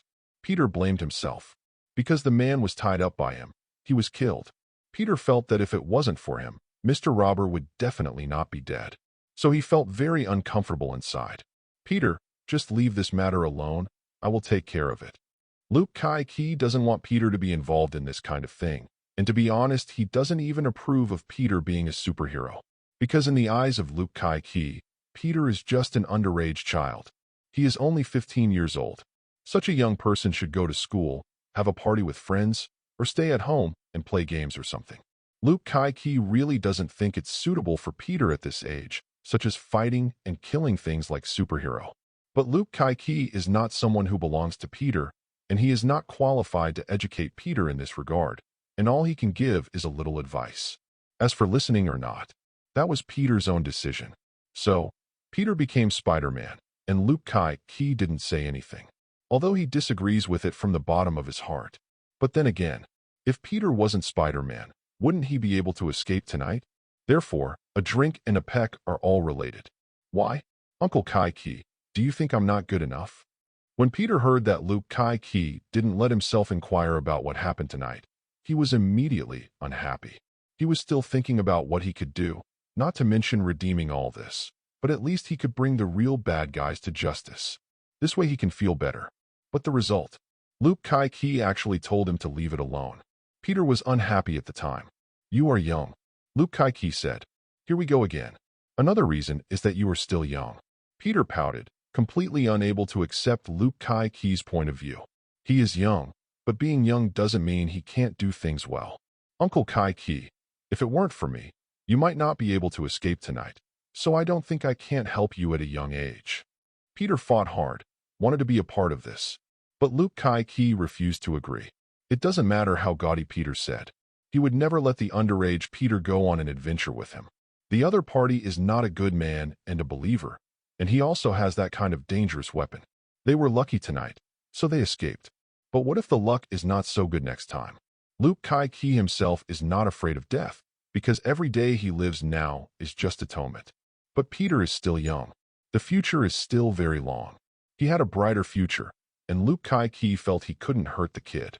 Ultimately, Peter wasn't able to convince Luke Kai-Key to let him in on the action either. But despite this, Peter still decided to secretly follow Uncle Kai-Key. So even if Uncle Kai-Key refused to allow himself to participate, it would be useless. Thinking of this, Peter couldn't help but praise himself for his wit. In the study, Harry put down the syringe in his hand, with a pained expression on his face, as if there was a little mouse scurrying under his neck with blue veins. It took more than a minute for this situation to disappear, and Harry let out a long sigh of relief. We must speed up the research. The effect of this drug is getting worse and worse. Harry glanced at the syringe on the table and couldn't help frowning. At this time, his phone on the table rang. Harry picked it up to answer. After a while, "What did you say?" Harry stood up abruptly and shouted, "Is there something wrong in the lab?" Harry was slightly relieved when he heard that the laboratory was fine. But even so, the anger in Harry's heart couldn't be stopped burning. "What are you doing to eat?" Someone broke in, and the key point is that someone ran away. Harry growled at the person on the other end of the phone. He couldn't help being angry, because Professor Connor's research was the key to his cure of his genetic disease. Harry would absolutely go crazy if the experiment went bankrupt because someone broke in. "We must find this person. I want to know who sent him," Harry said angrily. The person on the other end of the phone also responded repeatedly, and then the phone was hung up by Harry. Putting down the phone, Harry still had an angry look on his face. Who will it be? He considered possible suspects. Chapter 45. But it never occurred to Harry that the people he suspected were not involved in tonight's events at all. The real intruder is actually just Luke Kai-Key, who accidentally heard that the Osborn group is doing genetic research, so he couldn't help but start investigating. And Harry had never heard of Luke Kai-Key at all, so naturally he never thought that the intruder tonight would be him. He thought it was some organization coveting the research results of their Osborn group. The next day, Roddy woke up from a deep sleep and felt something warm scraping his face.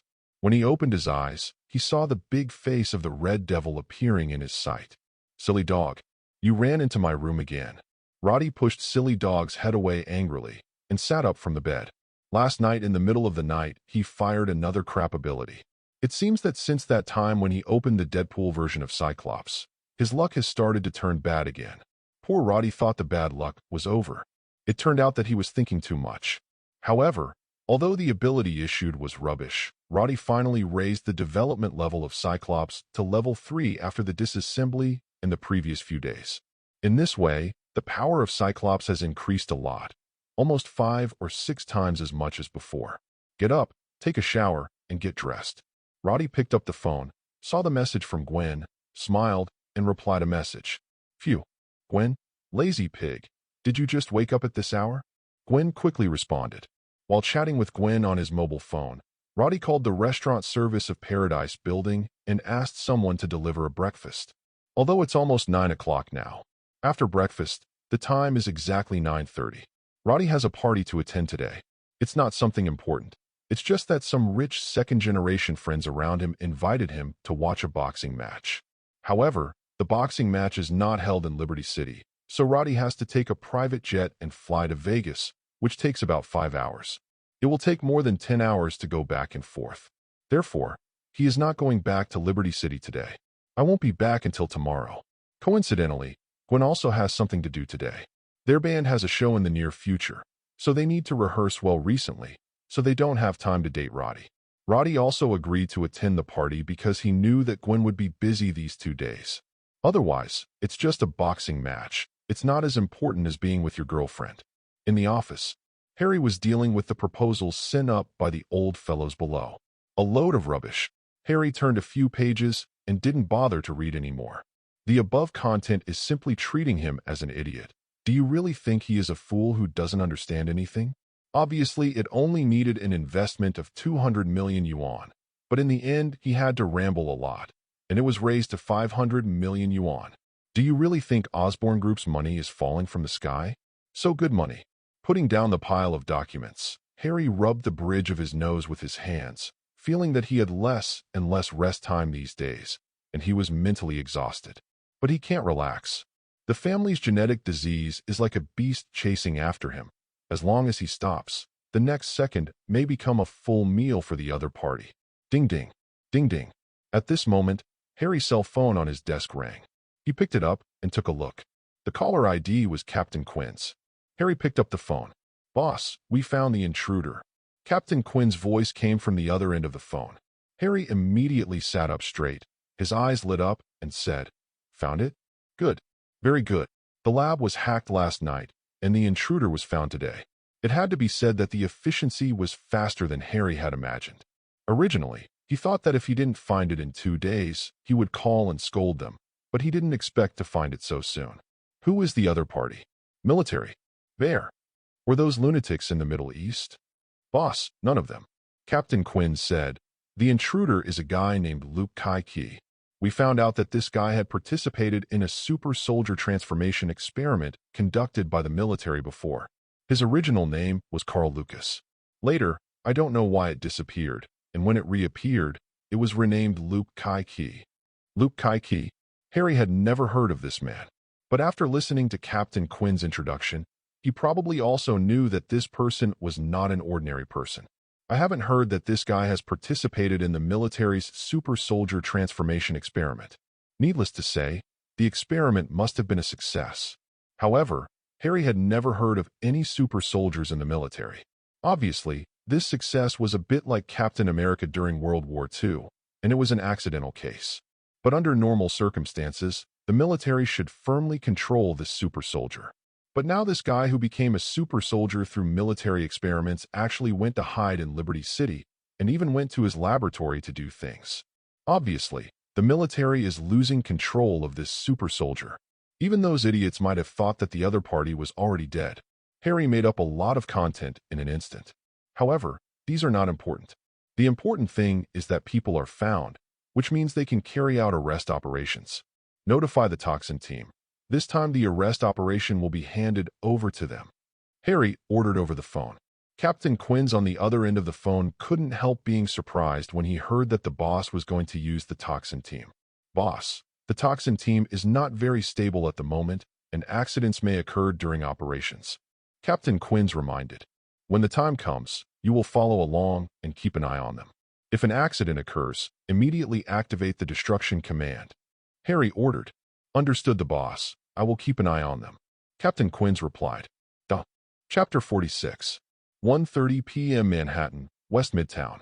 This area was originally called the Linton area, but due to some undisclosed reasons, people have become more accustomed to calling it Hell's Kitchen over time. This is a sanctuary for criminals. It is a place where the light of justice does not reach. It's here, even in broad daylight. Any crime may happen, and the police will never arrive within half an hour. Here, even the local police station in West Midtown dare not intervene. There will never be a police car to patrol here, and there will never be less than 5 police officers who dare to step into this area. This is the most chaotic place in Liberty City.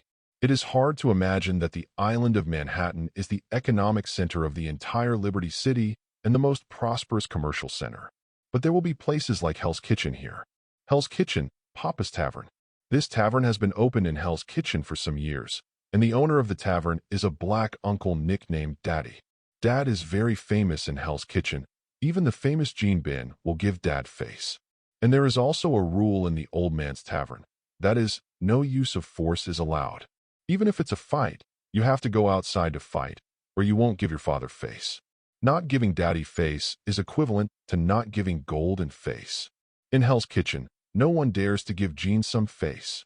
Ever since this lunatic strangled his wife and children to death, everyone here knew that Gene Bing was insane. Although Gene Bin in the past was ruthless, he was still not a truly ruthless person. But since the death of his wife and children, Gene Bin has completely become a cold-blooded tyrant. In Hell's Kitchen, and even the entire underground world of Liberty City, Gene Bin is a well-deserved king.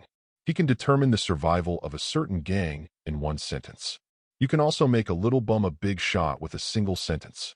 Some people called Gene Bin the underground emperor of Liberty City. There is nothing wrong with this sentence. In Liberty City, even the official department of the United States has to give gold and save face. It is conceivable how powerful Gene Bing is. Gene with such a status acquiesced behind his back, so naturally no one would dare to break the rules of the old man's tavern. No matter how arrogant and domineering the little gangster is outside, he has to obediently say hello to his father when he gets here. And here is where Luke Kai-Ki works. Super soldiers also want to make money to support themselves. Luke Kai-Ki is not a rich man. Before he became a super soldier, he was also a gangster, so he is very familiar with the rules here in Hell's Kitchen. And can a person like him who forged his real identity really find a decent job? Those bosses would never want someone like him. Even if you want it, it will squeeze your labor and wages like crazy. But not Papa's. Luke Kai-Ki can be treated with basic respect here, and can also get a standard salary. Neither be exploited nor discriminated against. So Luke Kai-Ki has been working here for a while since he came back to live in Liberty City. Serve as a bartender in a tavern. Yes, Luke Kai-Ki can also mix. Although there is no serious experience, the guests here are not the kind of rich people who play tricks. Everyone comes here to drink because of the atmosphere, not how delicious the wine here is. Definitely, cheap price may also be a reason. For Luke Kai-Ki, he is very satisfied with his current life. Although he didn't earn much, at least there was no trouble coming to his door.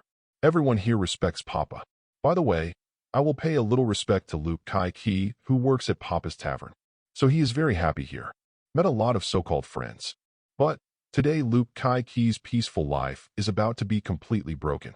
With the sound of several sudden breaks came from outside the tavern. 5 black SUVs parked on the road in front of the tavern, directly blocking the entire road. The movement outside quickly attracted the attention of these guests in the tavern. How many good people live in Hell's Kitchen? Here, 99% are extremely vicious people. The remaining 1% are those who are forced to live here. Obviously, among the guests in the tavern today, there is no such person. Therefore, when they saw a group of guys who were clearly ill-intentioned getting out of the car, almost all of them subconsciously took out their weapons and prepared silently. Although Papa's Tavern has a rule that no use of force is allowed, the group in front of him doesn't look like people from Hell's Kitchen. It's a bit like those lackeys raised by the rich. Jingling. The door of the tavern was pushed open. Quinns led someone in from outside the tavern. These people behind him are all members of the Osborne group, or the Toxin Squad secretly cultivated by the deceased Roman Osborne. There are a total of 18 members in the Toxin team. Each of them has undergone brutal experimental transformation, which makes each of them a terrifying killing machine. Physically, every member of Toxin Squad is comparable to Captain America in World War II. And they don't have any feelings, they just follow instructions. Kind of like the Winter Soldier. But unlike Captain America and the Winter Soldier, Toxin Squad is all monsters. The monsters referred to here do not mean that they are very powerful, but literally, due to the cruel and imperfect experimental transformation of the members of the Toxin team, each of them has become neither human nor ghost. Therefore, each of them wears a special mask on their face. This is not for being cool, but their faces are really invisible. Not just faces, but their bodies as well. Do you know what Deadpool looks like? The members of these toxin squads can only be more terrifying than Deadpool's appearance. And they are short-lived. Theoretically speaking, each member of the toxin team can only live for about 1 to 3 years after the experiment is successful. After exceeding, their body genes will completely collapse, and then the whole body will turn into a puddle of pus. The kind of death without a whole body. It's so miserable. Chapter 47. Fortunately, the toxin team can delay their lifespan by freezing them. So when not in use, it can be frozen directly. This ensures long-term use. But the brainwashing ability of the Osborn group is still not as good as Hydra. After all, Hydra is an expert in this area, while the Osborn group is at best an amateur. That's why Quinn said that the toxin team was still unstable. It is for this reason. At the moment, Queens who pushed the door and came in also glanced at these people in the tavern. The famous Hell's Kitchen. He definitely heard about it. But who is he, Quince? The captain of the guard team secretly trained by the Osborn group, who once served as an instructor of a special force in the United States, is proficient in fighting, firearms, tactical layout, and other fields. Be a real top fighter. Although the physical fitness is not as good as the members of the toxin team behind him. But under the same conditions, he can beat 2 or 3 of them by himself. When Luke Kai-Ki invaded their lab last night, if it wasn't for this guy being indestructible and fuckingly powerful, Quinns alone would have taught him how to behave. Today, Quinns did not come alone. He brought a whole team of toxins, and I can't believe that Luke Kai-Ki got away with it. Luke Kai-Ki, or should I call you Carl Lucas? Queen's eyes fell on Luke Kai-Ki behind the bar. His eyes were cold and filled with resentment.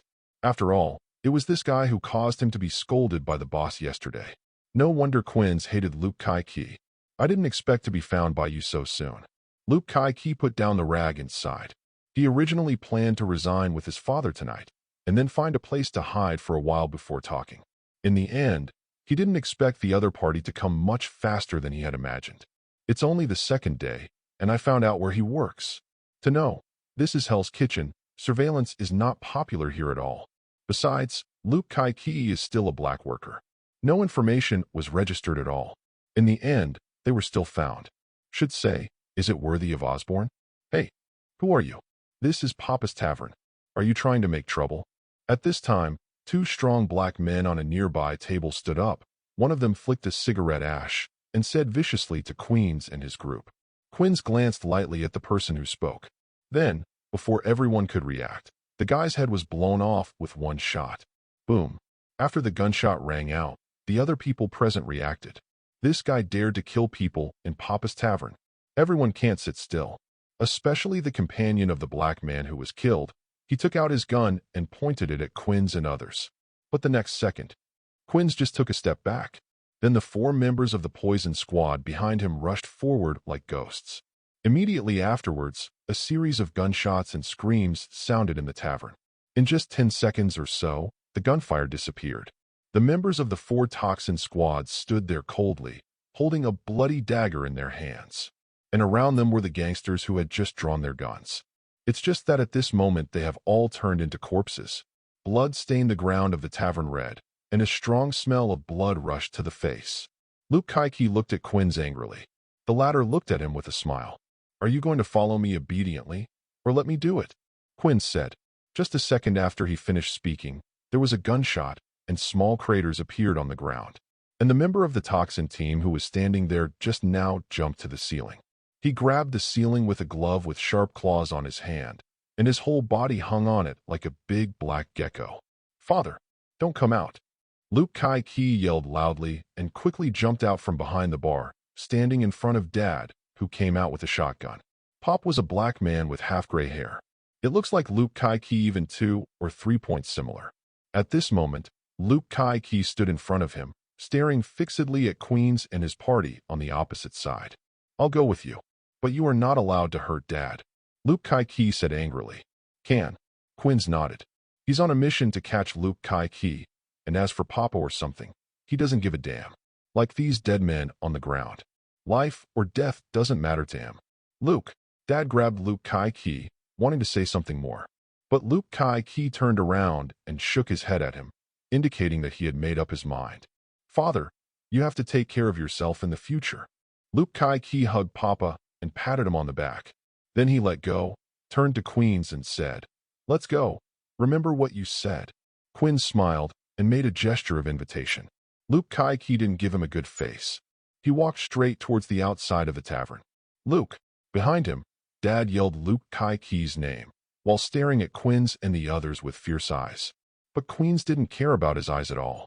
As for the few members of the Toxin team, they don't care much. They don't have their own consciousness at all. They are purely machines that follow instructions. Chapter 48. Outside the tavern, Luke Kai-Ki was escorted into a car. He was handcuffed with special handcuffs. Even a powerful super soldier like him couldn't break free for a while. And as long as he wants to break free, the two members of the Toxin team sitting on both sides of him will teach him a lesson. "Drive, go back." Queens, who was sitting in the co-pilot, ordered. To be honest, today's action is far easier than he imagined. Although he had expected the Toxin team to be dispatched before, he would definitely be able to catch the target of Luke Kai-Ki. But I didn't expect the whole process to be so easy. It even made him feel like he wasn't having fun. Queens also didn't expect that this Luke Kai-Ki would have such a deep relationship with that old man named Daddy that he was willing to be arrested for each other. How stupid, Queens thought to himself. The car started and slowly drove towards the direction of leaving Hell's Kitchen. While at the same time, on the roofs of buildings on both sides of the road, Peter is wearing a spider battlesuit and looking at the 5 cars driving below. "Uncle Kai-Ki has been arrested. I have to save him." Peter took a deep breath, followed by flicking his hands, and instantly shot 2 beams of cobweb from the small device on his wrist. The projected cobweb stuck directly to the roof of a car moving below. Peter pulled his hands hard, and then he jumped up high. Boom! With a loud bang, Peter, who was pulled down by the pulling force, directly penetrated the roof and entered the car. "Uncle Kai-Ki, I'm here to save you," Peter yelled, and quickly hit the enemy next to him with both hands. Bang, bang, bang. The car kept shaking, and soon it rolled over. And Peter in the car also grabbed Luke Kai-Ki, kicked open a car door, and ran out with him.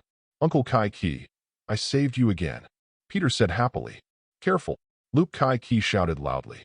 And Peter seemed to have discovered the enemy's sneak attack a long time ago, and avoided the dagger attack of a member of the Toxin team behind him without looking back. "Wow, you still have a dagger," Peter screamed, and started fighting with the other party. And Luke Kai-Ki at the side saw it, and immediately began to break free from the special pair of handcuffs on his hands. More and more members of the Toxin team rushed forward. Without saying a word, they took out their daggers or waved their claws and killed Peter. "Are there that many of you?" While dodging the opponent's attack flexibly, Peter still didn't forget to complain about the fact that there were too many people bullying the other side, and he didn't talk about martial arts. On the other side, Luke Kai-Ki, who struggled hard for a while, finally broke free from the pair of handcuffs on his hands. Although the 2 handcuffs were still on his hands, they no longer affected him. "Spider-Man, I'll help you." Luke Kai-Ki rushed up with a shout. Dozens of tons of power erupted, and Luke Kai-Ki punched a member of the Toxin squad. Boom, boom. With a loud bang, the member of the Toxin team directly slammed into the wall of a building opposite. On the other side of the broken wall was a living room of 1 room. The TV in the living room was on, and several black men smoking DM were staring at the members of the Poison Squad who fell into the living room. "Mommy fuck," Negroes swearing, and the member of the Toxin team who got up directly stabbed a black man in the neck with a knife without saying much. He shook his numb arm, then pulled out the dagger without saying a word, and walked towards the breach in the wall. The other blacks in the living room were shaking with fear. Although they are also out to mess around. When have you ever seen such a ruthless person who kills people so simply? Not to mention, the other party still broke through the wall and came in. As a result, the whole person looked as if nothing happened. "This is a monster, right?" Several black people turned around and ran away in fright. "How dare you continue to stay here?" On the road, the battle is still going on, and both sides are physically fit Superman. The surrounding buildings that are very strong for ordinary people are completely useless in front of these little Superman. Fragile as if made of foam. Especially Luke Kai-Ki, probably because he was angry that the other party just threatened him with his father's life. So this guy is playing very hard now. Grabbing a car parked by the side of the road with both hands, He directly threw the car at the members of the poison squad as if it were a weapon. It missed, but a hole was smashed out on the ground. Luke Kaiki is not letting up. Continue to swing up and smash. Almost like a little Hulk. The battle in Hell's Kitchen was too noisy, and the local media was soon alarmed. Then, soon the helicopters of several TV stations rushed to the sky above the scene. The host held a microphone and introduced the following battle situation to the camera lens. Although she didn't know what was going on at all, it was because one of the two sides in the battle had a superhero named Spider-Man. So the host wanted to definitely regard the other group of people fighting Spider-Man as criminals. Friends in the audience, what you are seeing now is the footage from the scene in the Clinton area. We can see that the superhero Spider-Man, who has been very active in Liberty City recently, is dealing with a group of criminals, and Spider-Man is surrounded by a helper. Oh my God, this man's strength is so great. He actually lifted a car. He actually used that car as a weapon. The exaggerated tone of the host explained the following battle situation emotionally. At the same time, a few streets away, Gwen, who had just finished a rehearsal and was resting, also saw the content of the news report. Do you want to go and have a look? Looking at the live broadcast on the mobile phone, Gwen became interested. She hasn't put on a Spider-Woman battle suit for a while to go out and fight crime recently. Seeing the battle in the live broadcast at this moment, Gwen suddenly became interested. Then go and have a look. Gwen stood up, told her friend to go to the bathroom, and left the rehearsal room. A few minutes later, Gwen, who has changed into a spider battlesuit, also came to Hell's Kitchen. After a distance, she heard a loud roar coming from there. The fight was so intense. Gwen said inwardly, speeding up. Chapter 49. On the helicopter, the host of BBC TV is reporting excitedly. At this time, out of the corner of her eye, she suddenly caught a glimpse of a familiar figure appearing near the battlefield below. Oh my God! Look at who I found! The hostess shouted excitedly. That's Spider-Woman, who disappeared for a while, and she reappeared. The hostess seems to be a fan of Spider-Woman, and she was very excited after seeing Spider-Woman appear. I knew it was impossible for Spider-Woman to retire. The appearance of Spider-Woman this time definitely broke all the previous rumors that she has retired. Just as the hostess of the BBC on the helicopter was excitedly expressing her remarks, Gwen, who had already arrived on the battlefield below, also joined the battle directly. No way. She had just arrived when a member of Toxin Squad threw a handful of flying darts at her. My God, are you trying to kill me? Gwen turned around to dodge, then used the cobweb to stick the flying darts with a flick of his hand, and flicked back. The flying dart shot at the member of the Toxin team at a faster speed than when it came. Puff! The flying darts landed directly on his body. But this guy seemed to be okay. He didn't intend to stop at all. He rushed directly in front of Gwen and slashed at him quickly. Gwen dodged immediately, not letting the opponent succeed. At the same time, she shot the cobweb to stick to the wall above, and the whole person was lifted into the air instantly. And then the cobweb was disconnected, and she shot two cobwebs in the air again to stick to the member of the Toxin team. Boom! There was a muffled sound. The member of the Toxin team flew out directly, knocked away by Gwen's heavy blow. 5 or 6 ribs were broken on the spot. But even so, he still got up from the ground without saying a word. Even if one of his arms was broken, he would rush up and continue to attack Gwen. Doesn't this guy know pain? Gwen shot the cobweb to entangle the opponent and landed on the edge of the battlefield. Hey, what's going on here? She asked Peter not far away. Seeing the excitement on Spider-Woman's face, Peter was a little incoherent. To know, Spider-Woman is his idol after Iron Man. That, Spider-Woman, actually, I don't know too well. Peter scratched his head and said, Gwen, so what are you playing? Gwen was speechless, too lazy to ask the Spider-Man who knew nothing, turned around and flew to Luke Kaiki. Boom. A Toxin Squad member is knocked back by Gwen. Then she threw out a large piece of cobweb with both hands, directly sticking the member of the Toxin team, who fell on the ground, unable to move. Big man, what's the situation? You don't know anything, don't you? Gwen asked again. Luke Kaiki obviously also knows Spider-Woman, and knows that the other party is also a superhero. These people belong to the Osborn group. I found out that they were conducting human experiments secretly, so they came to me to silence them. Luke Kaiki explained it quickly.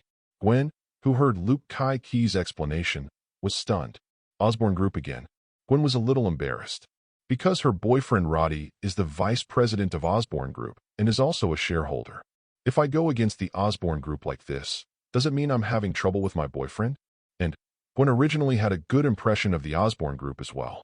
After all, she also practiced there. Professor Connors told her before that if she wanted to during the holidays, she could go there to continue her internship. Gwen also thought about continuing to pass during the holidays. But now, is there any misunderstanding here? Thought Gwen. In fact, human experiments are not all evil.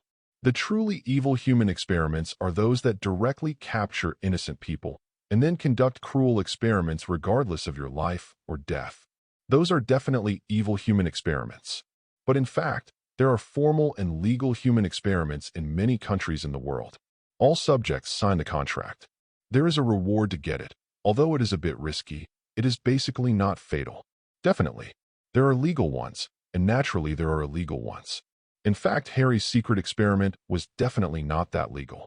First of all, there is a great fatal risk in their experiment, and this alone is actually illegal and compliant. But, can't stand it, this is the United States.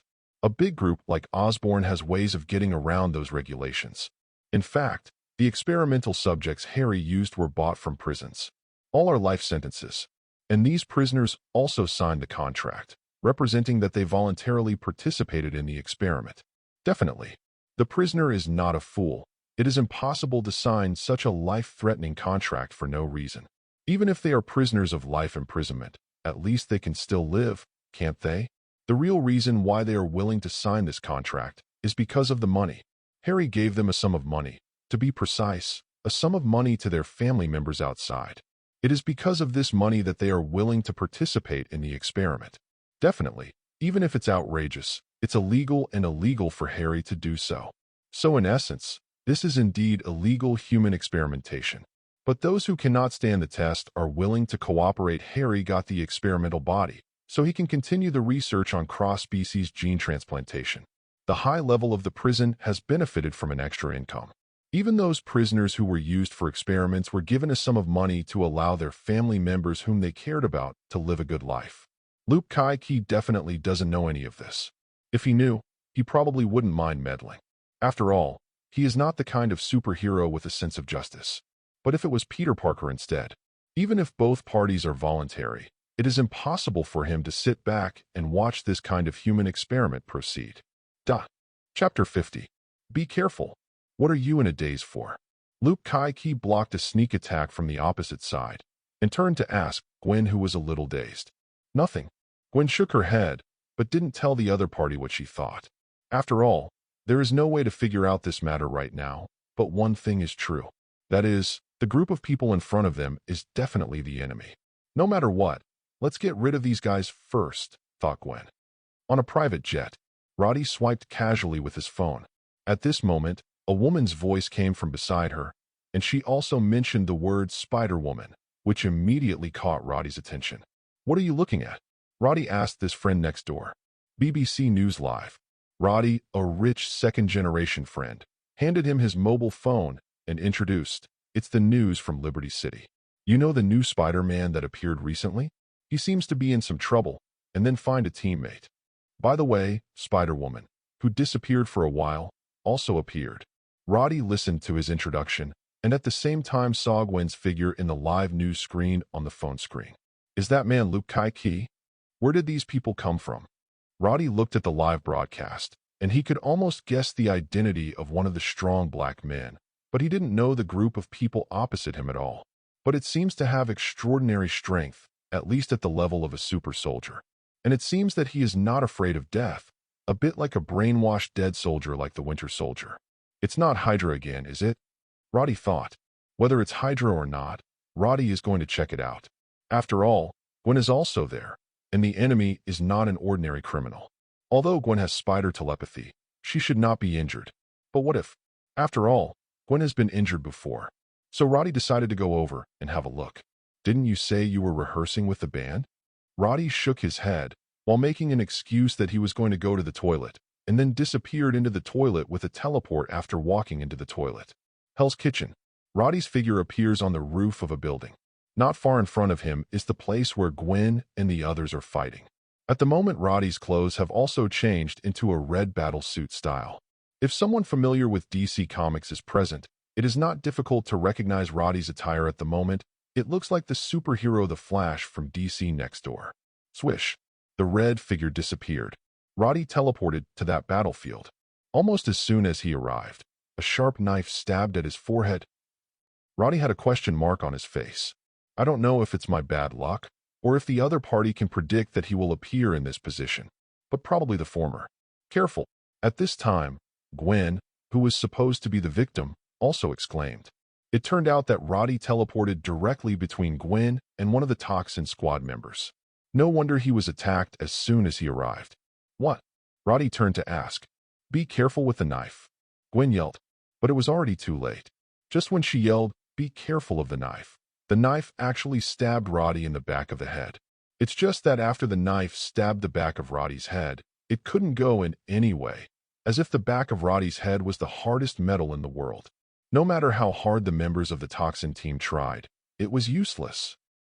Gwen stared blankly at Roddy, who turned his head to look at her, and her dumbfounded eyes slowly moved to the knife that was resting on the back of his head. Are you okay? Gwen couldn't help but ask. It's all right. Roddy shook his head, and the knife was grinding on the back of his head. It's almost a spark. Are you really okay? Gwen couldn't help asking again. Is there a problem? Roddy asked her. Gwen pointed behind him. As soon as Roddy turned his head, the member of the poison team stabbed him with a knife again. But this time Roddy just reached out. Bang! The member of the Toxin team flew out. Swish! Peter landed nearby. The Flash. He looked at Roddy and exclaimed, Hello, Spider-Man. The Flash Roddy greeted with a smile. Gwen.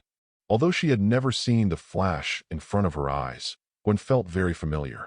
She recalled it, and suddenly remembered why she felt familiar with this guy. You're the Batman from last time. Gwen looked at Roddy and said, No, I'm the Flash. Roddy emphasized, Don't lie to me. You are the Batman from last time. Gwen wouldn't believe Roddy's nonsense. That's how this guy lied to her last time. He said he was Batman, but he directly used his teleportation ability to kill the two super ability criminals. God knows how Batman could teleport. So this guy is definitely not Batman. Definitely. It can't be the Flash either. Trust me, I really am the Flash. Roddy said, Don't believe me. I'll prove it to you. After speaking, Roddy disappeared in an instant and appeared again with a member of the Toxin team in his hands. The guy was still struggling, punching and kicking Roddy. It's a pity that all the kinetic energy was absorbed by Roddy. Roddy felt nothing at all. Look how fast I am. Roddy said, Oh my God. His speed is really fast. I didn't even see how he ran over. You are really the Flash. The innocent Peter believed Roddy's nonsense, exclaimed, and showed adoring eyes. And Gwen on the side had already seen through Roddy's tricks. High speed. Hurry up. That's obviously teleportation. Do you think I'm as dumb as this Spider-Man next to me? Hey, can the three of you come and help? At this time, Luke Kai-Ki suddenly shouted at the three of them. It turned out that while the three of them were talking, Luke Kai-Ki had been besieged by more than a dozen members of the Poison Squad.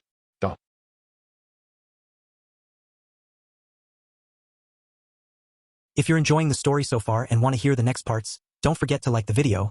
It really helps the channel grow. And if you'd like me to continue the series, drop a comment below letting me know. Your feedback and support keep these audiobooks going strong. Thanks for listening, and I'll see you in the next one.